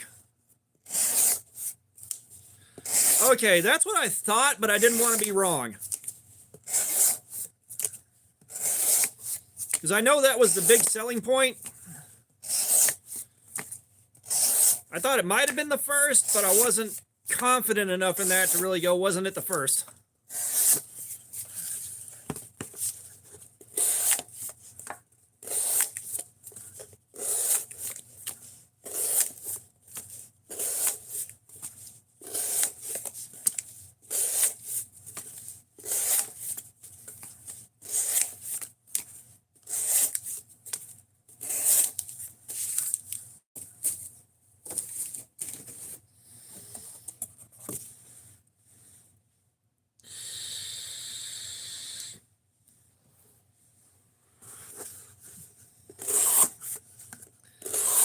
And yeah, KO, I am pretty sure after Blade Show, I'm going to have at least a large handful of beads to send over your way and see if you can flip them on eBay.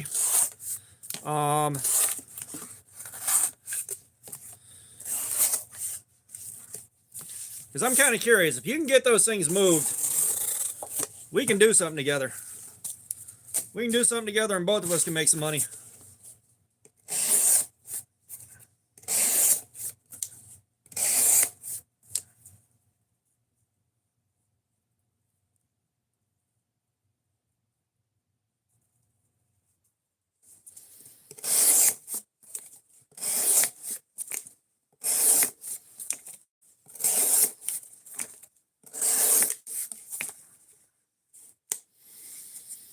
Crab with a knife. I have been on Etsy a couple of times now with stuff that I've made, and short of fucking around with the algorithm and doing a bunch of weird shit, like, Etsy does not work for me. Like, Etsy does not work for me. I just wound up with stuff that I had listed that I paid to keep listed for months. Even dropping the price down on Black Friday did not help. You know, I was doing some resin casting, and I had earrings. A pair of earrings. They looked just like gummy bears. They were resin gummy bears. The color matched everything. They looked like real gummy bears. I think I knocked them down to like $7 a pair, plus shipping. Victor V. Jason. Apparently, it is not almost the end. This thing is still going strong. This thing is still cutting pretty strong. But did not get a single damn one sold.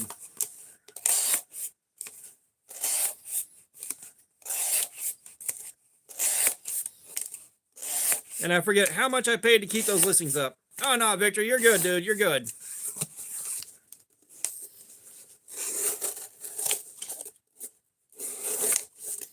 Trust me, I both do and don't want this thing to wrap up. Yeah, the problem is the gummy bears aren't like, they're true to size gummy bears. They're too small for me to drill a hole in all the way through. And I haven't found a mold yet that's satisfactory for making a gummy bear bead, because believe me, I thought of that already because it's something I would want for myself.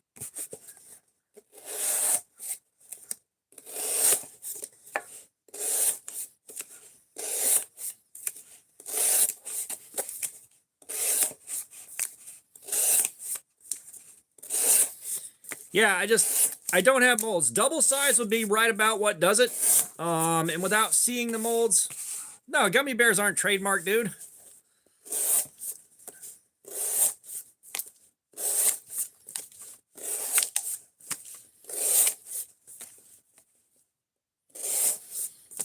Yeah, like, trust me, I've been looking at the molds. The problem is either they're normal gummy bear size or they're like huge.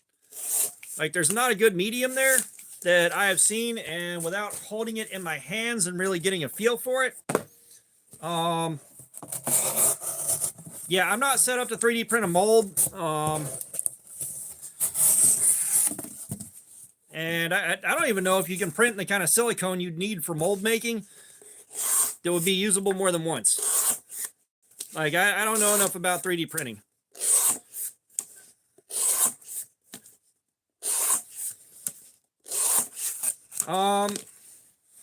Can I do a color combo? Where the hell is it?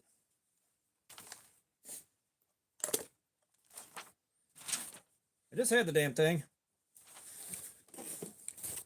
Oh, standing up kind of hurts. Let's put it this way.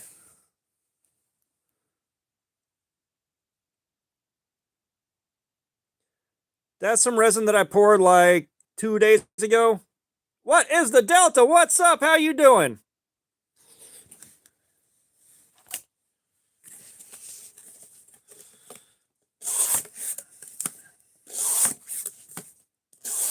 So yeah, I can do color combos. I can do glow in the dark. I can do neon colors. Like, I got a lot of options. As a matter of fact, I've got a 3-color neon pour. I'm doing good. What is a Delta? But yeah, like, I could do ferro rod handles in theory. But again, it's like the amount of time and material that goes into that with the low likelihood of me selling through them, not worth it.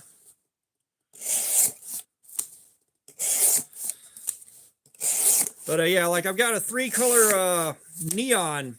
All right, Jerry, we'll see you in a little bit. I got a 3-color neon pour in the process of curing right now, and I cannot wait to see what's inside that.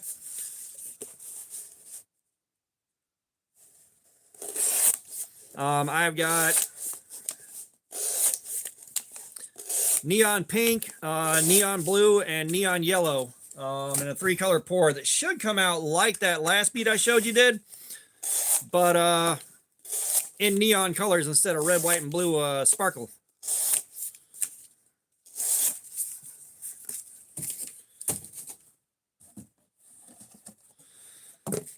I don't think I've handled the Gerber remix, but, you know, like,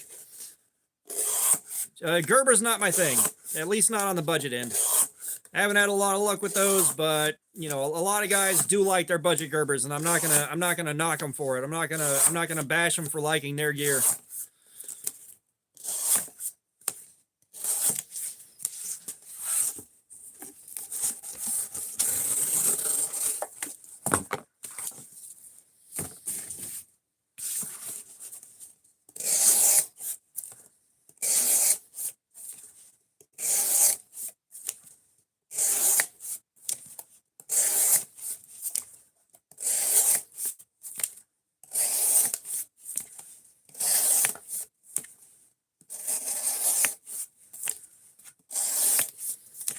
Yeah, I mean, if you buy a Smith & Wesson, I'm definitely going to roast you for it, for sure, because those things are absolute dog shit.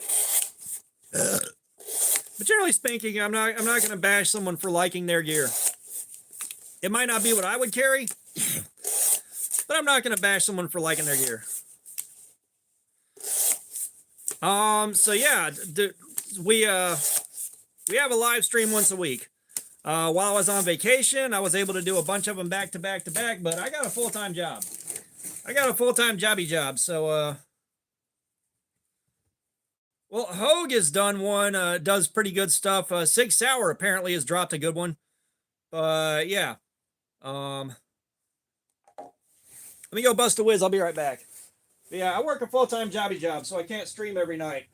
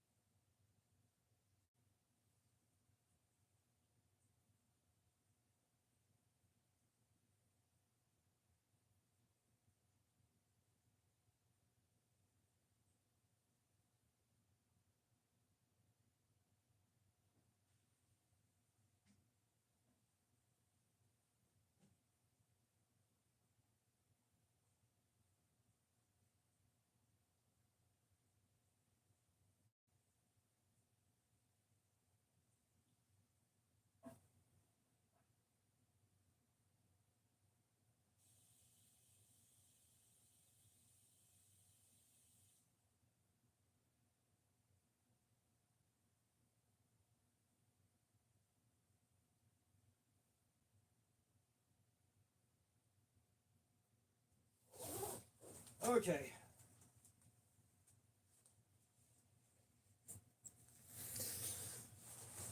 And back.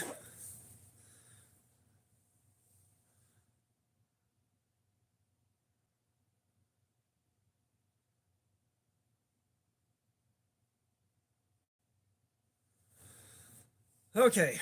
What the hell was I saying? Yeah, if I was making about $200 a night off of streaming, yeah, then I could definitely do this full time and not have to go to a full-time job.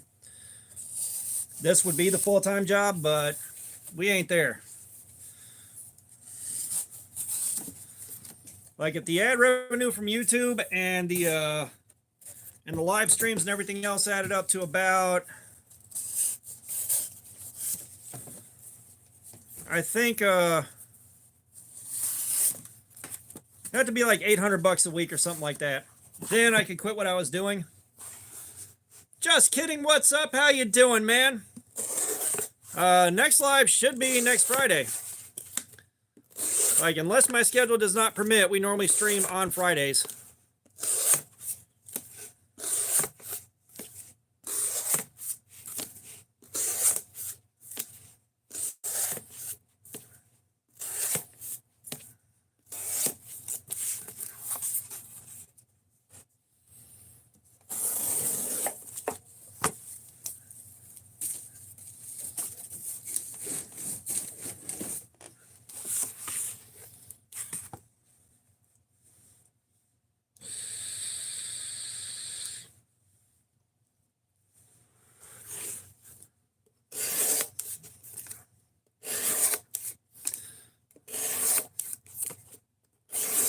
yeah, like, it's not that I'm trying to sound ungrateful at all for the support that I do get.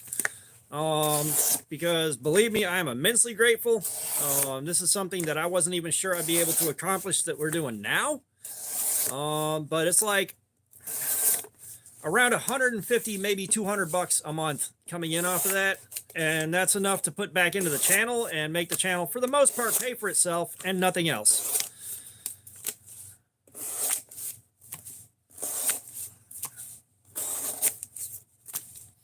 You know, and right now I'm holding on to every penny that comes in and trying to put some of my own money into it to take the Blade show in June. Like, that's my goal right now. That's the mission. That's why I'm not buying new crap right now. I'm just running what I got.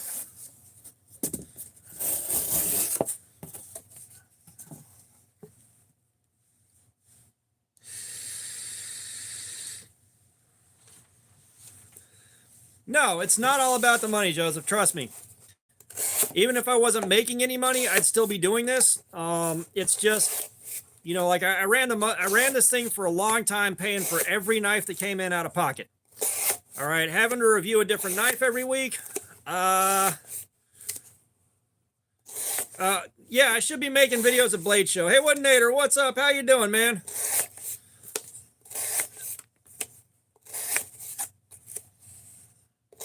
But, you know, paying for everything out of pocket like that long term is not very feasible. It's just not. Like, I was hitting the point where, yeah, that's the thing, Joseph. It's not all about the money. That being said, if the channel can support itself, then I can be a bit more aggressive and a bit less. Victor, weirdest knife might have to go to this one right here. I actually happen to have it, but you got that. It opens up to that.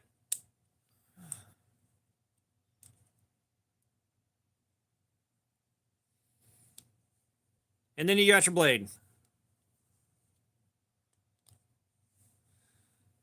So this is definitely one of the weirdest.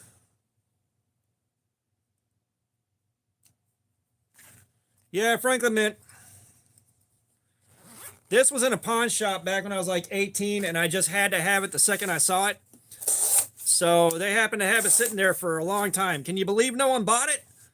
And after I was working for a little while, I went back and they still had it. It was like, yep, it's mine. I probably overpaid for it at like 40 bucks back in 2000 or 2001. 01, 02, somewhere in that window. But I had to have it.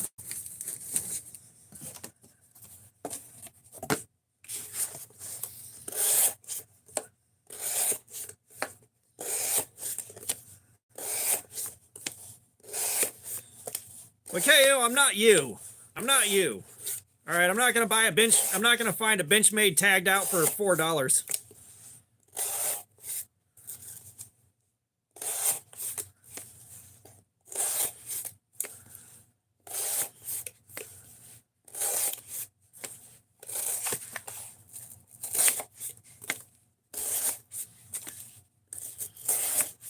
Are we at the end of this knife?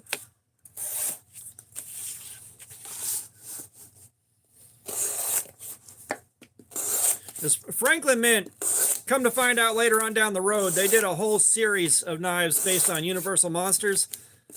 And those sets aren't necessarily very cheap. But again, this is also back in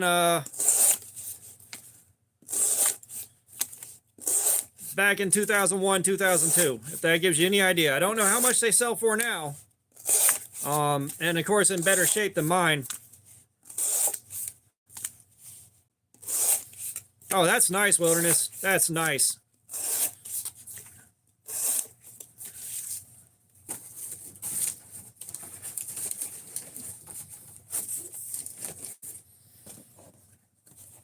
Chris Crypto Life, what's up? How you doing? Alex, what's up? I have looked at Epic the Musical and I've seen the shorts for it. That being said, I haven't sat through the whole thing.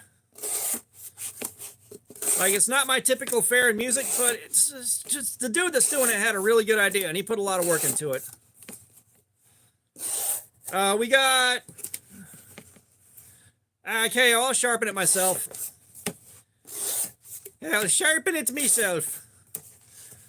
But we had 3 hours and 20 minutes in on it before the last live stream ended. We are now into hour number 6.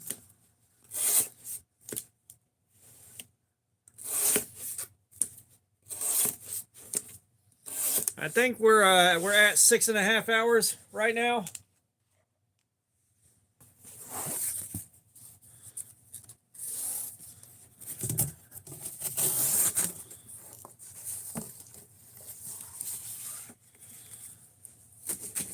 What steel's on the leak?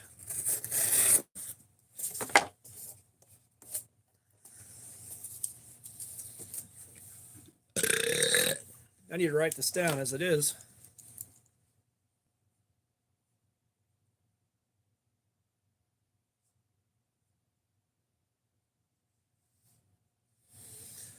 Yeah, no, I think we're into 5 hours now. We're at so we had 5 o'clock, 4 hours, 5:50. Yeah, 6:50. So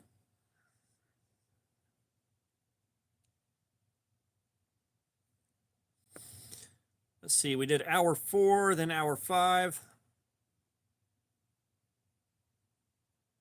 Yeah, so we're into hour number 6.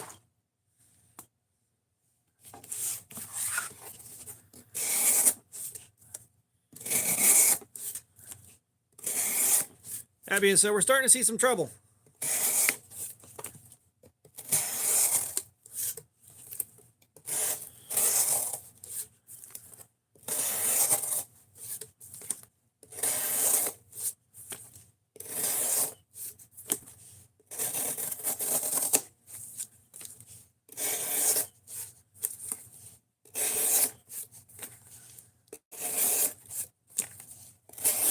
Or no. We are at 5 hours and 40 minutes is what it is. Or 5.5 hours. God, my brain is so scattered.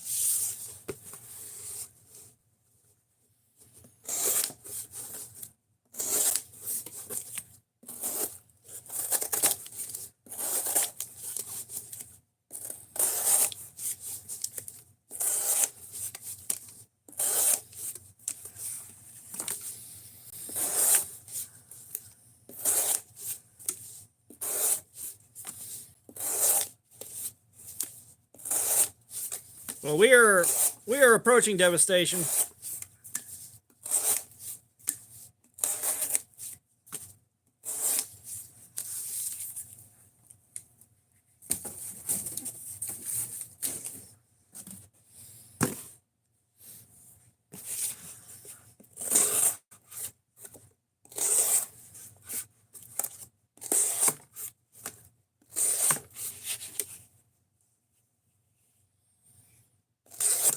Damn it, hey Woodinator! Do a voiceover on it.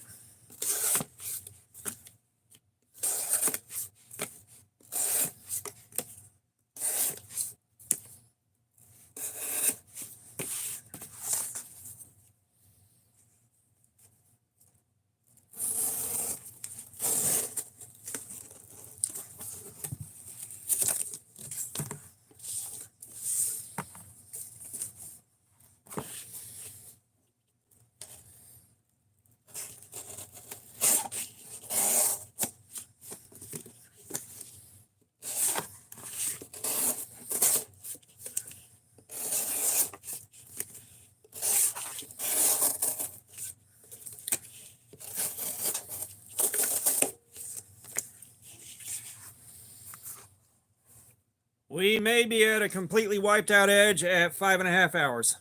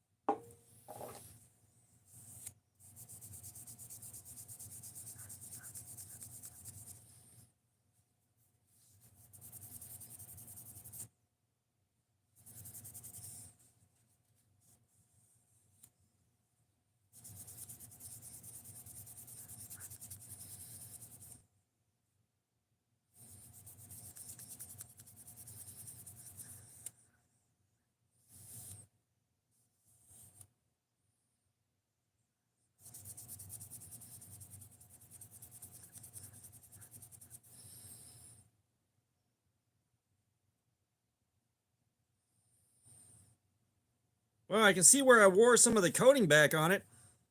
That's neat.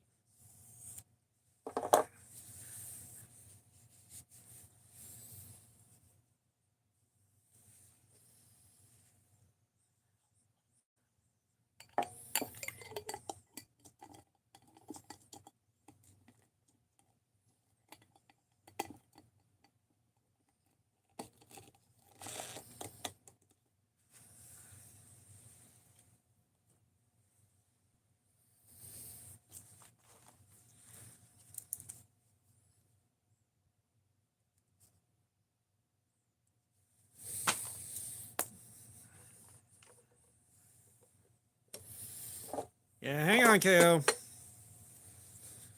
Good looking out, though. I did forget.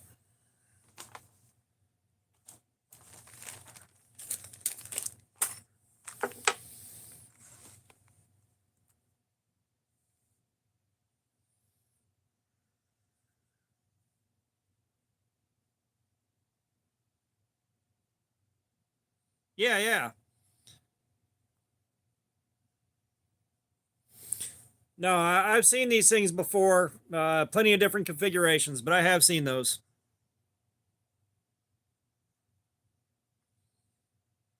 Now, the fast takedown on that.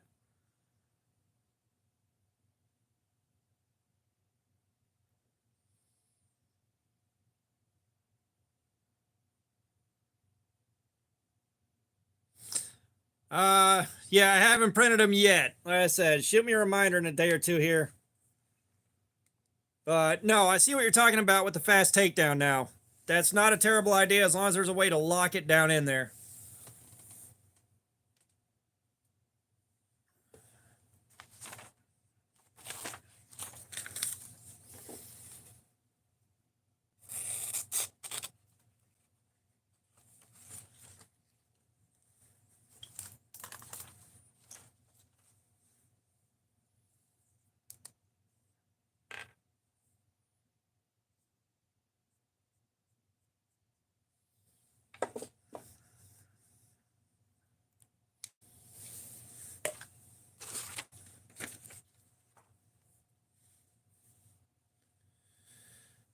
Crown Gamer 427, you're in the wrong goddamn place for religion, my dude.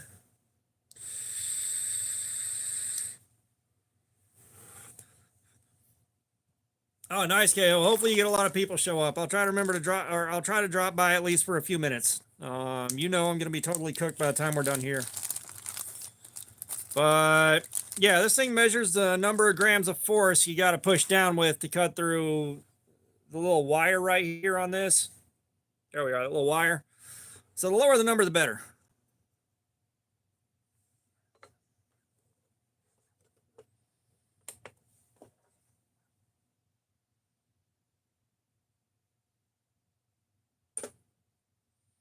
So we're still at a 566.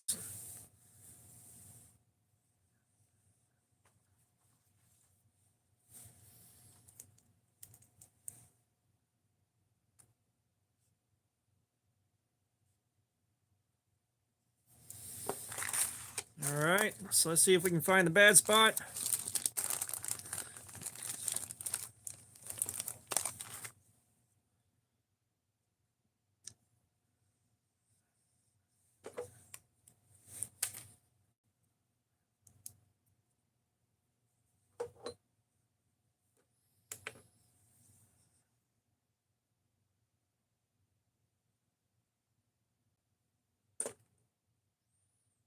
There we are.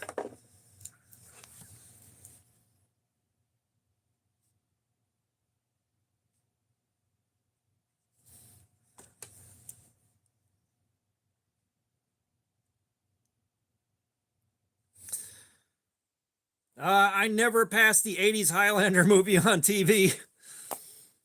But no, the one to stop and watch. The one to stop and watch. Shit, dude. I'm trying to think of the best one to stop and watch that was on a lot. I think mine was always Dumb and Dumber when it was on TBS. All right, let's check up towards the tip, but we found the culprit. 658's a devastated edge. 658's complete devastation.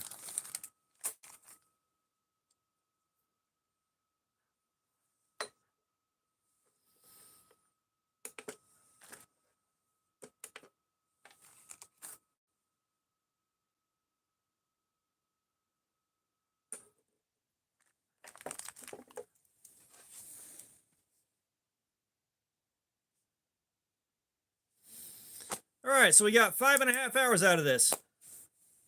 We got a 648 and a 658, and then a 566 in an area that apparently didn't see as much use.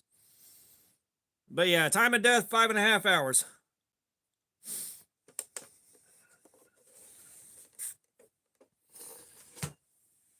So we got our second data point, and this is right in line with exactly what we should have gotten out of the. Yeah, apparently S90V is just not holding up the way MagnaCut did to this testing. I don't know why.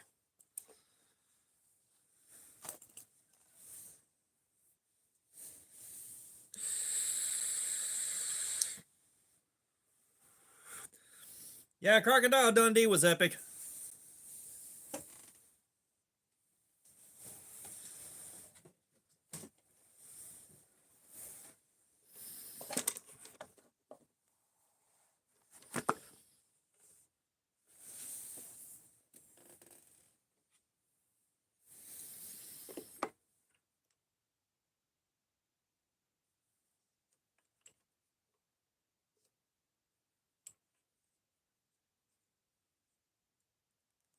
Ground Fog, what's up? How you doing, man? Welcome.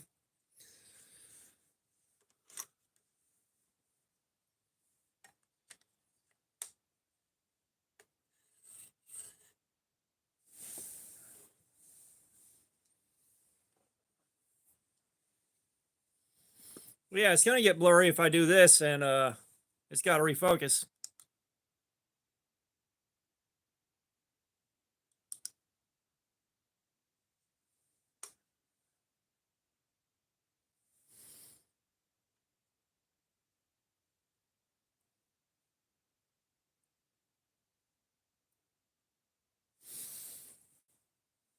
Cindy Curry, what's up? My zodiac sign is knives.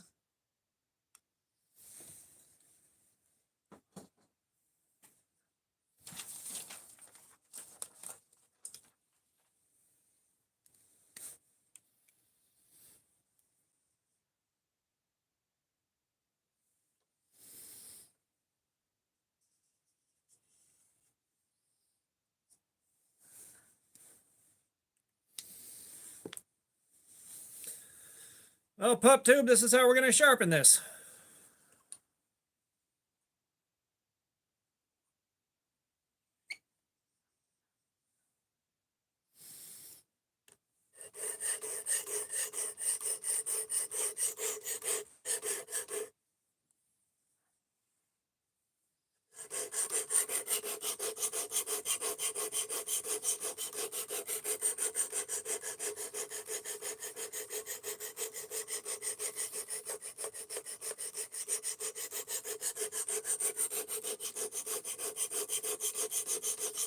Evil Twin, what's up? How you doing, man? Welcome back. Welcome back, brother.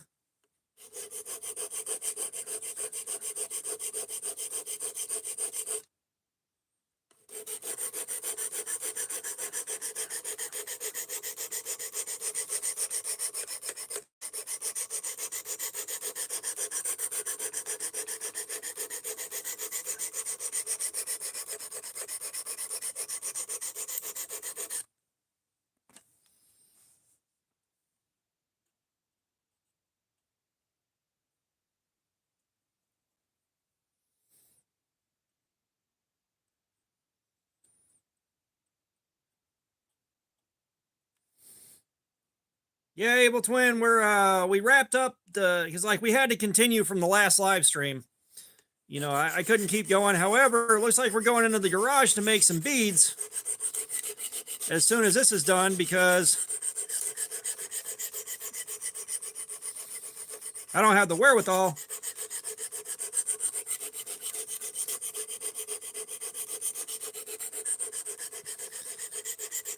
to do another knife right now.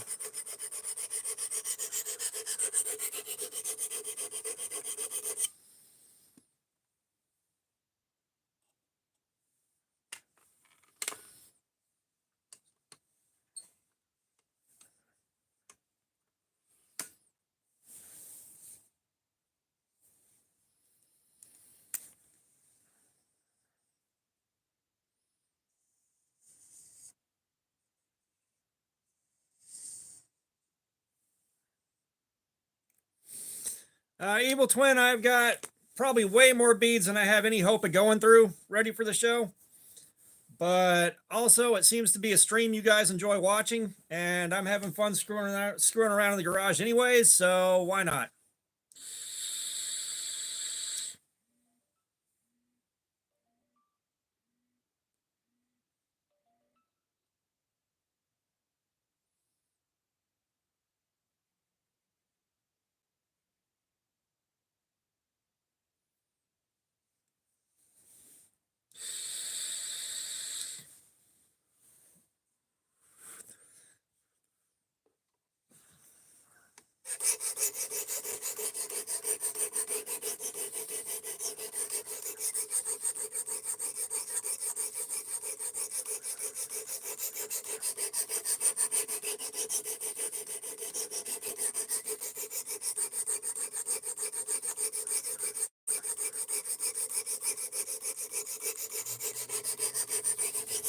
Well, that's what I'm talking to KO about.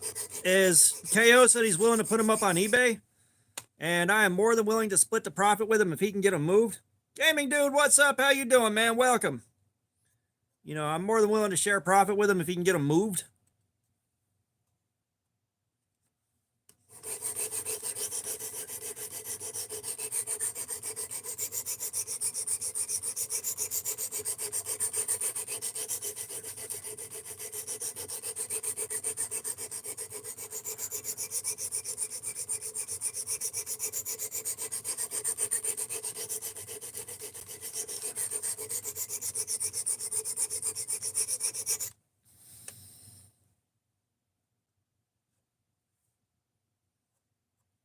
I know I'm apexed, I'm just not feeling a burr. I hate when it does this.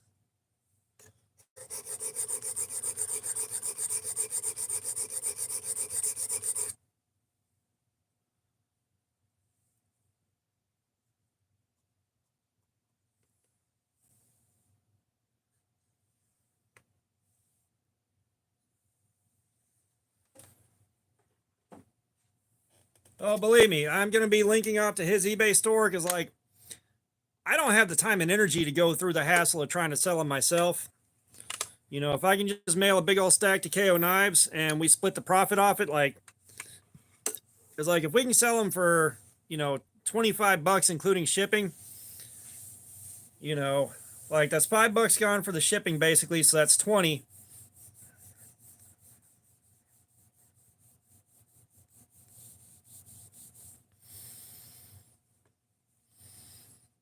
You know, if we sell them for 20 minus the $4 he says shipping's gonna cost, that's 16 bucks left. He keeps 6, I keep 10.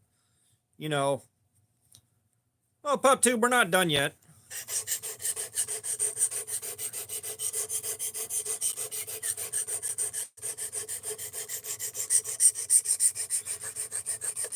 But believe me, I will be making noise and linking off to his eBay shop.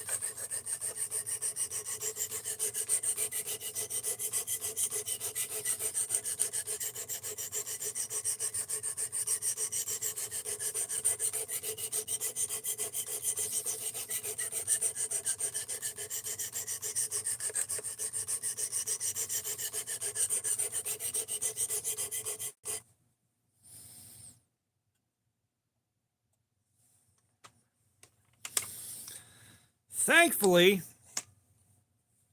since we're not hogging off a shitload of material to reestablish a brand new bevel, this is actually going kind of fast.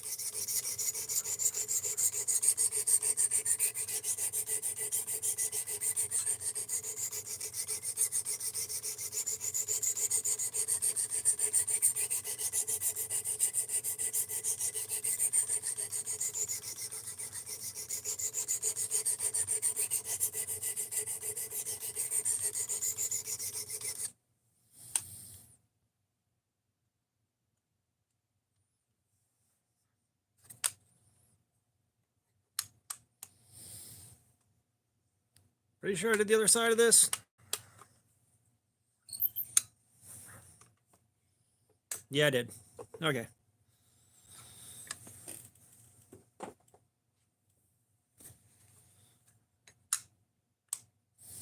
No, we did not match the factory edge. We took it down to 17.5 degrees.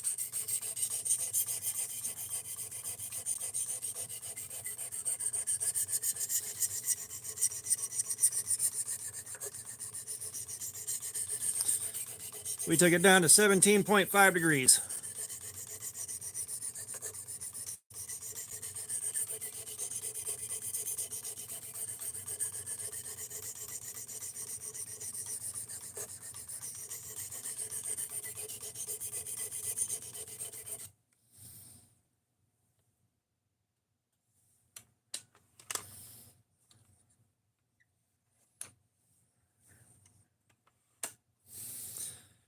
No, I think it was closer to 20 degrees, something like that.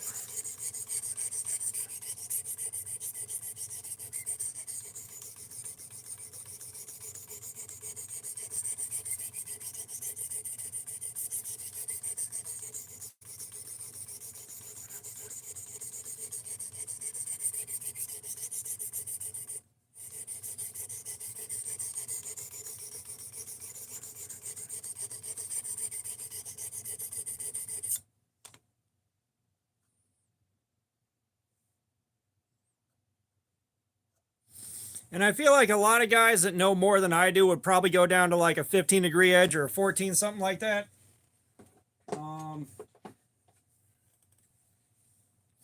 You know, I'm going off of my past experience with other steels and what kind of optimized them for this testing.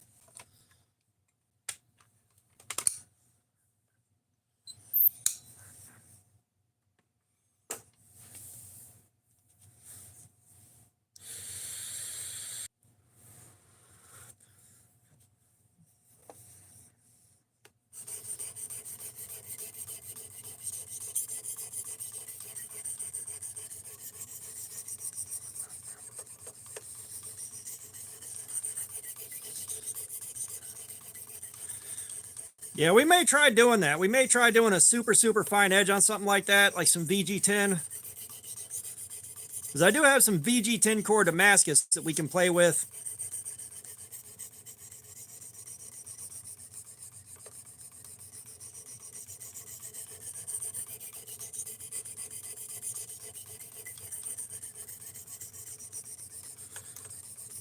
Yeah, that would explain why it didn't enjoy the first hour and a half of cardboard slayer on the factory edge. I don't know. I think Cold Steel did the same thing with the Formax Scout.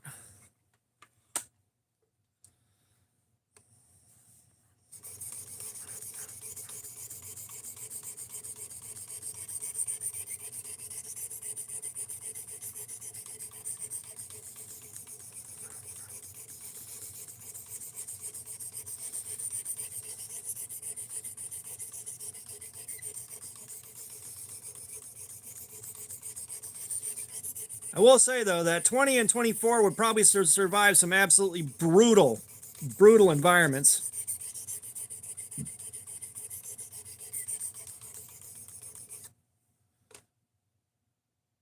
Oh, yeah, that's feeling nice.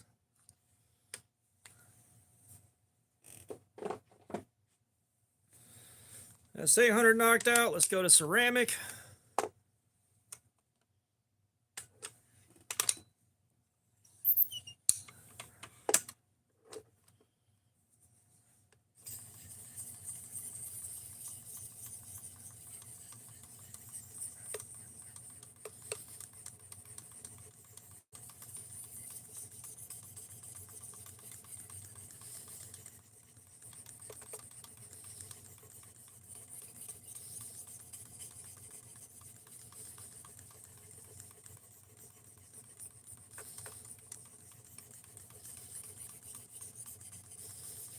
Hey, Wilderness, if you're still in here, do you know where some decent flea markets are that aren't all the fucking way out past Carrollton?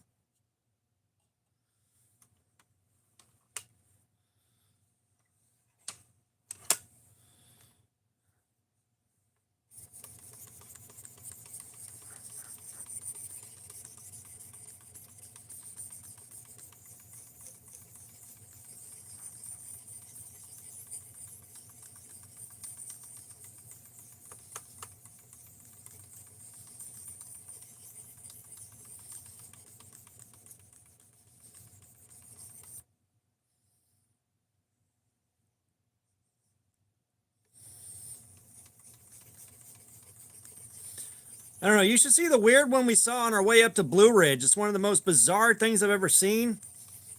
It's like a couple of really large houses stapled together with just room after room after room. A lot of real weird shit for sale in there, too.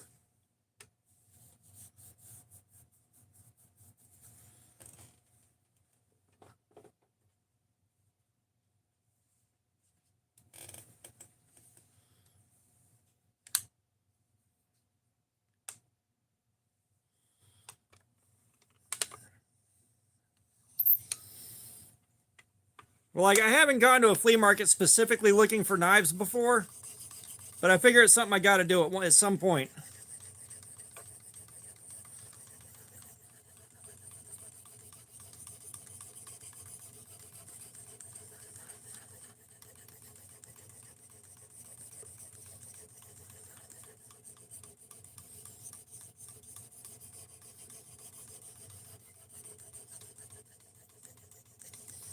Oh, you know which one I'm talking about?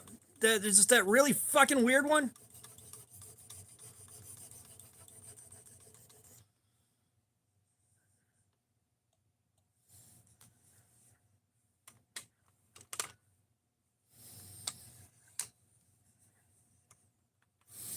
I wouldn't be surprised if it was closed up. If I lived closer, I would have definitely been by that one a few times by now. We were just on the way to Blue Ridge and we saw that. And we saw Expedition Bigfoot, and I've been to Expedition Bigfoot like twice now. Yeah, I bought a hat there.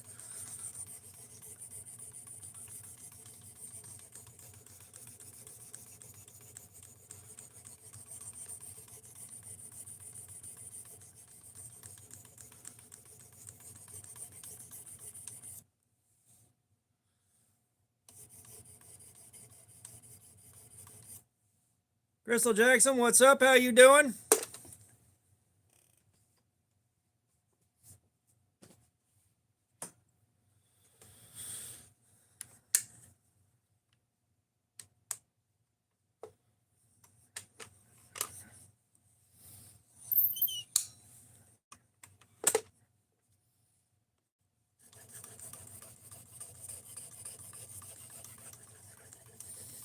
Oh, I love Expedition Bigfoot. It's so damn cheesy. It is so damn cheesy. You've got to take your little one there. You've got to take your little one there, show her the 3 foot long Bigfoot turd in a glass case, and just let her fucking walk around and have her mind blown.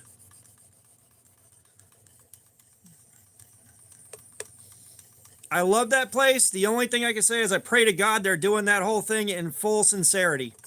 I hope they are doing that 100% sincerely with their entire damn chest.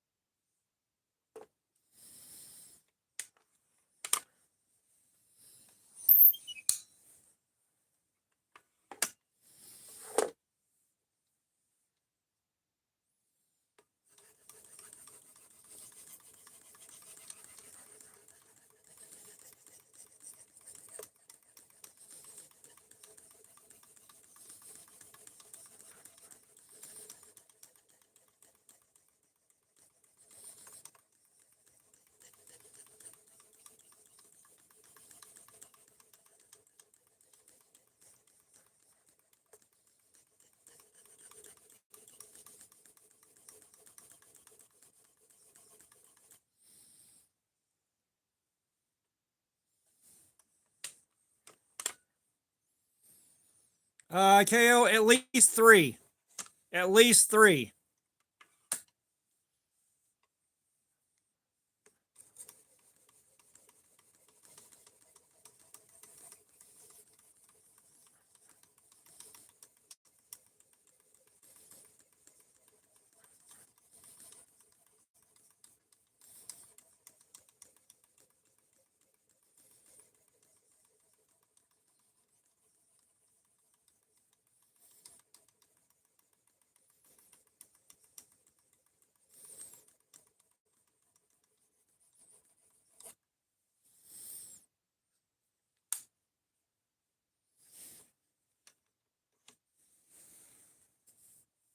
Alicia Parr, what's up? How you doing? How you doing?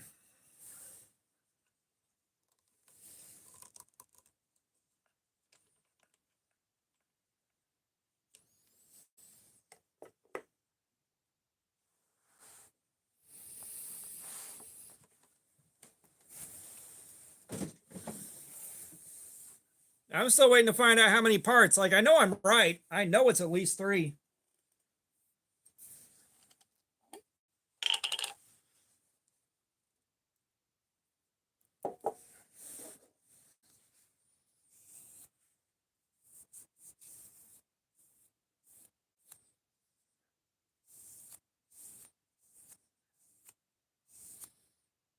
See, I was right.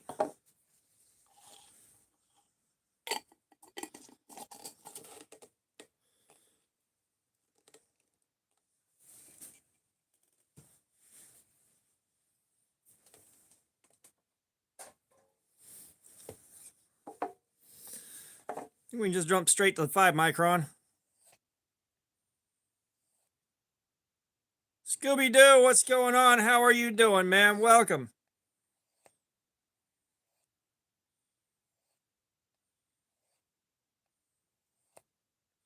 Well, hopefully you're not getting caught up. Maximilian, what's up? Hopefully, Alicia, you're not getting caught up in some of the fucked up weather I keep seeing reports about.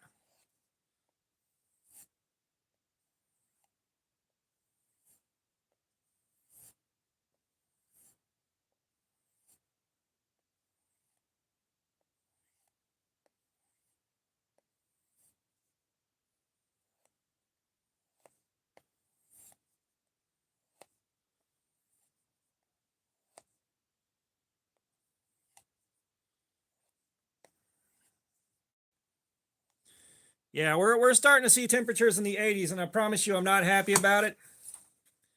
I cannot begin to tell you how hot a sales floor in a store whose doors never stay closed for more than about 8 seconds, how fucking hot the building gets.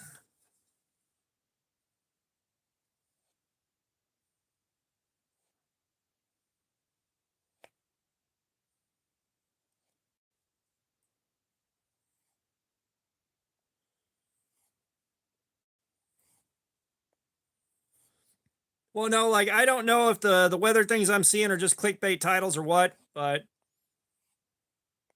you know, it's always this storm system's about to be really intense and a giant red spot through basically the Midwest to the Mideast.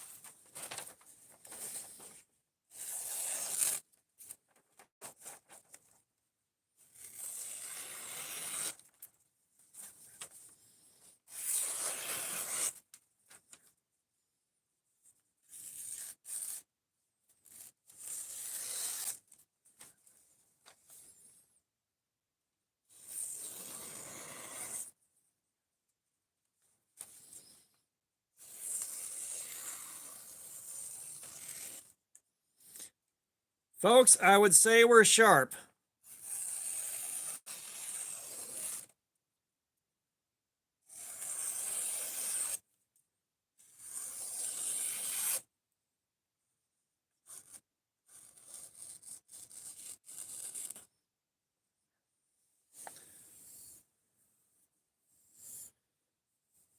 Yeah, CKO, that's at least 3. It's good to be vindicated.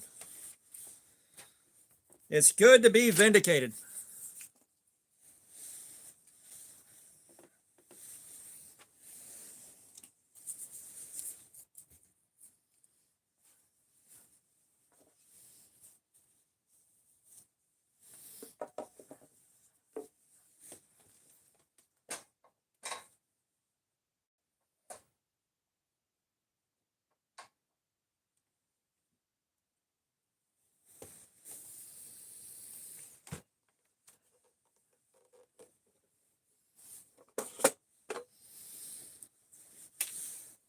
All right, what'd we sharpen her down to, guys?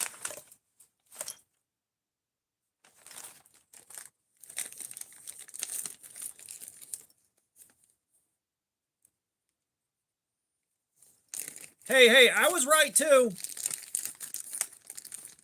I was right too. Y'all keep forgetting that.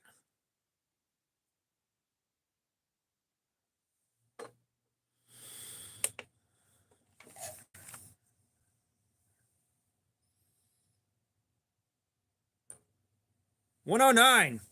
Jerry, good looking out. Good looking out, brother.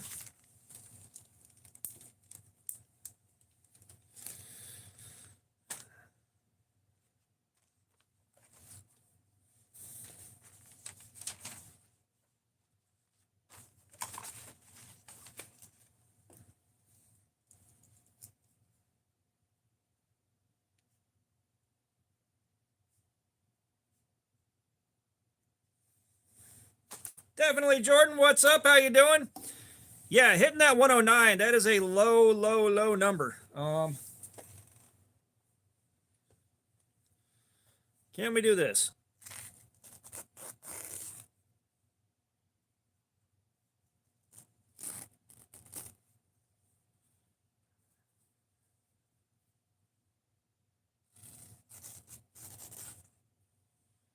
I mean, it's definitely doing it.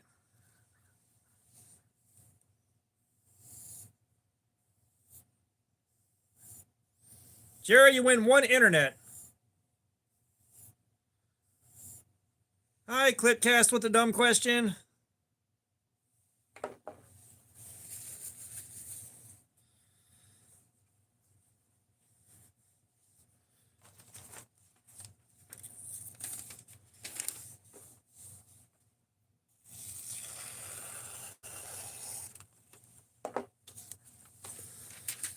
All right, let's work on getting the thumb studs back on this bad boy.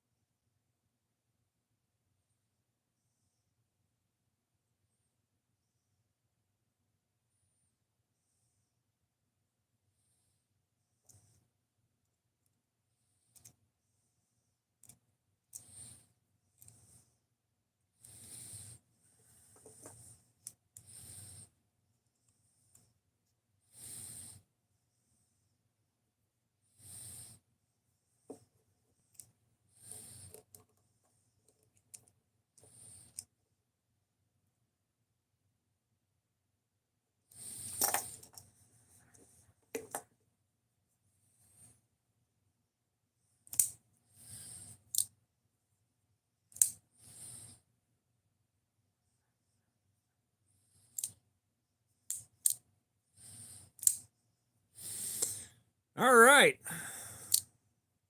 Lucian Obama, what's up? How you doing?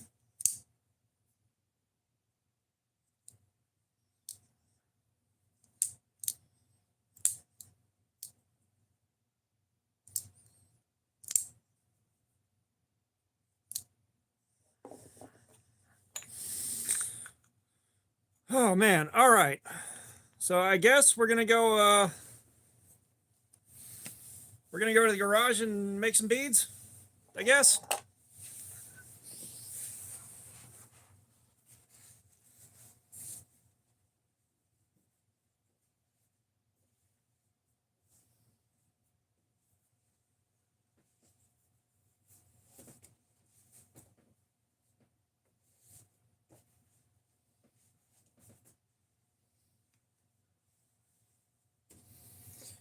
All right, folks, brace yourselves to go dark.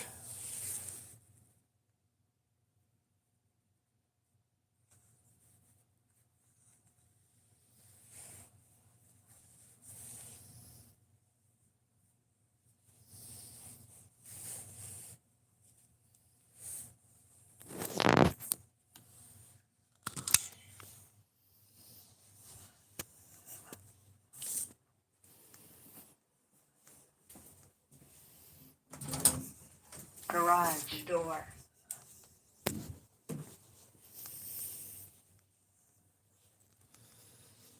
Oh man.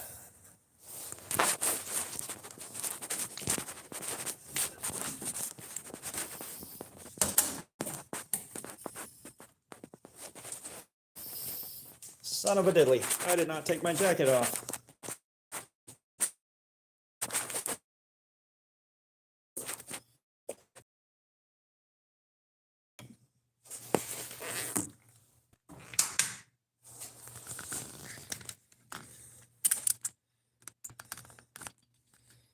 Okay.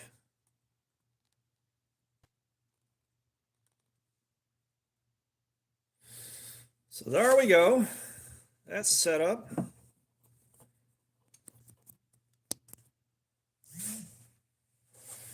We are on the charger.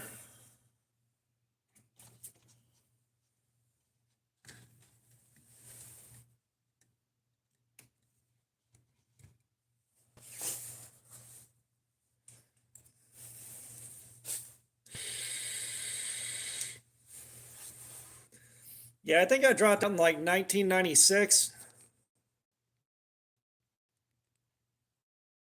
Oh, all right, let me go put my jacket up. I don't need it in here.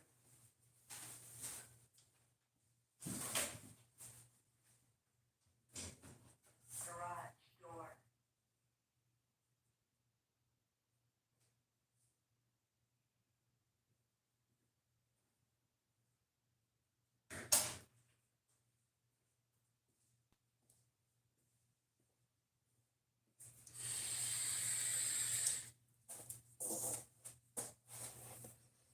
Okay, do I have anything interesting drilled out? You know what? We'll rock this one.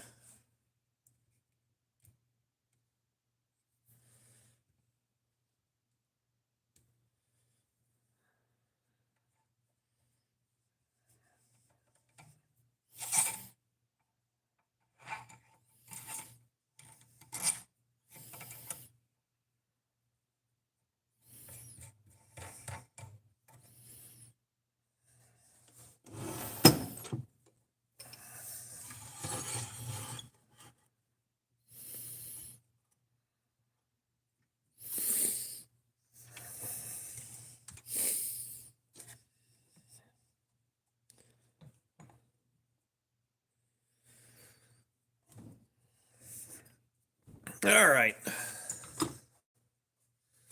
Let's party.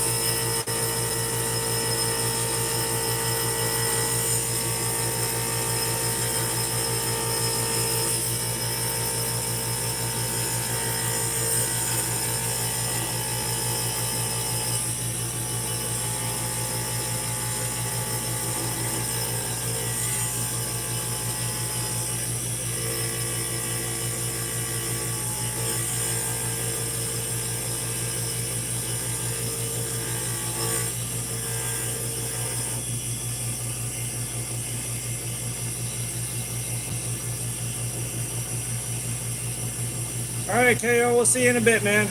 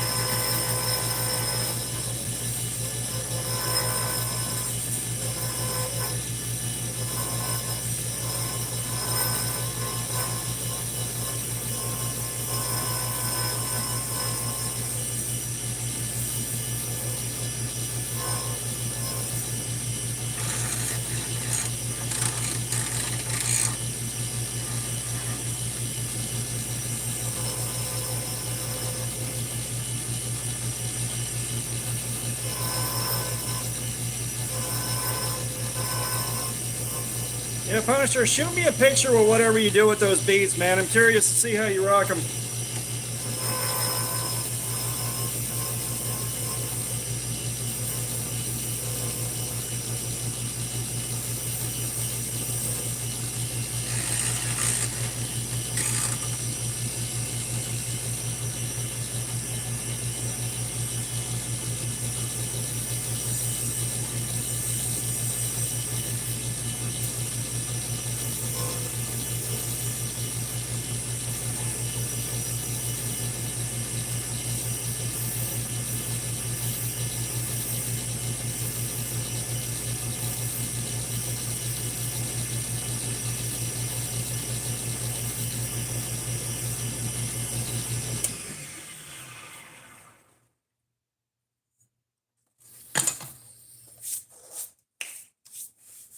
Yeah, I will say, like, after I traded off most of what I had and gifted most of what I had out, um, when I was down to like my last 4 or 5, I started thinking real hard about what I wanted to put them on.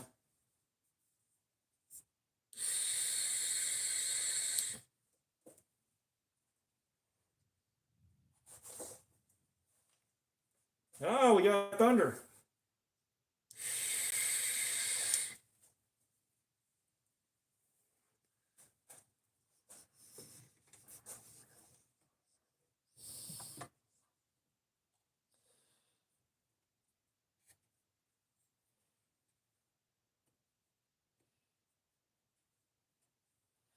Yeah, I don't believe we're getting more hailstorms like we did a couple live streams ago. That was fun.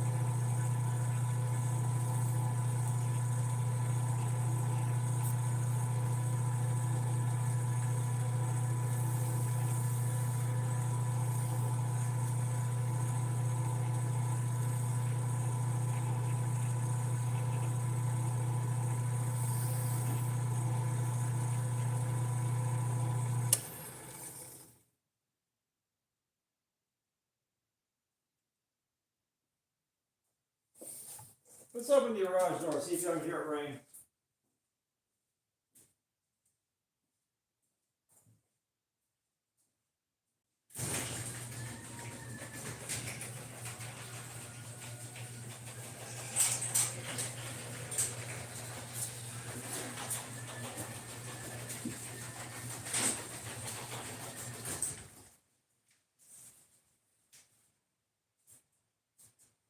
We just got a lot of wind right now, okay.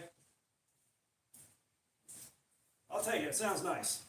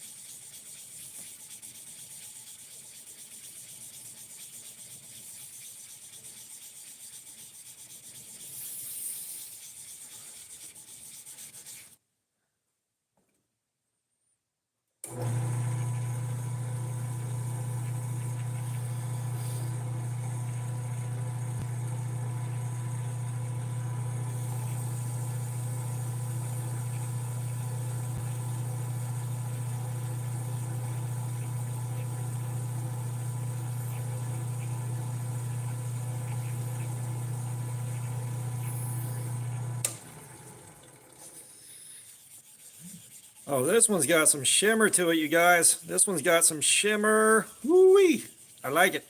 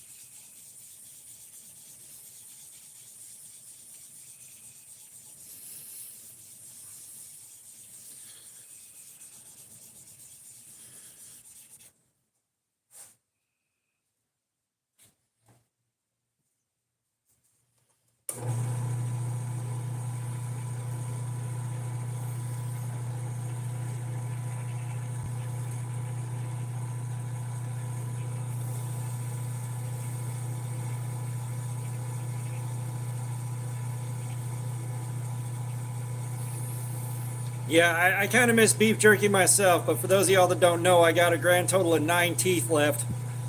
Um,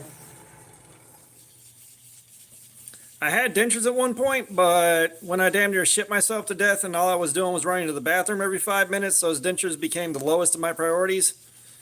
And they were in a cup of water that evaporated, and man, they turned into something totally ruined.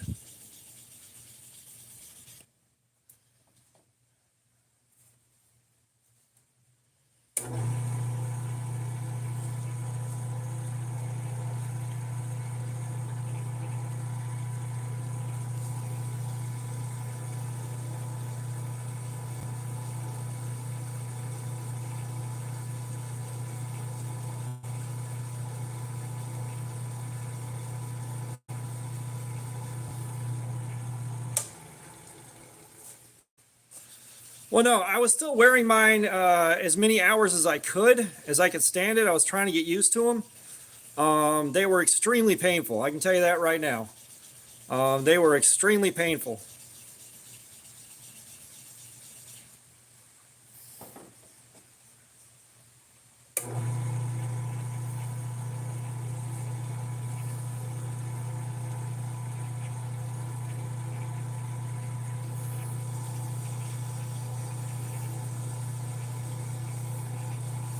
I said, I know why you never wore dentures, because you got to go through a lot of pain learning how to wear them.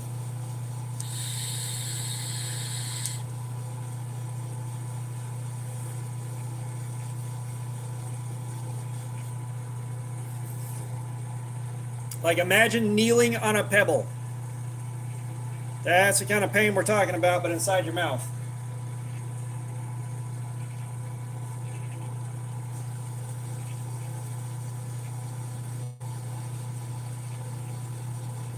No, they are. I mean, that's just part of the process, is they're painful.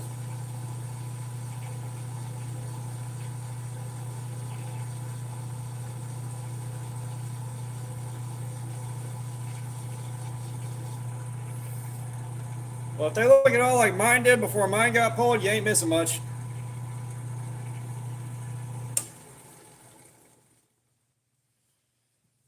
It looked like I developed a pretty bad case of meth mouth.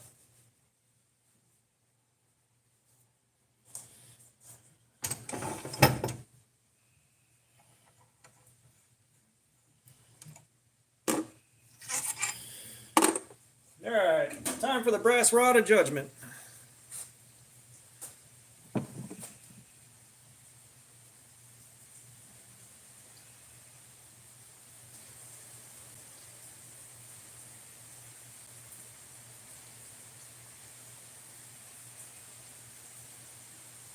We have some of the shimmer in there.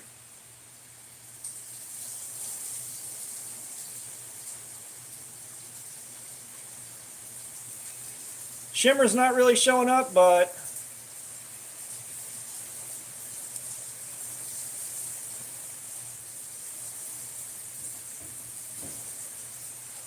well, that bottom fell out there, man.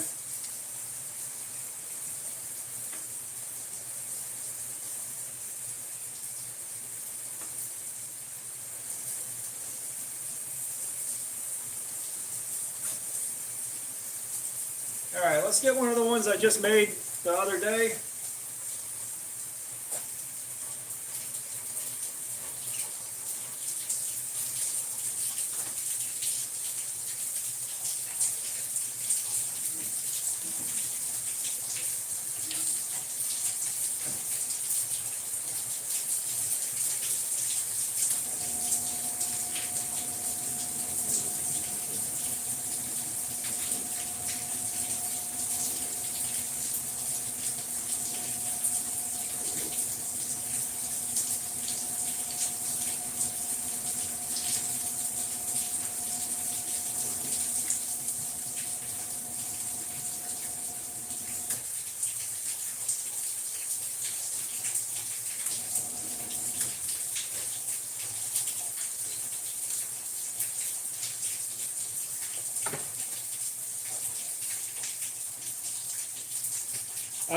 Trust me, it's not similar to the plastic vampire teeth. There's probably an olive wood one, and I don't know what the other one is. I don't think I have any maple. Just not 100% sure at this point.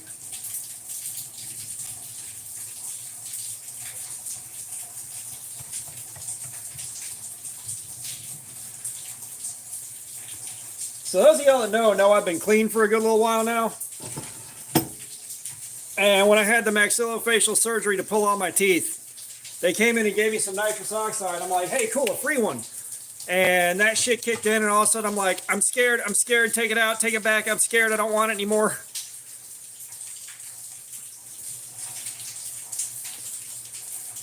Because it felt just like I had smoked a joint. It was like, oh, fuck, I don't want this. Thankfully it wore off pretty fast, but man.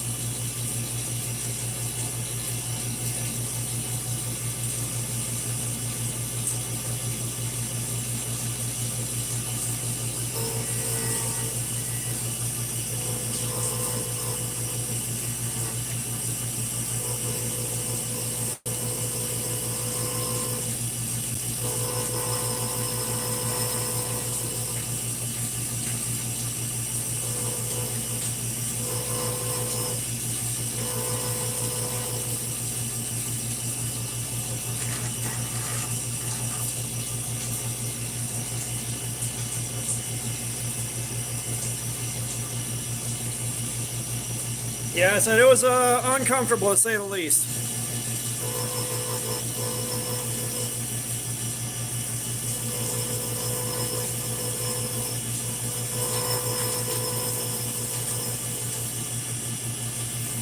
It's like, I got clean. That doesn't mean that I got clean to suffer. So, like, if I'm at the hospital, they offer morphine. It's like, yes, please.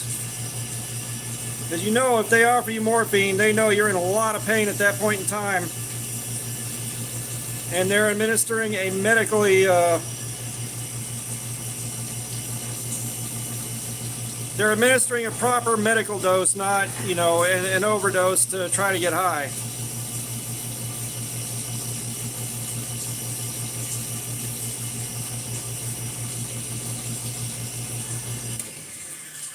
It's not going to be a magic cure-all.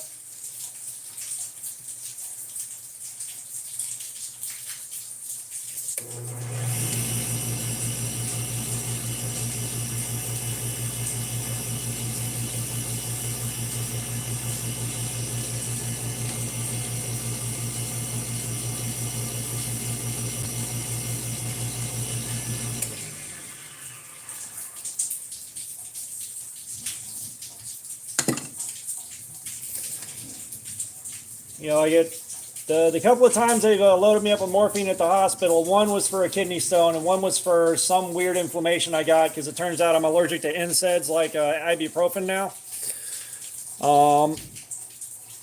It didn't eliminate all the pain, but it eliminated enough and relaxed me enough that I didn't care about the little bit that was left. It wasn't like I was blitzed out of my mind. Blitzed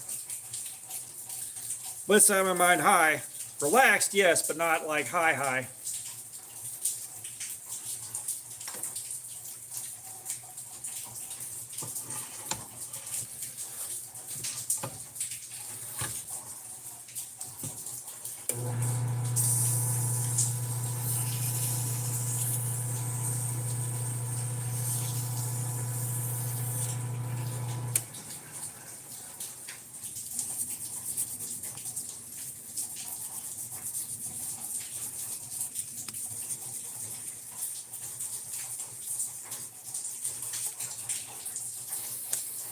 Yeah, this resin's still a touch on the soft side.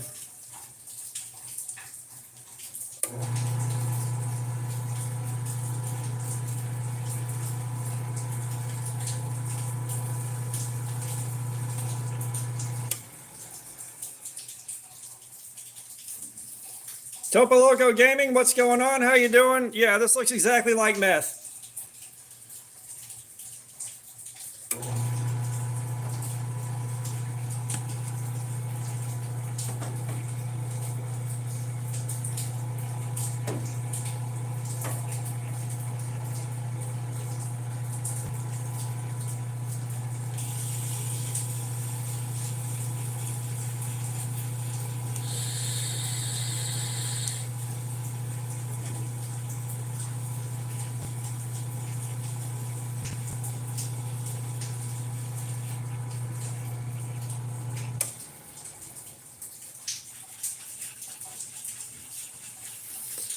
Now, I swear to God, for my colonoscopy, I completely forgot I was going to stick big old googly eyes to my ass cheeks. When I got to do that again in the future, I will be doing that.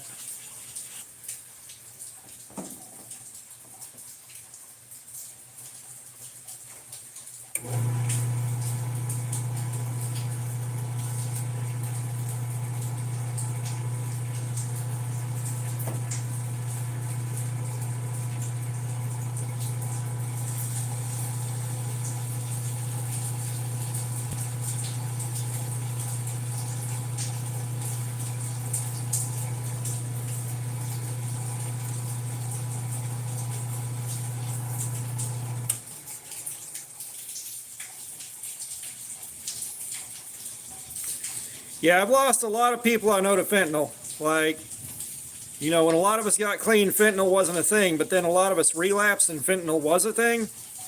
And they were dead before they got the needle out of their arm, if you know what I mean.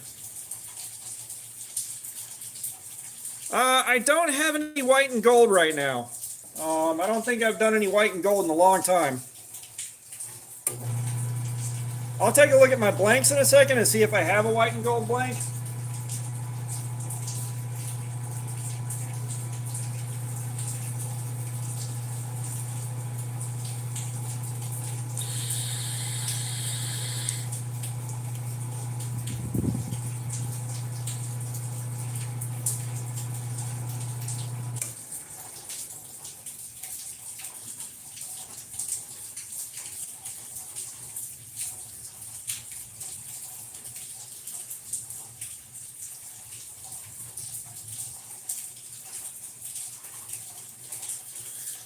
Oh, it definitely would look cool. I just haven't thought to put those colors together for anything. I said I may have something in white and gold. I just need to look. If I've got a white and gold blank, we can make one real quick.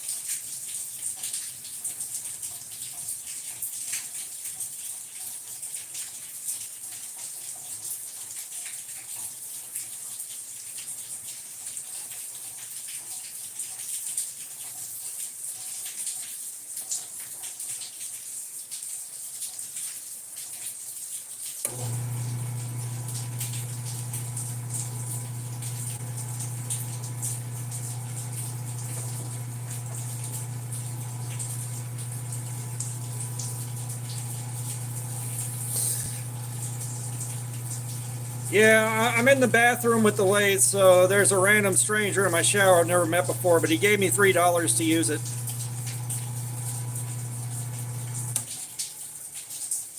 Nah, it's raining, it feels nice, so I figured I'd open the garage door while I'm standing here, because the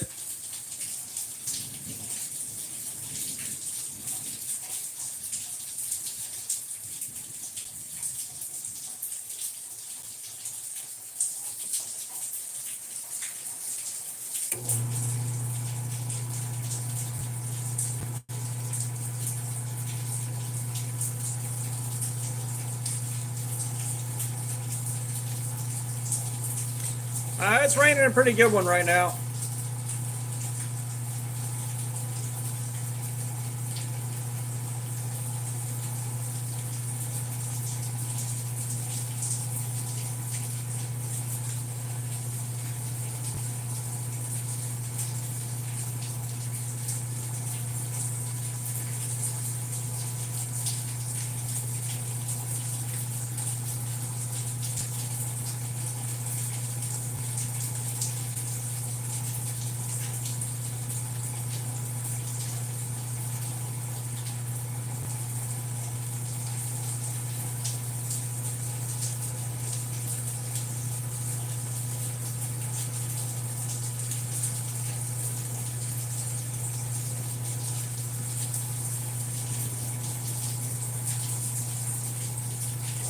Well, we haven't even reached the brass rod of judgment yet.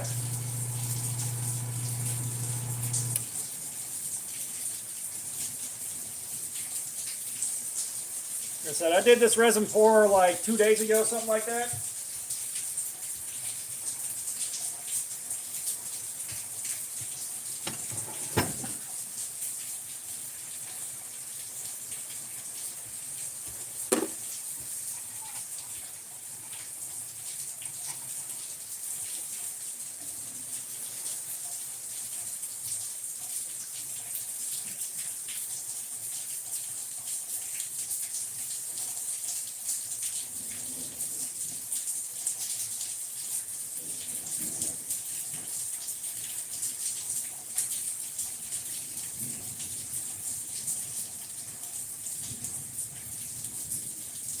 Yeah, so that's what we got with that.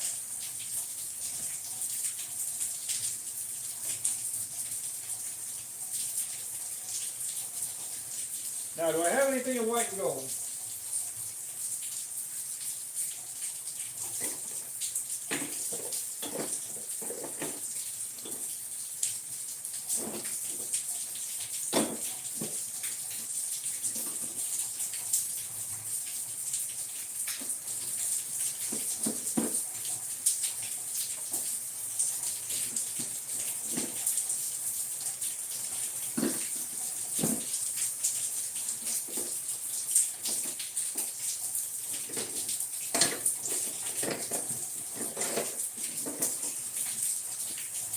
Give me a second here, you guys.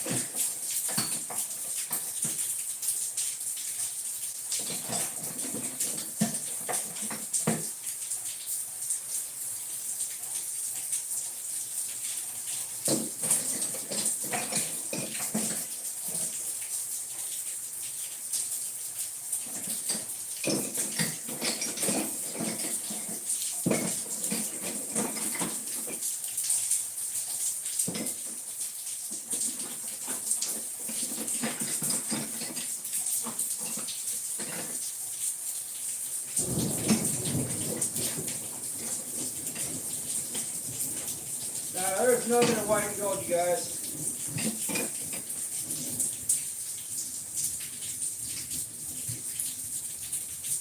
try an acrylic. Let's try an acrylic.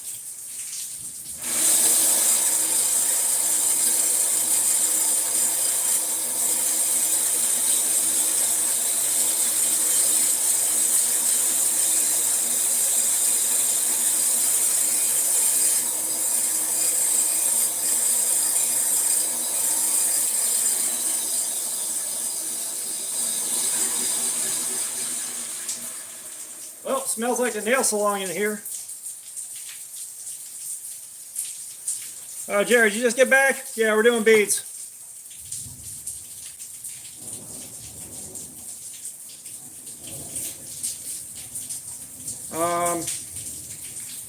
No, I had to go cut up another blank. We're going to drill this thing out. We're going to get it on the lathe and turn it down.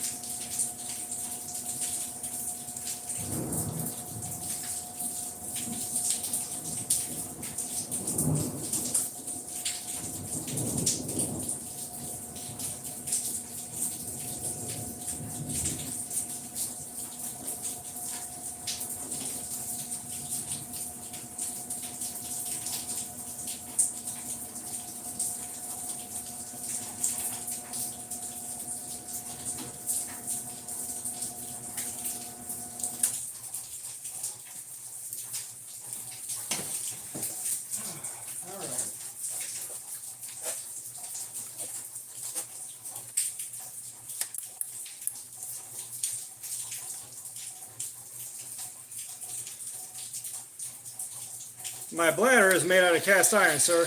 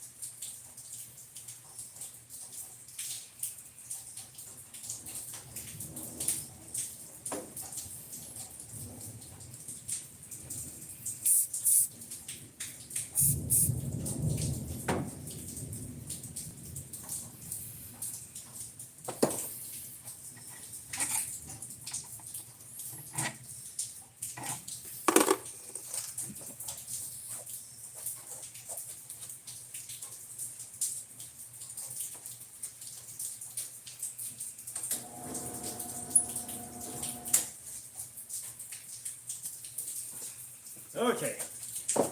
Now, my entire garage is about to reek of nail salon.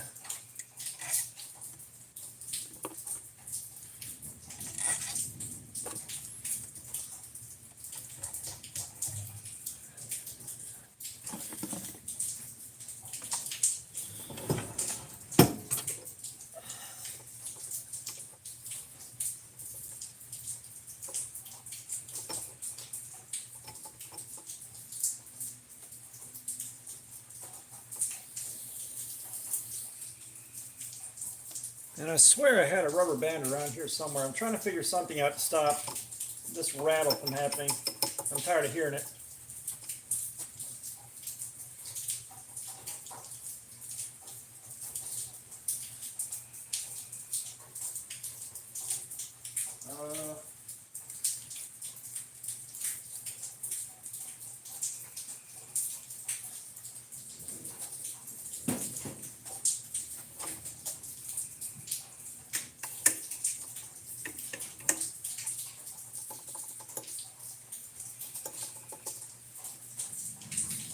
Let's see if that does it. All right, you guys.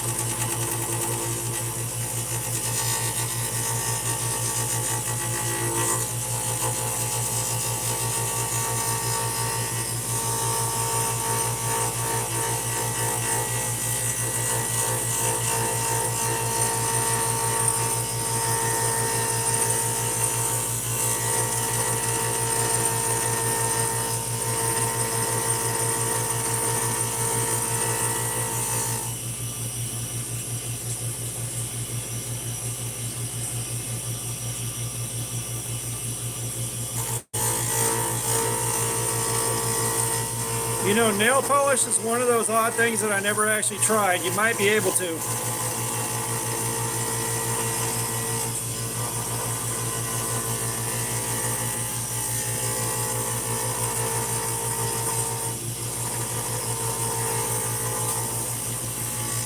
I know lighter fluid and butane were a lot of fun at the time.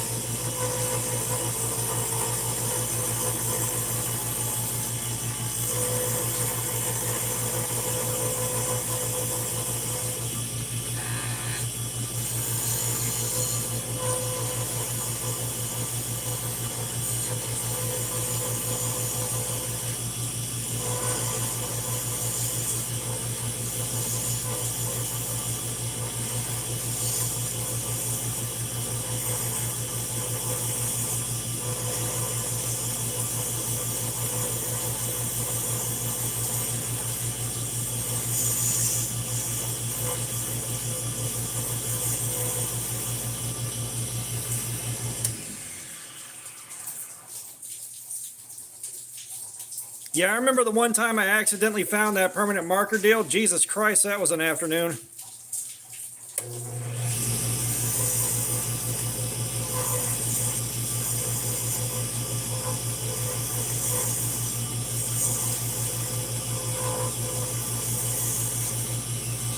It's like it was How and Ho channel. What's going on? How you doing? Welcome. Yeah, it was like I thought they had gotten rid of the magic markers that you could huff like that a long time before I stumbled into that. And I had one of those brown and silver magic markers. And I'm working on decorating a chair that I had picked up for next to nothing at a yard sale. So I'm coloring that thing in. I'm drawing all kinds of designs on it with that magic marker and really covering a lot of space. And after about an hour or so, next thing I know, me and my friend are both just whacked out of our gourds.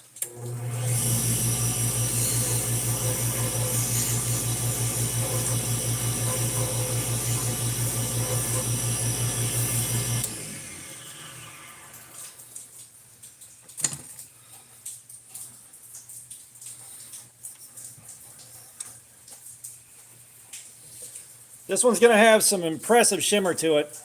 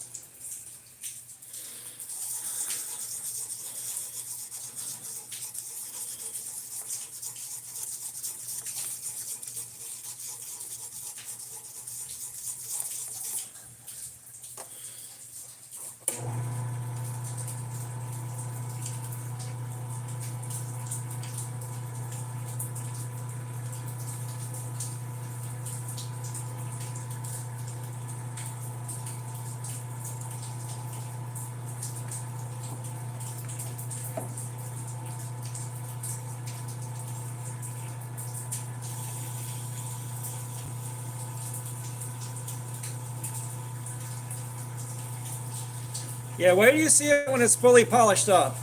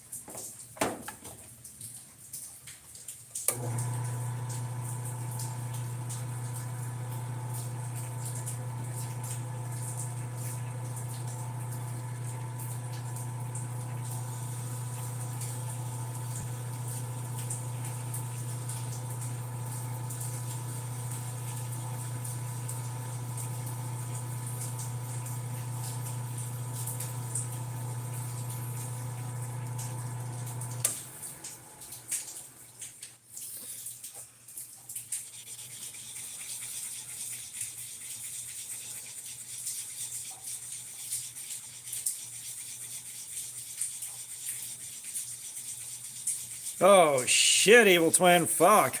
That had to have been a hell of a ride.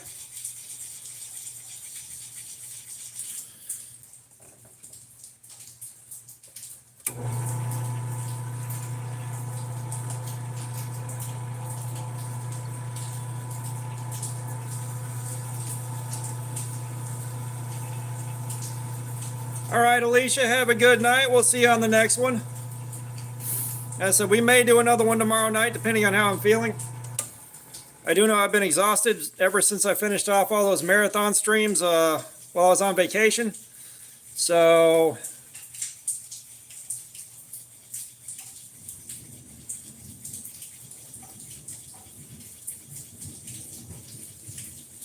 I may just take tomorrow and force myself to rest.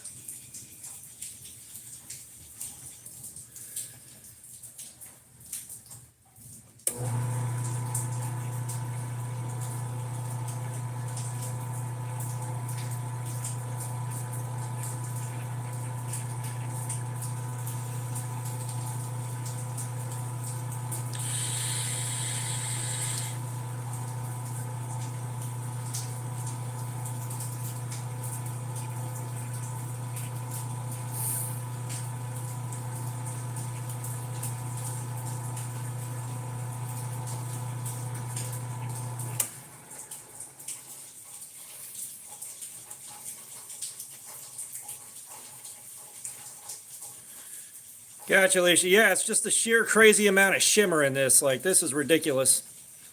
I love these acrylics for this.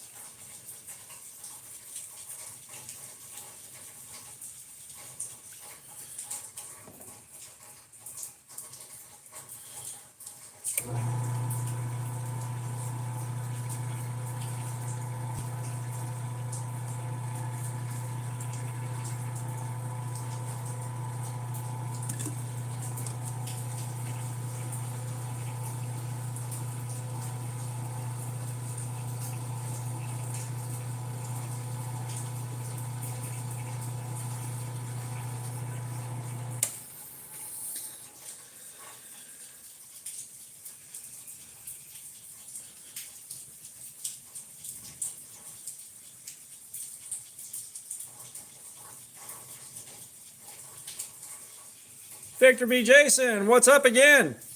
We got a lanyard bead to hang off of your knife. We're working with some blue acrylic right now.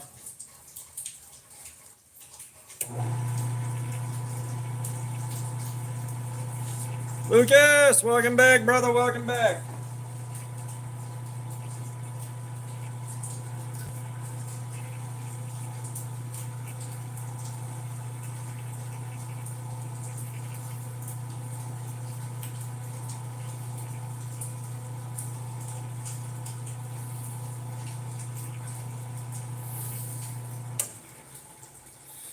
I need to watch 9 again.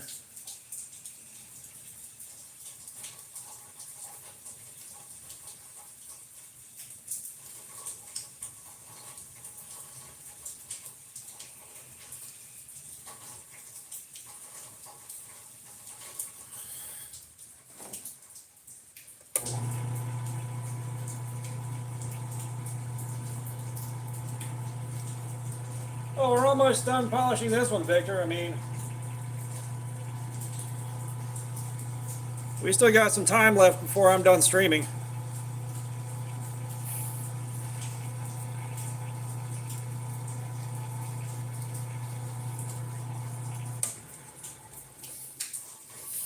Yeah, that's one of the shames is the camera really can't catch what these things actually look like in person.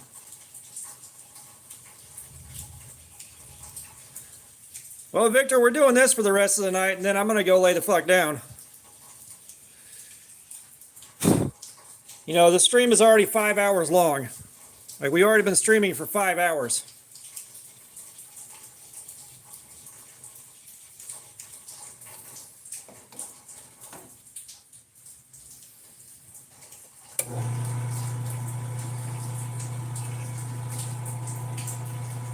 Yeah, crab with a knife, 5 hours.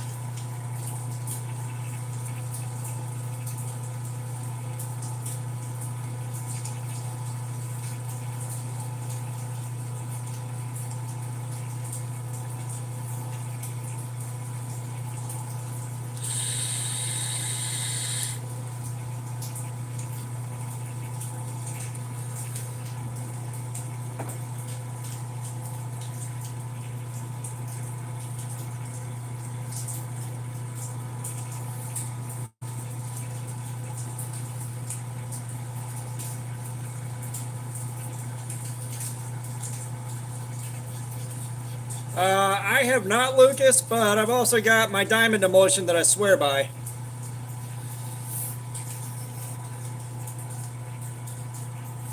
But with the insanely high grit that we're going to on these micro mesh pads, there's no need to add yet more stuff to it.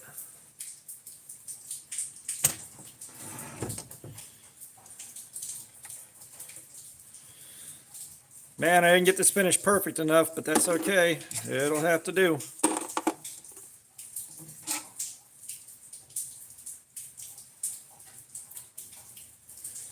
One thing I hate about acrylics.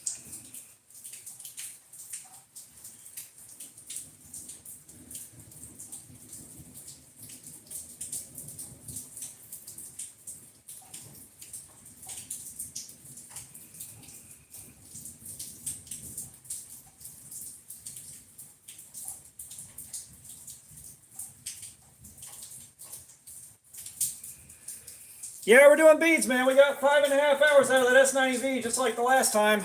I think the last one crapped out at like 5 hours, something like that.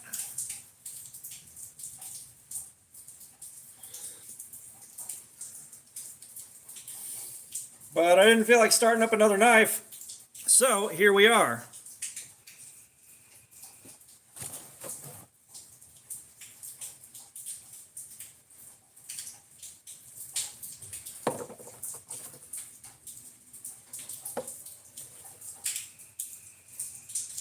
Now I'm just trying to figure out what to turn next. Oh, damn, Fook. Yeah, have you tried don't being sick?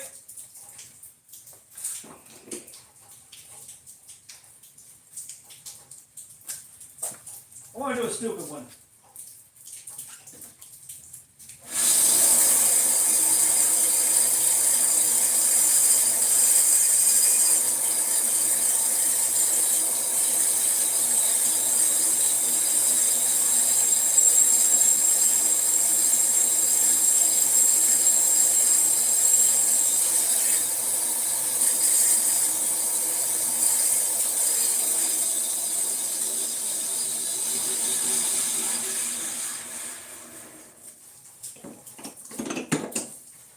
Let's get this one drilled out. This one has got a bunch of shattered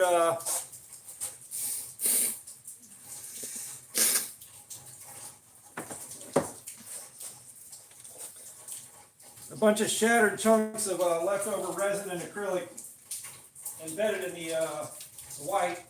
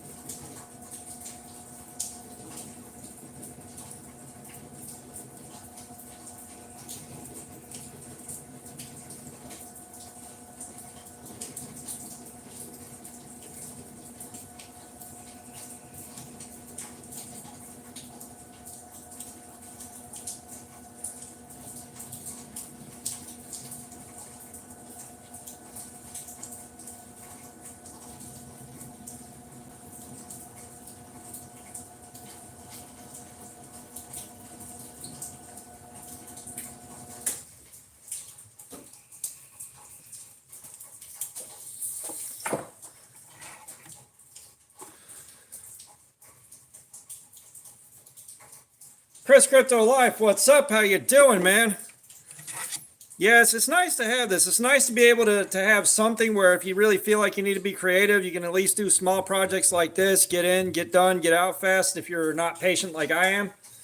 Like, I'm not very patient, so I like these small projects where I can knock them out fast and then go back upstairs and lay down for a while, and then I can come back downstairs later and do another one.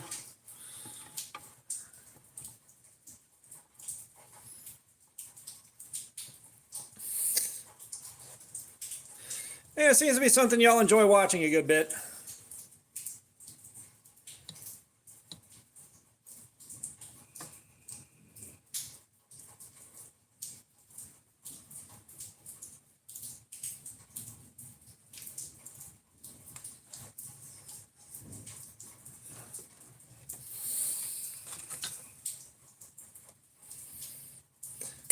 All right, man. See you later.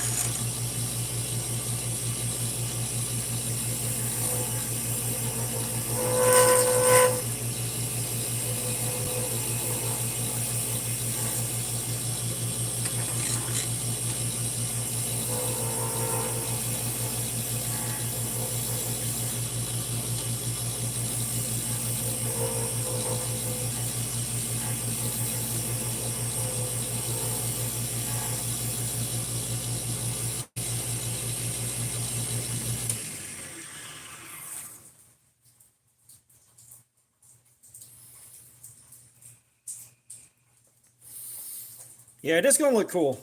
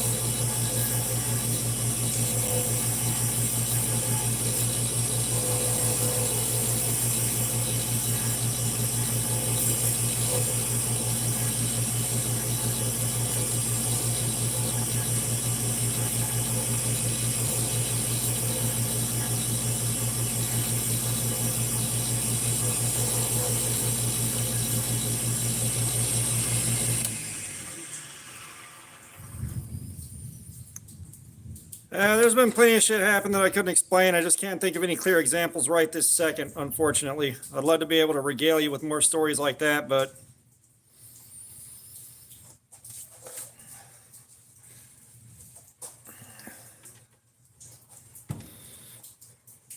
you know, at least not in the sense that you're speaking of necessarily.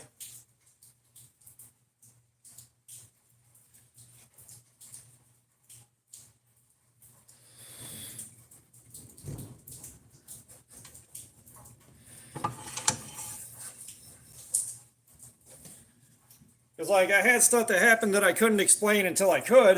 If that makes sense.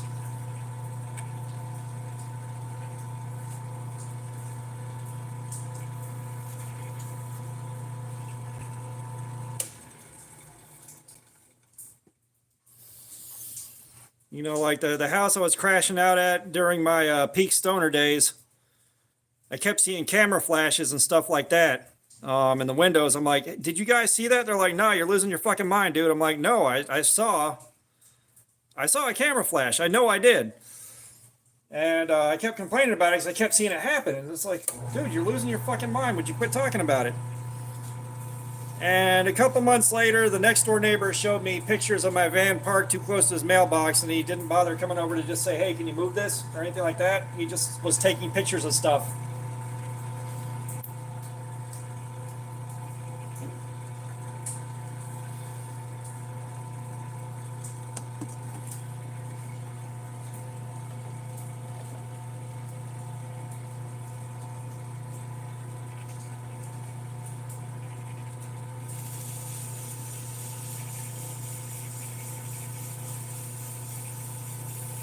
Yeah, I'm really liking how this is starting to look.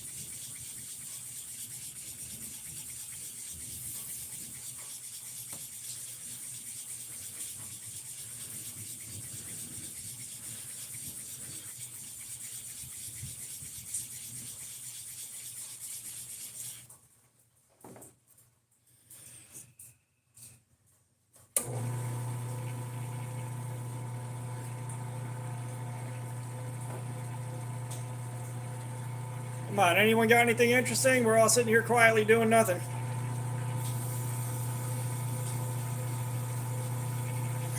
Well, the rotary sanding will create lines going in straight lines this direction. So I need to stop and sand the opposite direction to get rid of some of those lines and break up the pattern so that when I move to the next one, I'm not leaving yet more straight lines in there. If that makes sense. Like while it was spinning, it left all the lines from the sanding straight this way back and forth. I'm getting those lines broken up, so when I move to the next grit, I'm not just sanding even more straight lines into it. Once I hit a high enough level of polish, it doesn't matter anymore, but right now on these low grits, it does matter. Yeah, it's coming out better than I expected. I figured it might be kind of lame, but it's coming out good.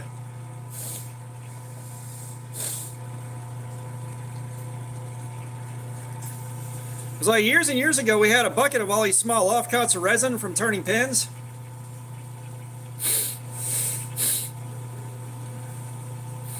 Yeah, I got a switch, but I've never had that problem with it.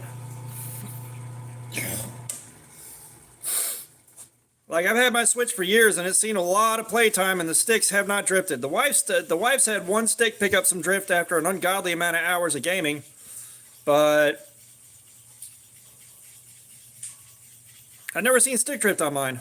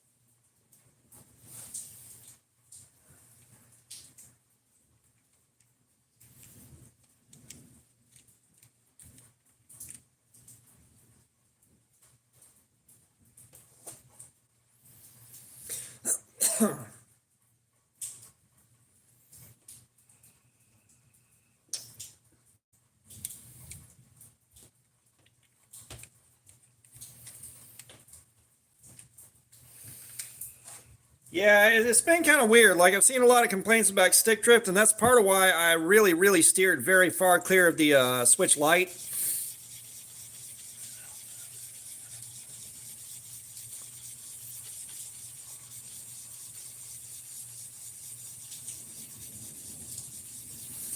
You know, that Switch Lite gets stick drift, you're kind of stuck with it.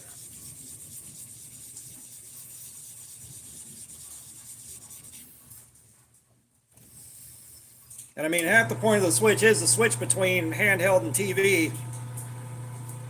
I don't know why everyone thinks the Switch Lite is such a great deal. Like, it's a little bit cheaper, but you're losing so much of the functionality and so much recourse if something happens to your controllers.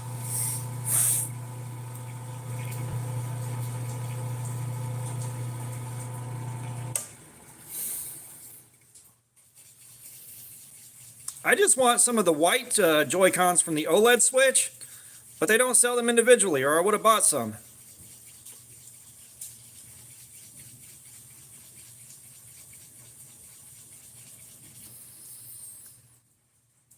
Yeah, years and years ago, we had a bunch of these offcuts, and I sat there on the basement floor for a couple of hours just smashing them with a hammer to get some irregular shapes. I figured, hey, we can cast these in something and they'll come out looking pretty cool.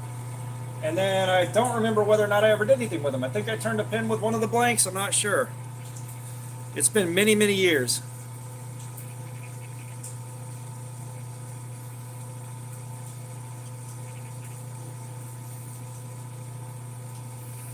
So I probably made this blank like 12, 13 years ago.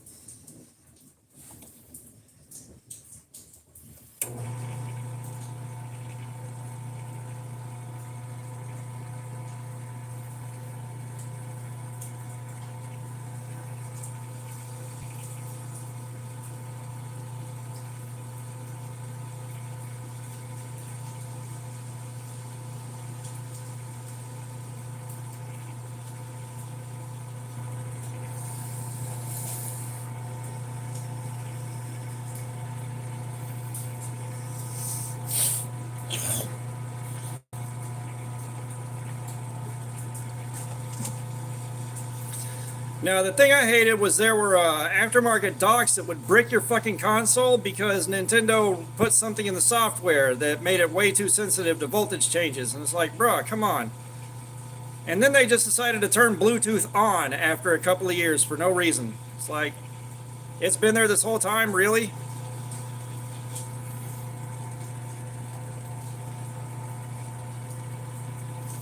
And then the Switch 2 is going to be like $500 fucking dollars. It's like, bro, come on.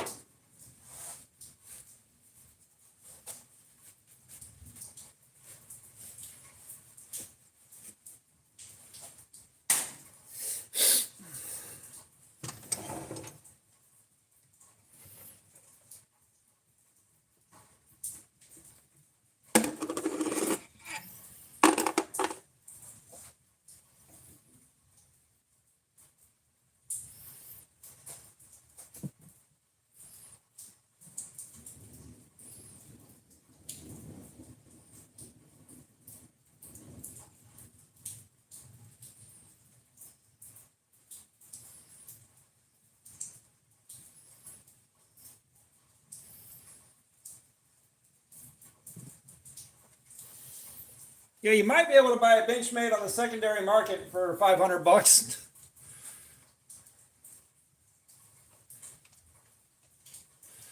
I doubt they'll go down in price. A used one might drop in price, maybe, but I doubt it.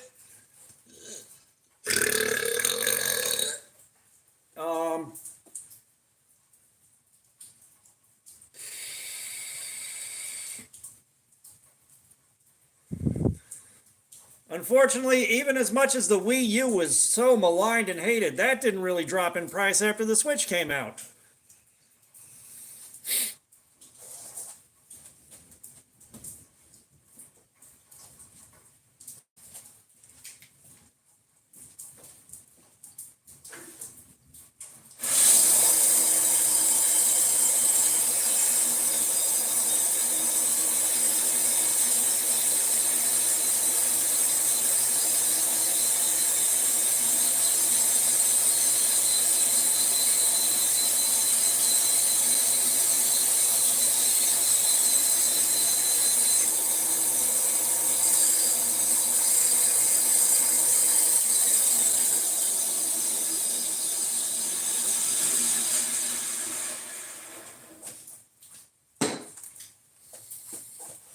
All right, we're going to do a little rainbow bead here.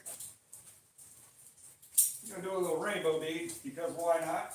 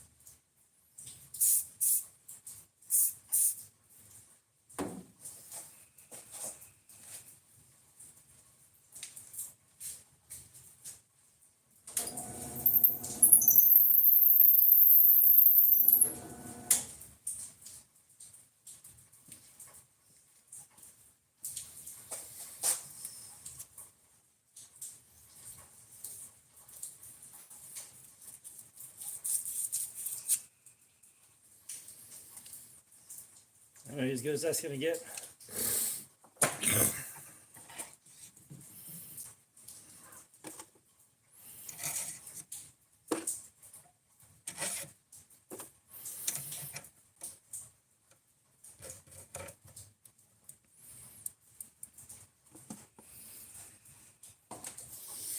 Now this stuff is a pain in the dick to turn, so let's see how the carbide tool likes it.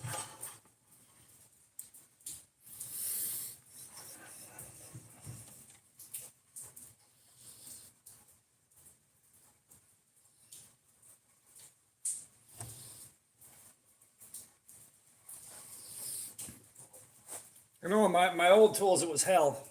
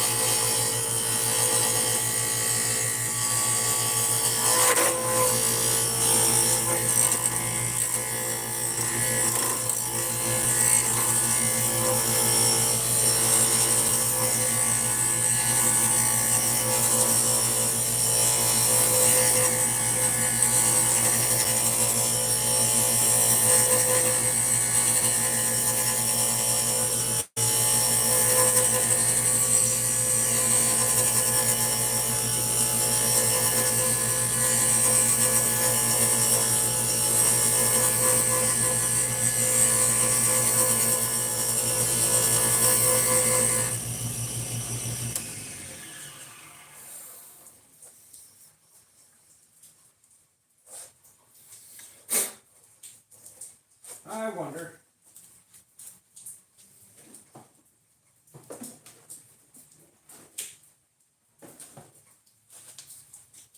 First and foremost, where the hell I put my case for this thing.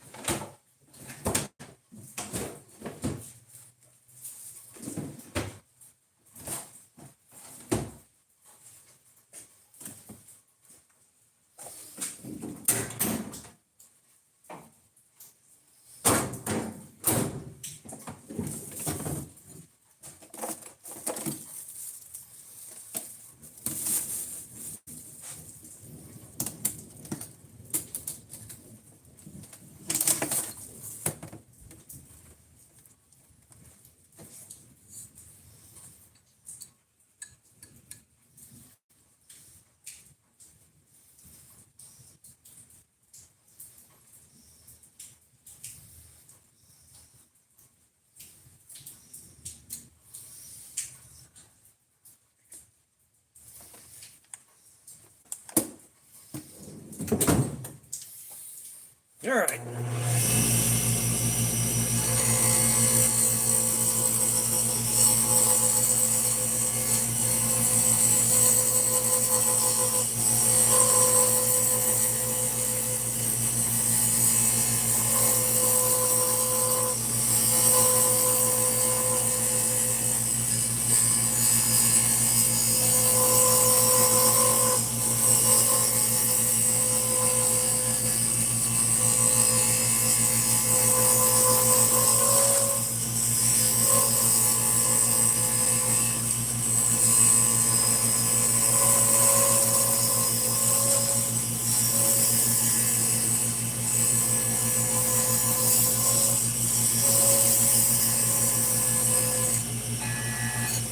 Yeah, this stuff's just a bitch to turn. Food, you out of here, man. Have a good night. Have a good night, man. Appreciate you as always.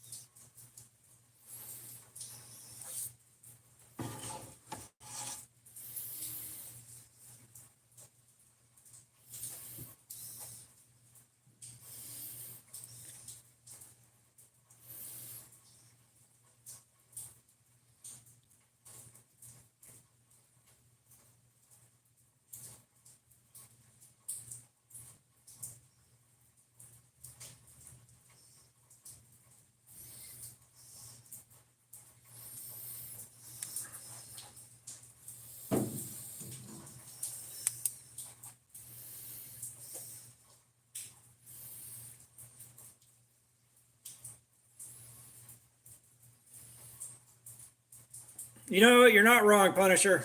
You're not wrong at all.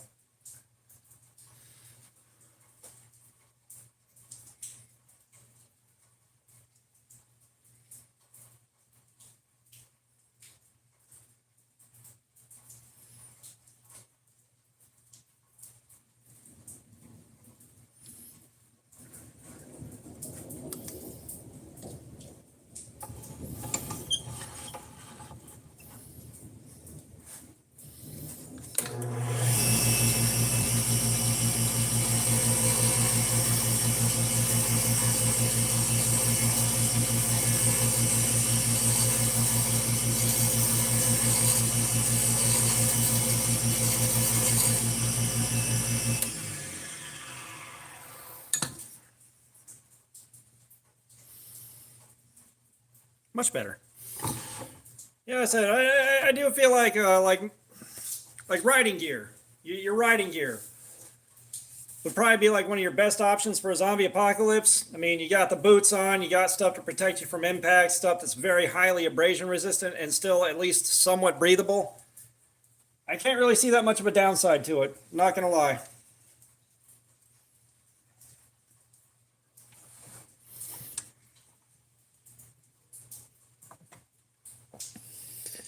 Yeah, that's what I'm saying. Like, even like street bike gear, the sport bike stuff, you know, your crotch rocket,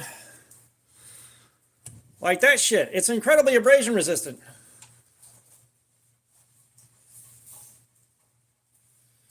I've seen shorts of Yellowstone on YouTube a ton, but I haven't actually watched the show.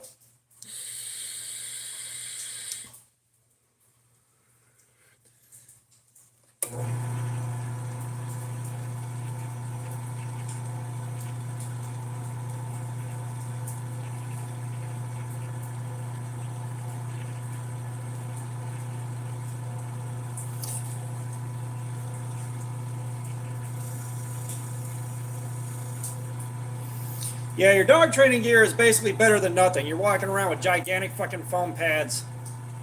Around the cabin, what's up? How you doing, man? Welcome.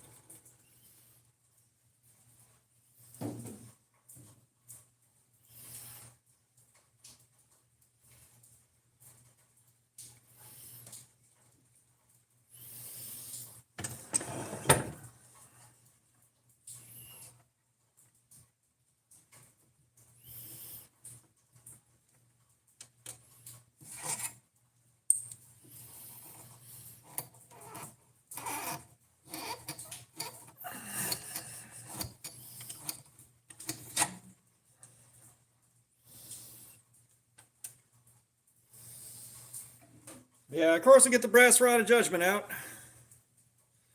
But I mean, real basic, straightforward little guy here.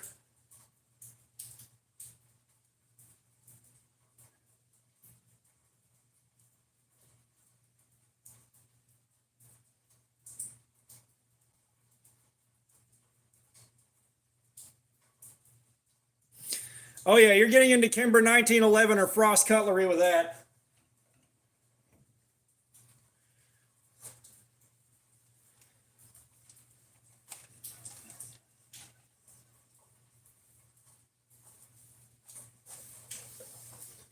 Let's see, what do I got else that's cool?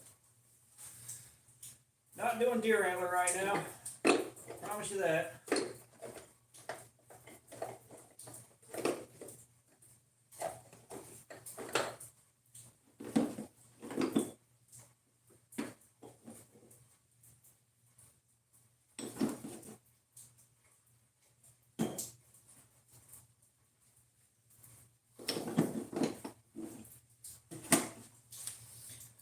Bear with me a second, guys. This is going to take a second to cut down.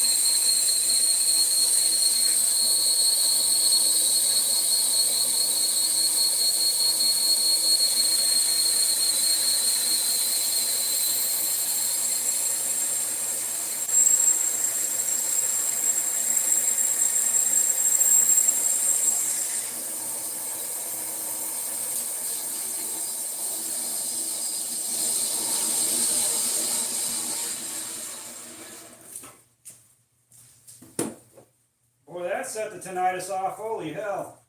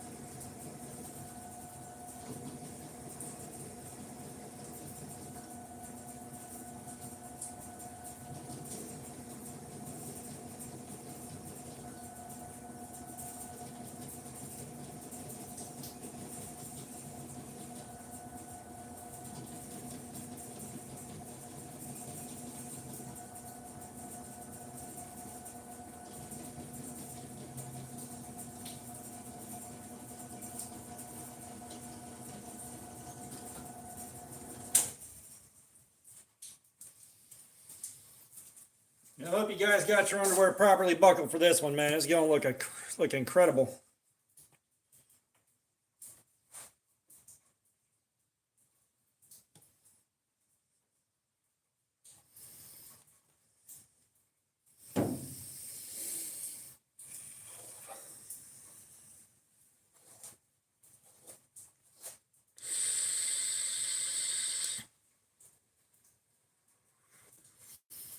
Give you all a little sneaky preview of what's going on in here.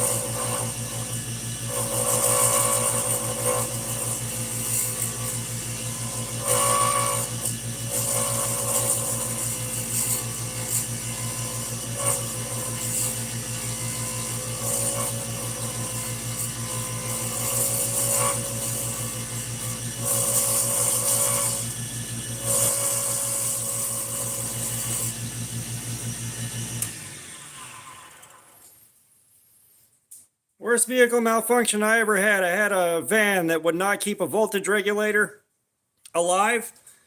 And right as I hit a massive highway, 285, if you're familiar with it, the voltage regulator went out, and so the alternator pushed way too much wattage into the light bulb or into the headlights, blew the low beams out. So I switched to the high beams. It blew those out right as it turned dark. I had to drive a full lap around 285 before I had someone going off of the same ramp I was so I could use their headlights to see what I was doing. And at some point, the battery fucking popped. Like, the battery vented like a motherfucker, and the battery was directly behind the seat in the cabin of a big-ass fucking van. I cannot tell you how bad that experience was, but it was bad.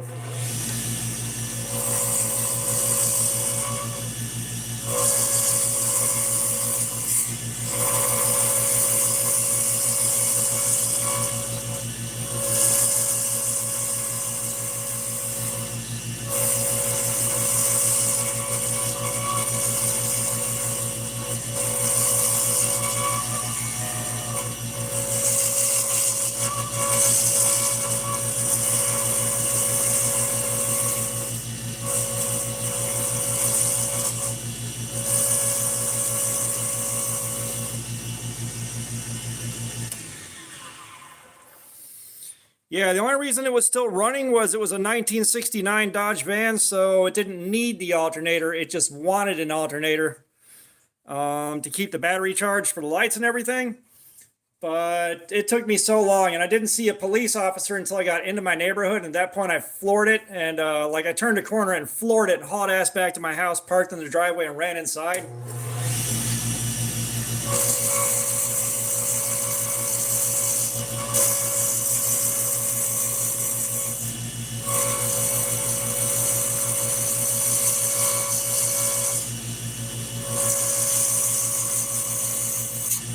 So, I mean, that battery was venting straight up, battery acid and steam.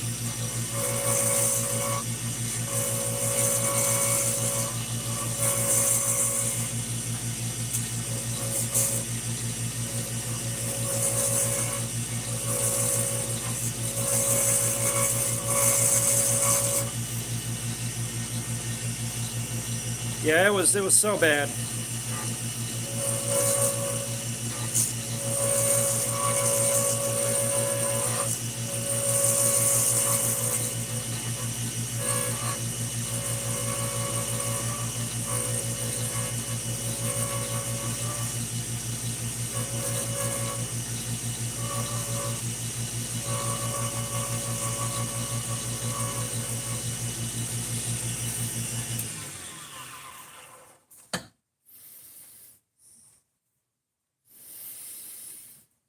All right, so we will super glue this up. I think there's a lot of little bitty tiny chips that came out of it.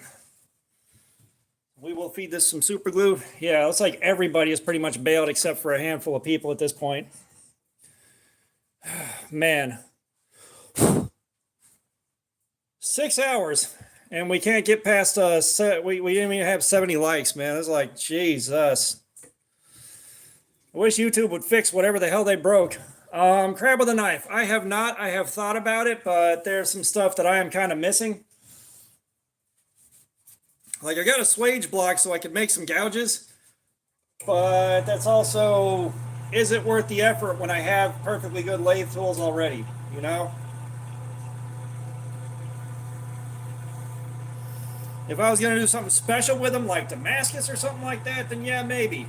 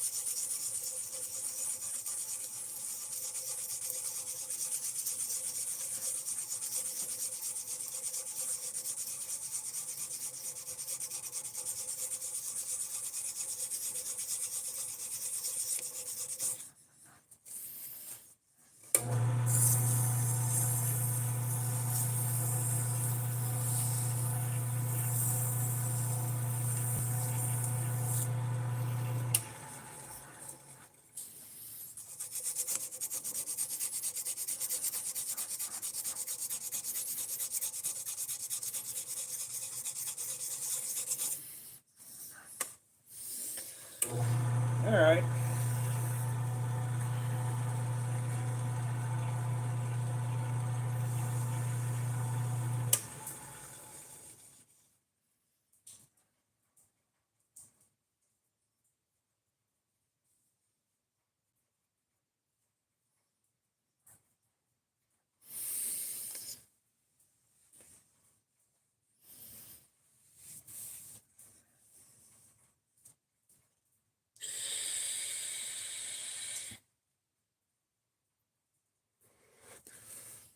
Well, I'm going to have to run upstairs and get some fresh batteries in a minute here.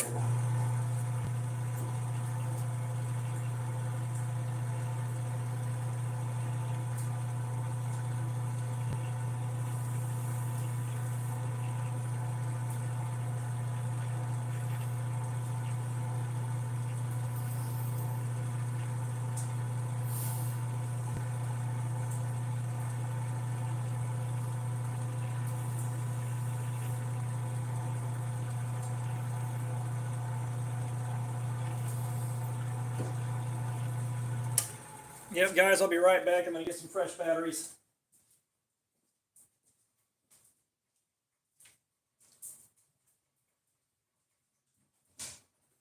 Garage door.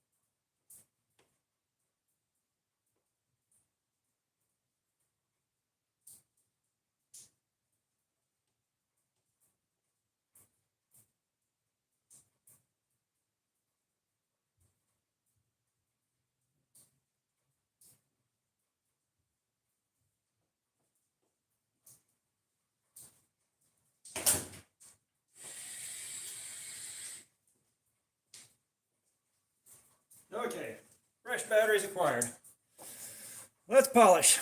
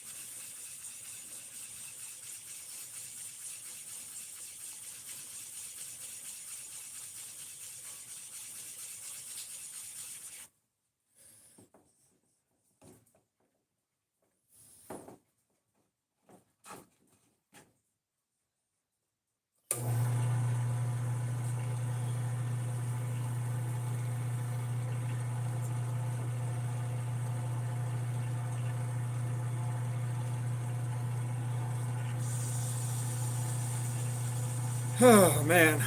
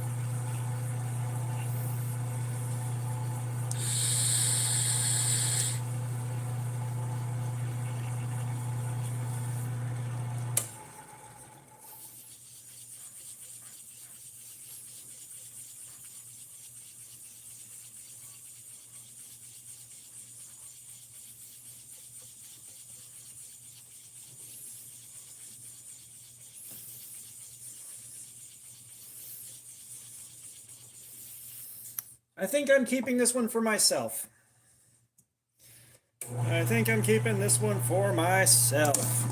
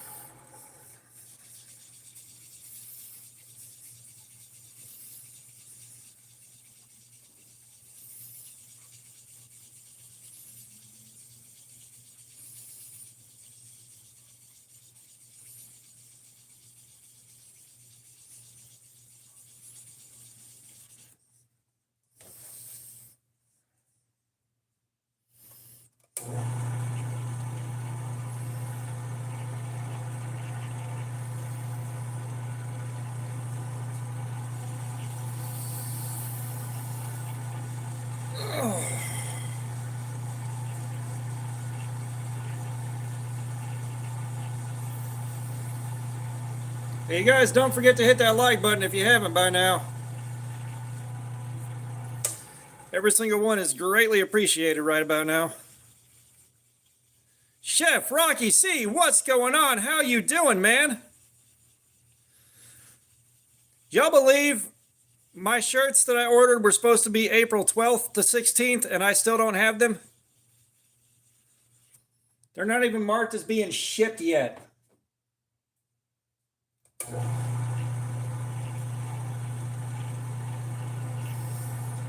Like, I mean, my last ditch, I may have to have somebody do a cricket and do an iron on just for the show.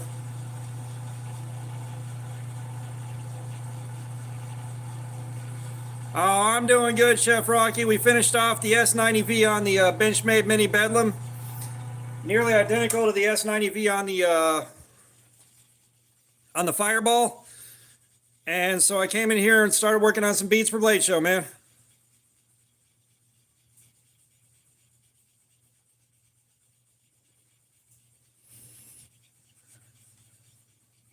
Jacob, have a good night, man. I appreciate you being here.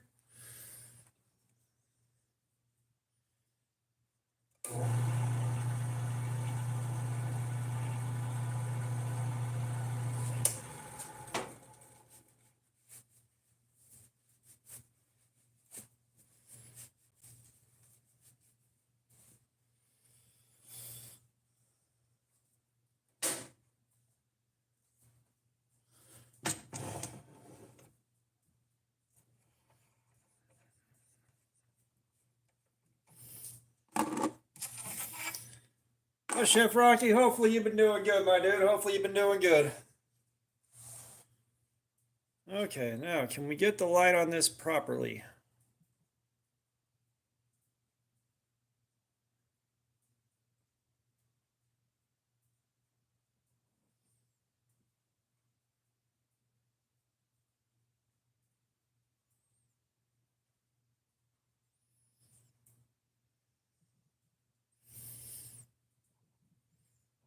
Boy, I need another light in here. I need to get yet another fucking ring light. Yeah, it's not showing all the colors properly on here. There's some green in here that's not really showing up. Some more reds and blacks, like it's not showing up right in this light on the Rod of Judgment. All right, let me see. Do I have another cardboard Slayer bead?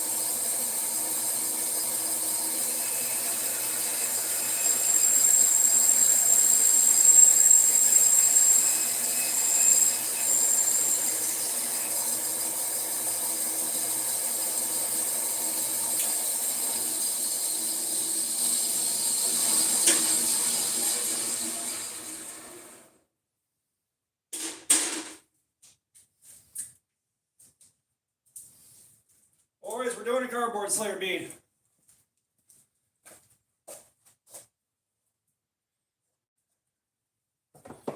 We're doing a cardboard Slayer bead.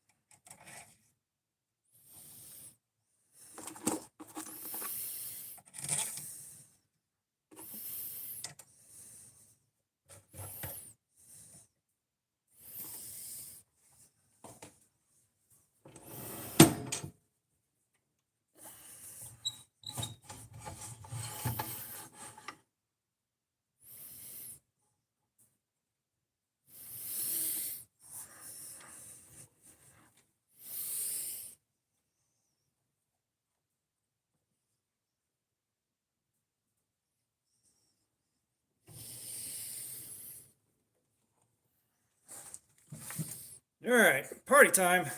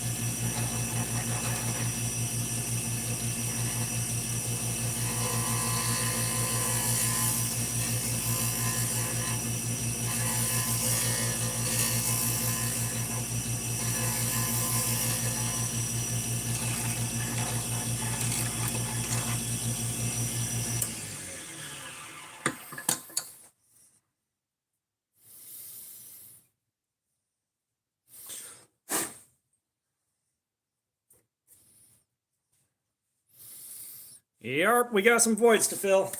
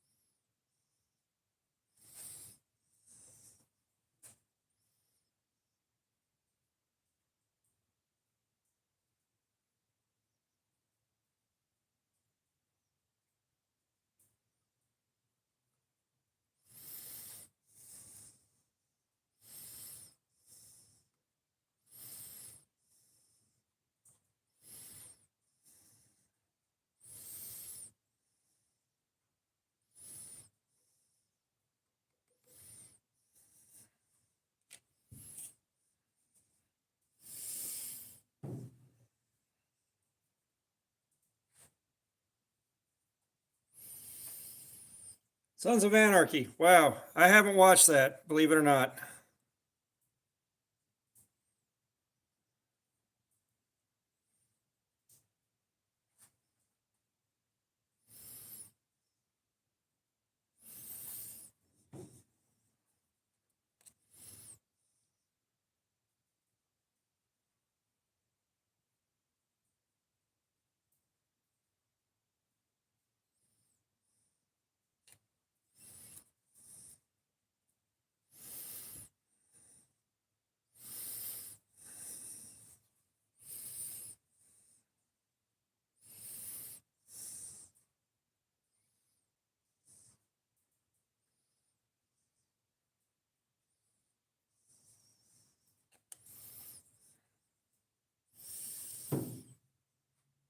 Yeah, I knew a guy that he was a chapter president of one of the bigger, like serious clubs. I don't remember which one, thank God, at this point, but I liked him. He's a good dude. He's a good dude. He's been through it. You know, he's reformed his ways quite a bit, but there's some things you can't walk away from.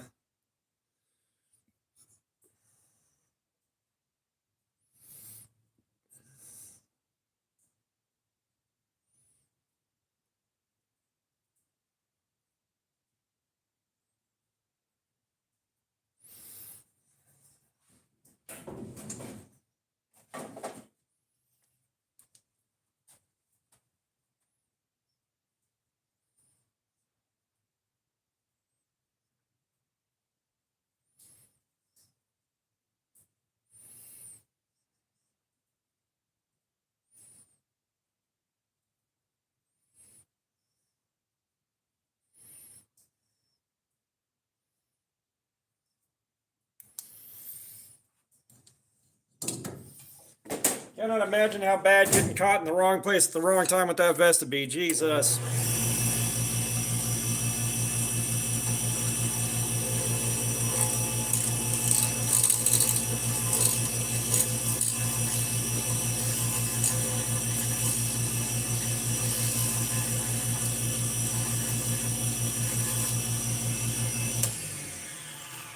Xiaoling, what's up? How you doing, man?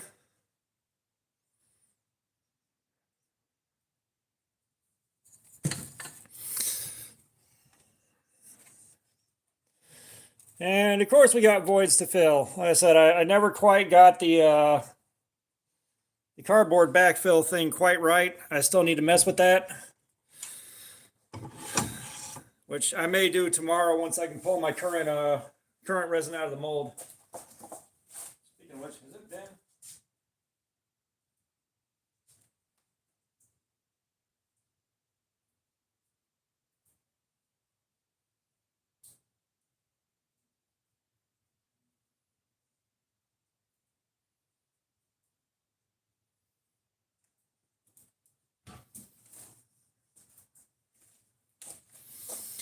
Yeah, it ain't quite been long enough to even think about demolding what I cast this morning.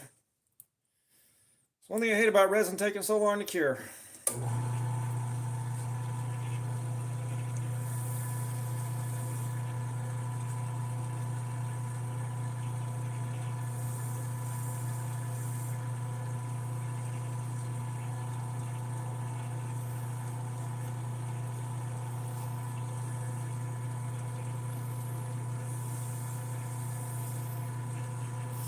Yeah, one thing I do know of my guy, he wasn't allowed to wear his colors any place that, you know, all of us that knew each other were, because that was outside of club business. And I thank God for that every day, because I don't know what the fuck I would have been done, what I would have done if I would have been caught out in that mess.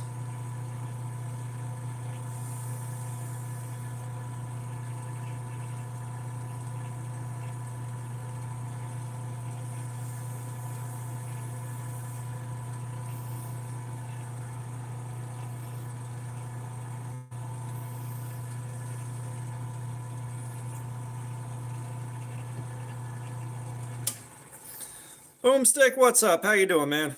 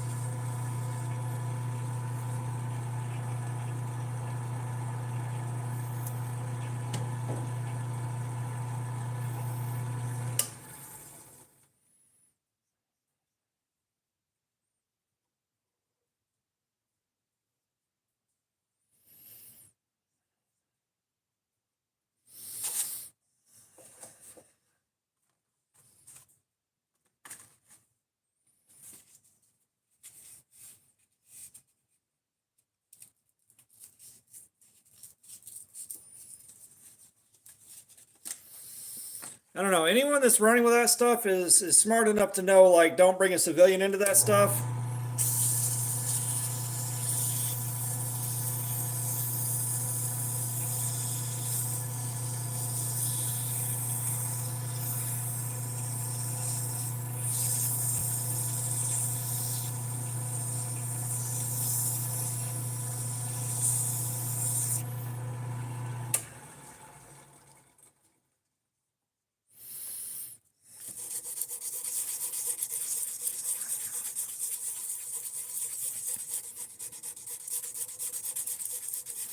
Yeah, he might have been if he was a hang around or like not a prospect yet, I don't think he would have had like gear, if you know what I mean. I don't think he would have had paraphernalia.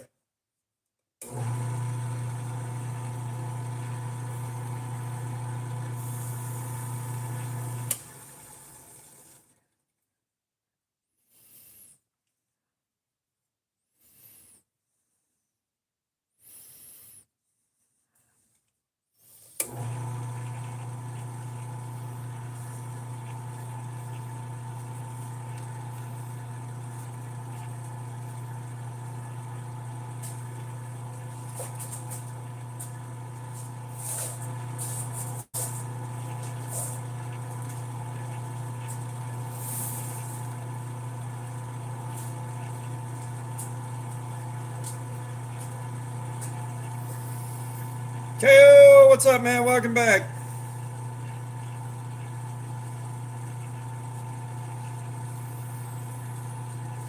God, I had a question for you a little while ago, and I can't remember what the fuck it was now.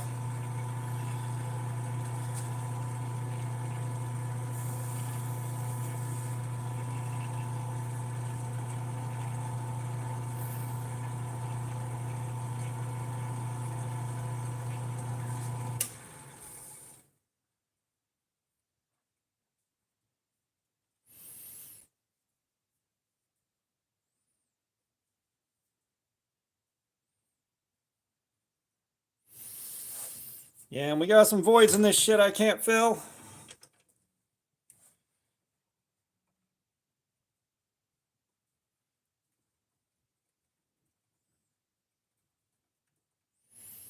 Punisher, I think KO's talking to you.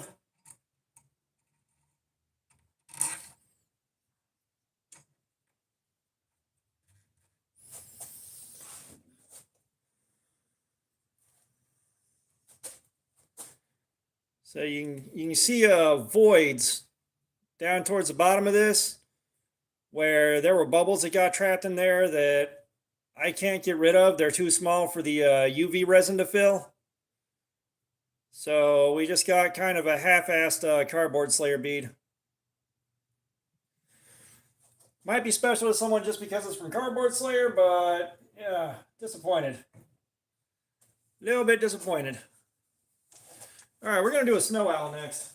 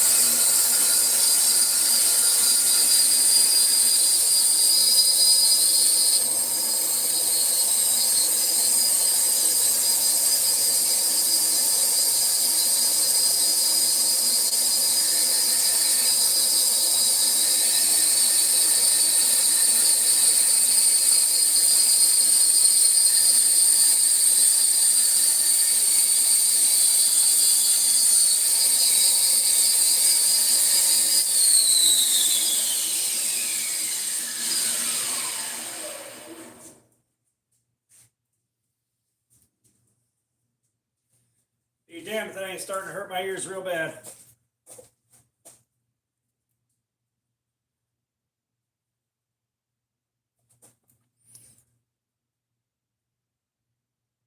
Rocky, you're back in here.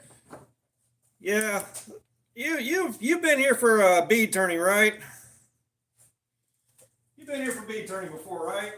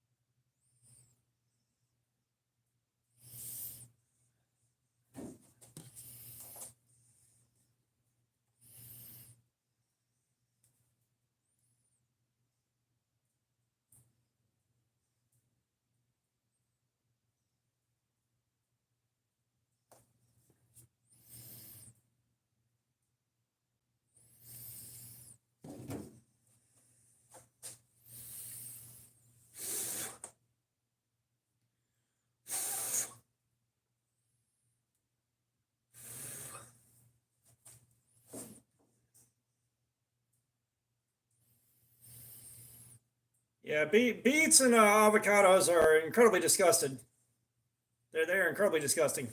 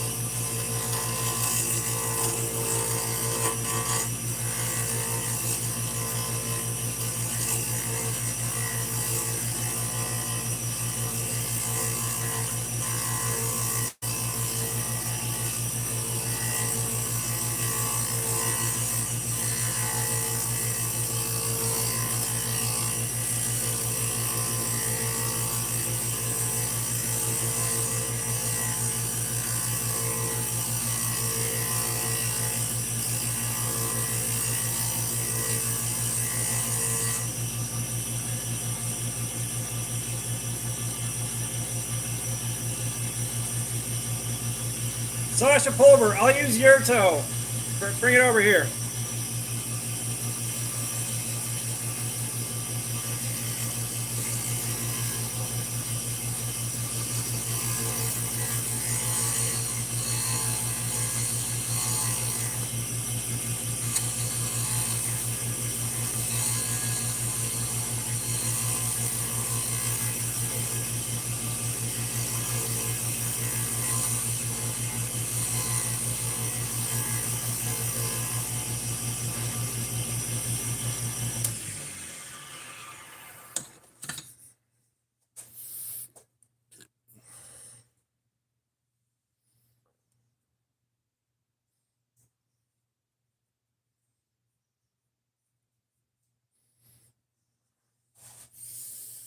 Tell me I only got a couple small voids to fill.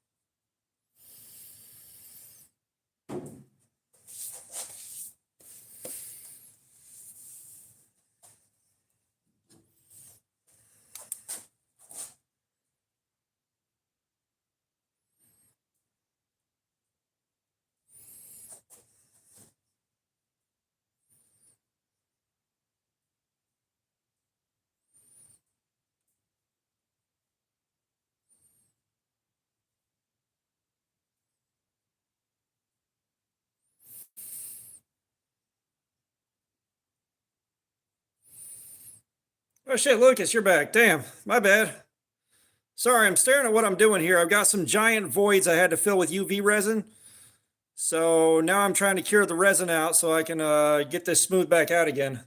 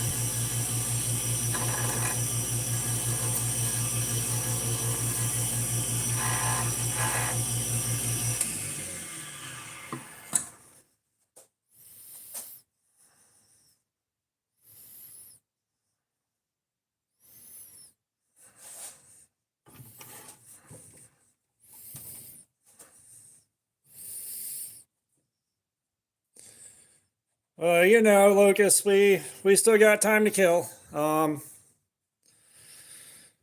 feel like maybe I should have started a second knife up, but just not tonight. Not tonight. I've been crazy ass exhausted for days.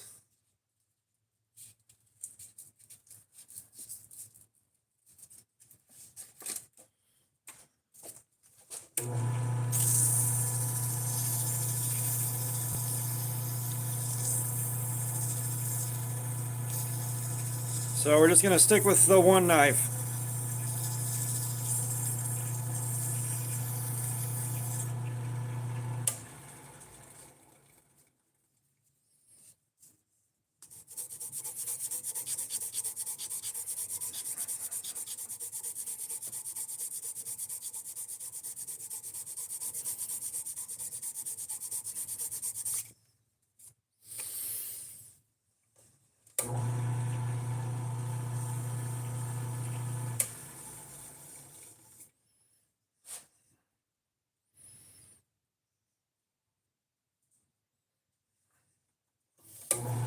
Tell you what, this one's about to be cool as fuck.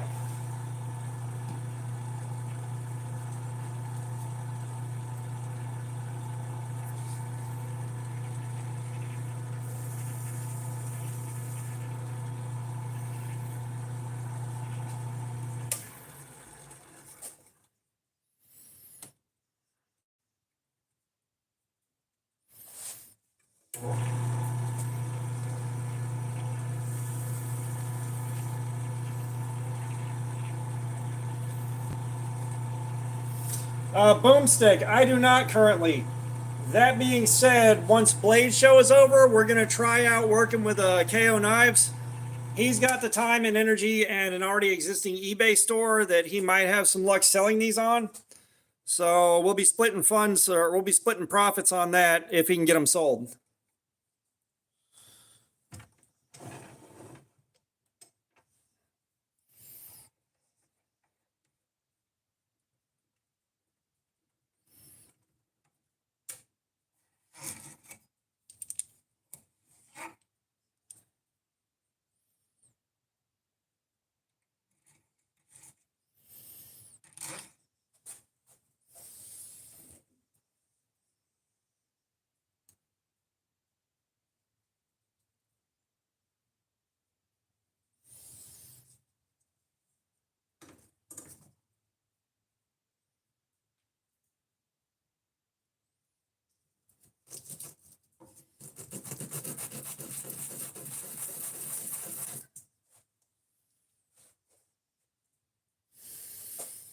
All right.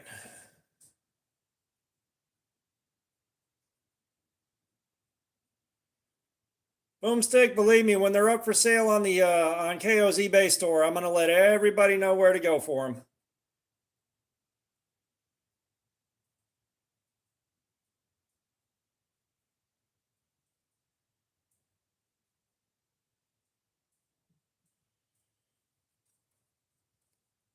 I love how this turned out. This turned out better than I could have hoped. And all that is a miniature pine cone and white resin.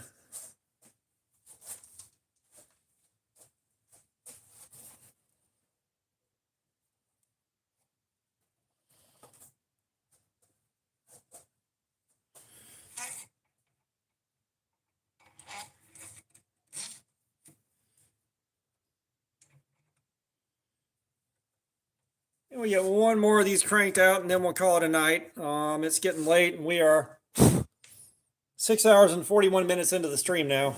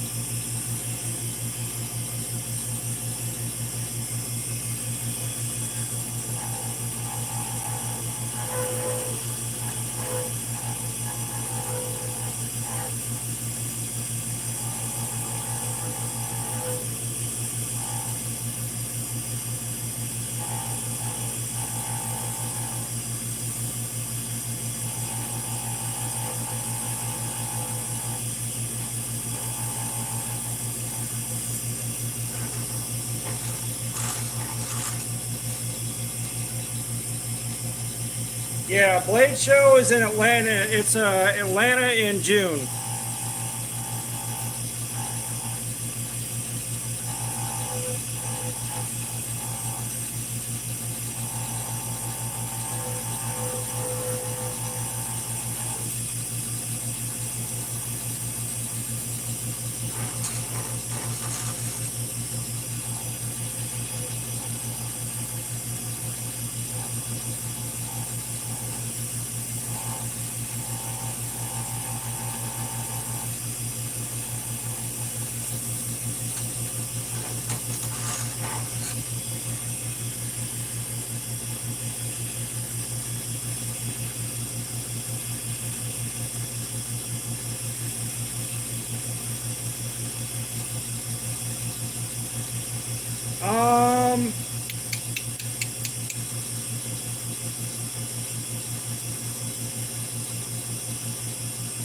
Let's do the aluminum scales. Why not?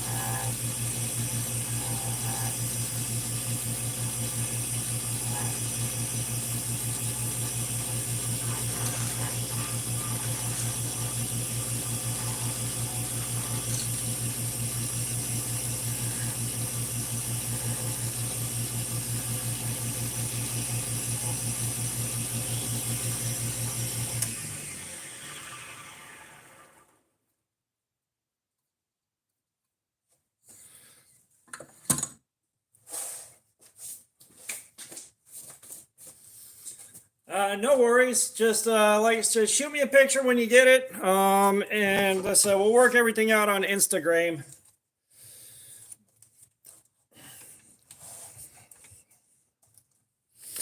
Oh, once this thing's polished up, it's gonna be fucking sick as hell. I can already tell.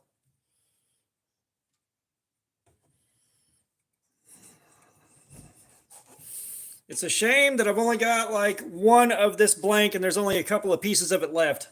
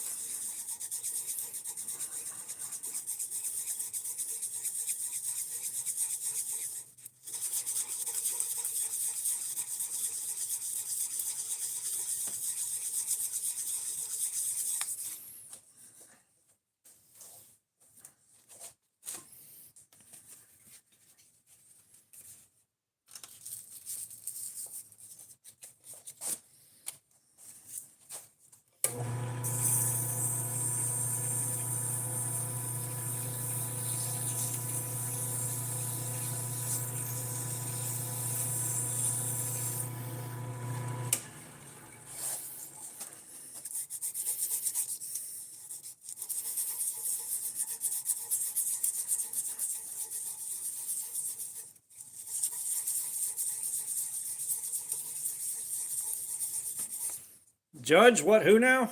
What are we judging?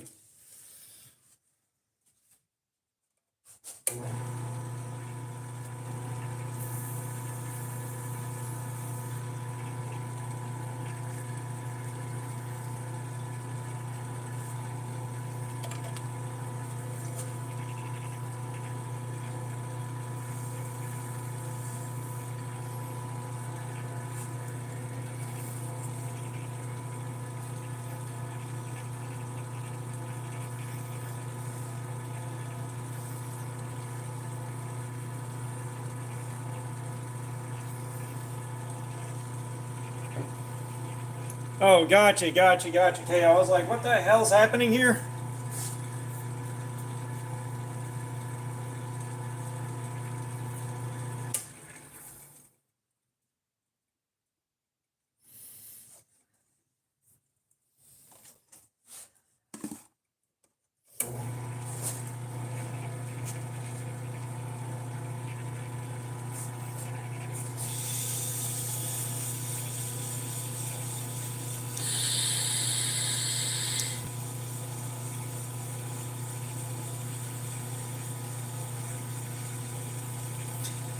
It's a cool idea, but I keep seeing where they're terrible, even though I like the idea behind it.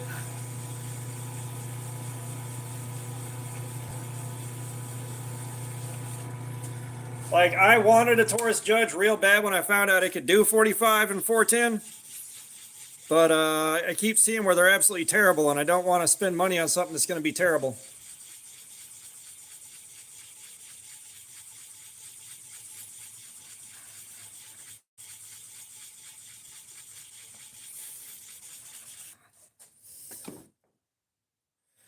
Because apparently it basically...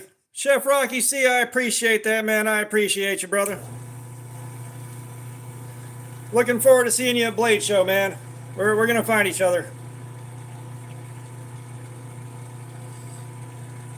Yeah, that's what I'm saying. Like, I wanted one so bad whenever they first came out and I first heard about them. And I just see more and more that they're terrible. Yeah, like, I like the idea, but from what I've seen... 208 Knives, what's up? How you doing, man? We're at the dingus end of the stream, dude. We ran the S90V into the ground, and I didn't have enough time to really go in on a second knife, so here we are. We're killing some time making beads for Blade Show.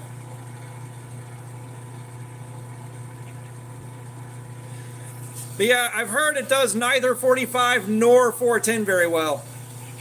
So the S90V on the Bedlam went almost exactly as long as the S90V on the Fireball did. It was like 5.5 hours.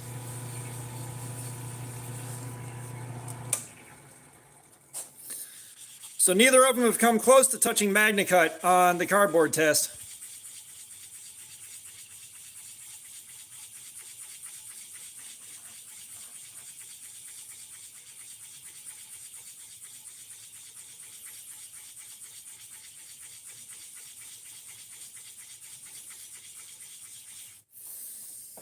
And like S90V is apparently supposed to be better at edge retention than MagnaCut, but with pretty much identical angles on the blades.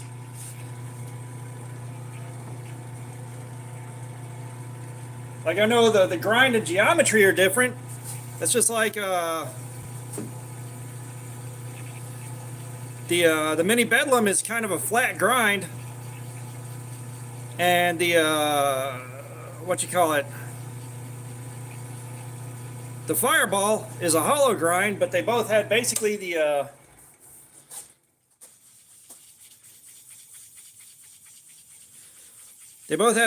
exact same edge profile on them when I got done sharpening them. And Kenneth Williams, what's up? How you doing, man? The Rex 2121 was weird. Like, I didn't really get to do a full, thorough, proper run on it. Like, we were partway through, and then Aiden said, here's $50. Cut glass with it and sharpen it. But it's just some weird stuff. It was a weird experience all the way around. I'm pretty sure I could have kept pushing through cardboard for a lot longer with it, but we may revisit that later if I want to do another marathon stream. I don't have any 15V to test, my dude. I ain't got that kind of money. Both the Rex 121 and the Mini Bedlam were gifts. There's no way I could have paid for those out of pocket.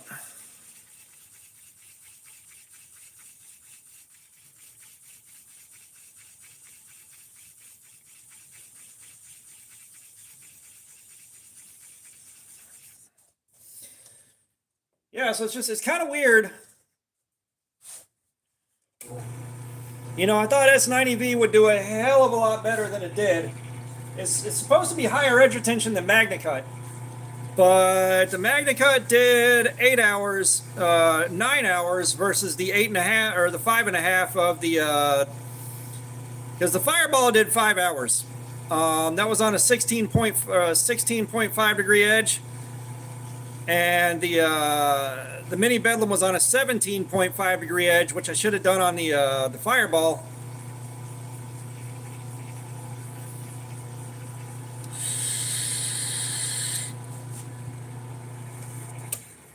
But yeah, like, it's not like a significant jump up from a D2 in a similar HRC range as far as the amount of time we got out of it.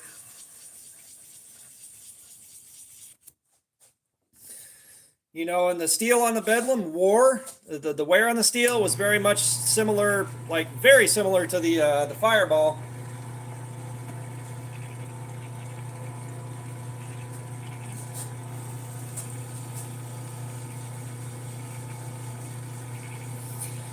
Yeah, it's weird, and like I'm not sure why my test results are different from everybody else's, outside of maybe we're not doing the same, we're not looking at the same parameters. You know, everyone's just kind of cutting, looking for that first snag on paper, and I'm looking for absolute edge devastation.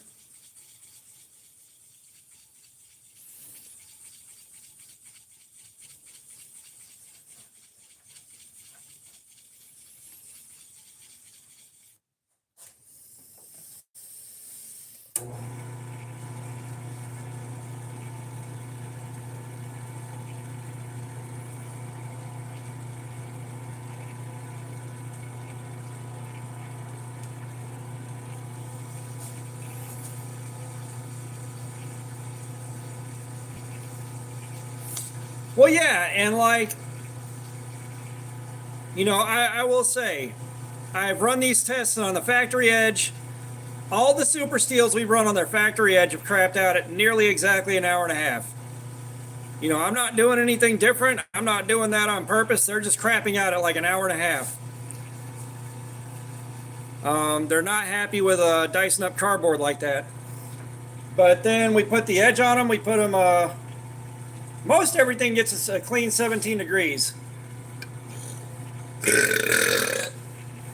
But like that 17 degrees on D2, that gives D2 the longest holding power on Cardboard Slayer that I've tried so far.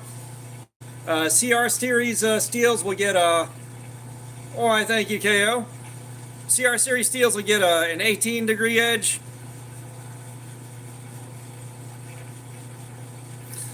So like I know if I carry that daily on that edge angle, it's going to hold for a long time.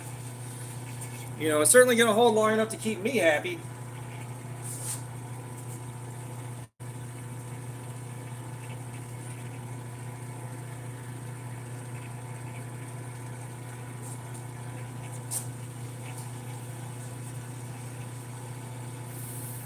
All right, we're getting real close to wrapping this stream up. I am tired and hungry. Yeah, Killer Llamas, we're still on stream. Like, we're in the process of wrapping it up right now. Like, it's been just shy of 7 hours now. So we'll give it a couple more minutes, but then I've got to go. I am very tired. I am very hungry.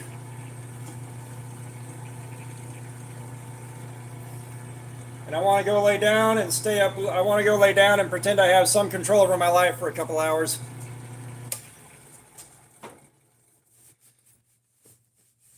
Yeah, KO, I'll probably be with you in a little bit for at least a few minutes. I will say I am thoroughly cooked now. I am thoroughly cooked.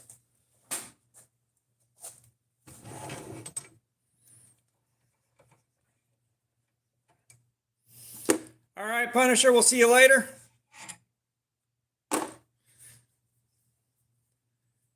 Killer Llamas, I appreciate that, man. Thank you so much for that.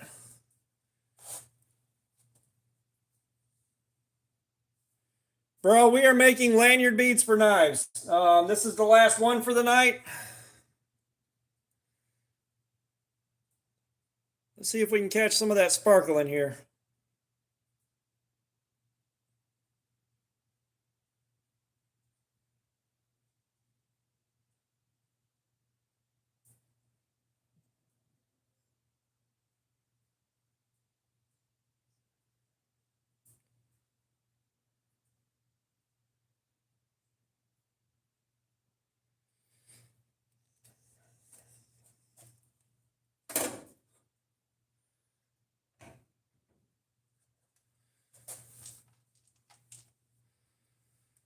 KO, I know that feeling. Trust me, I'd be tempted to buy it if I didn't have it in hand and just finished making it. But yeah, I think we're going to drop here.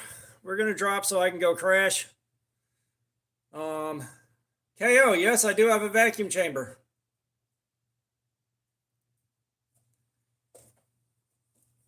Damn, Chef Rocky. Damn. Well, at Blade Show, I'll have some beads for you.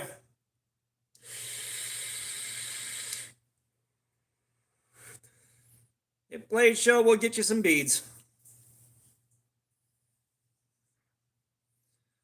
The bubbles on that last one was because I used some resin that was different from what I was using. It's got a 12-minute working time. So I didn't get to keep it in the vacuum chamber for as long as I wanted because I was worried it was going to start setting pretty much right away. So I had to throw it from the vacuum chamber into the pressure pot a little bit too fast. Yeah. Lesson learned. You know, I'll try something a little different with it next time. But yeah, for casting natural materials and resin, that 12-minute set time doesn't work. Not using it for natural materials, no.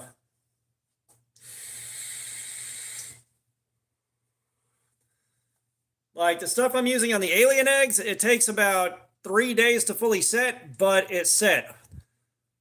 Well, that was a pine cone, dude. That was a pine cone in resin. Like, that was natural. Well, no, you're talking about the cardboard bead, aren't you? You're talking about the cardboard slayer bead? Because this one had some pretty big holes in it, too. This is the one I used the fast set resin on. It didn't work out. But the cardboard, that one I used some I used different resin on that one, but I also didn't quite have the molding on this figured out. I believe this was jammed in the cup I mixed the resin in, and then some of it kept floating to the top and getting air in it. So I got a little bit more R&D to do before I get that really dialed in. But we are at the 7-hour mark, guys. I'm dropping out. Y'all go check out KO Knives' live stream when he starts in just a minute. And I will see y'all later on. I'll see y'all on Friday, most likely. But I am tapping out. Y'all have a great night.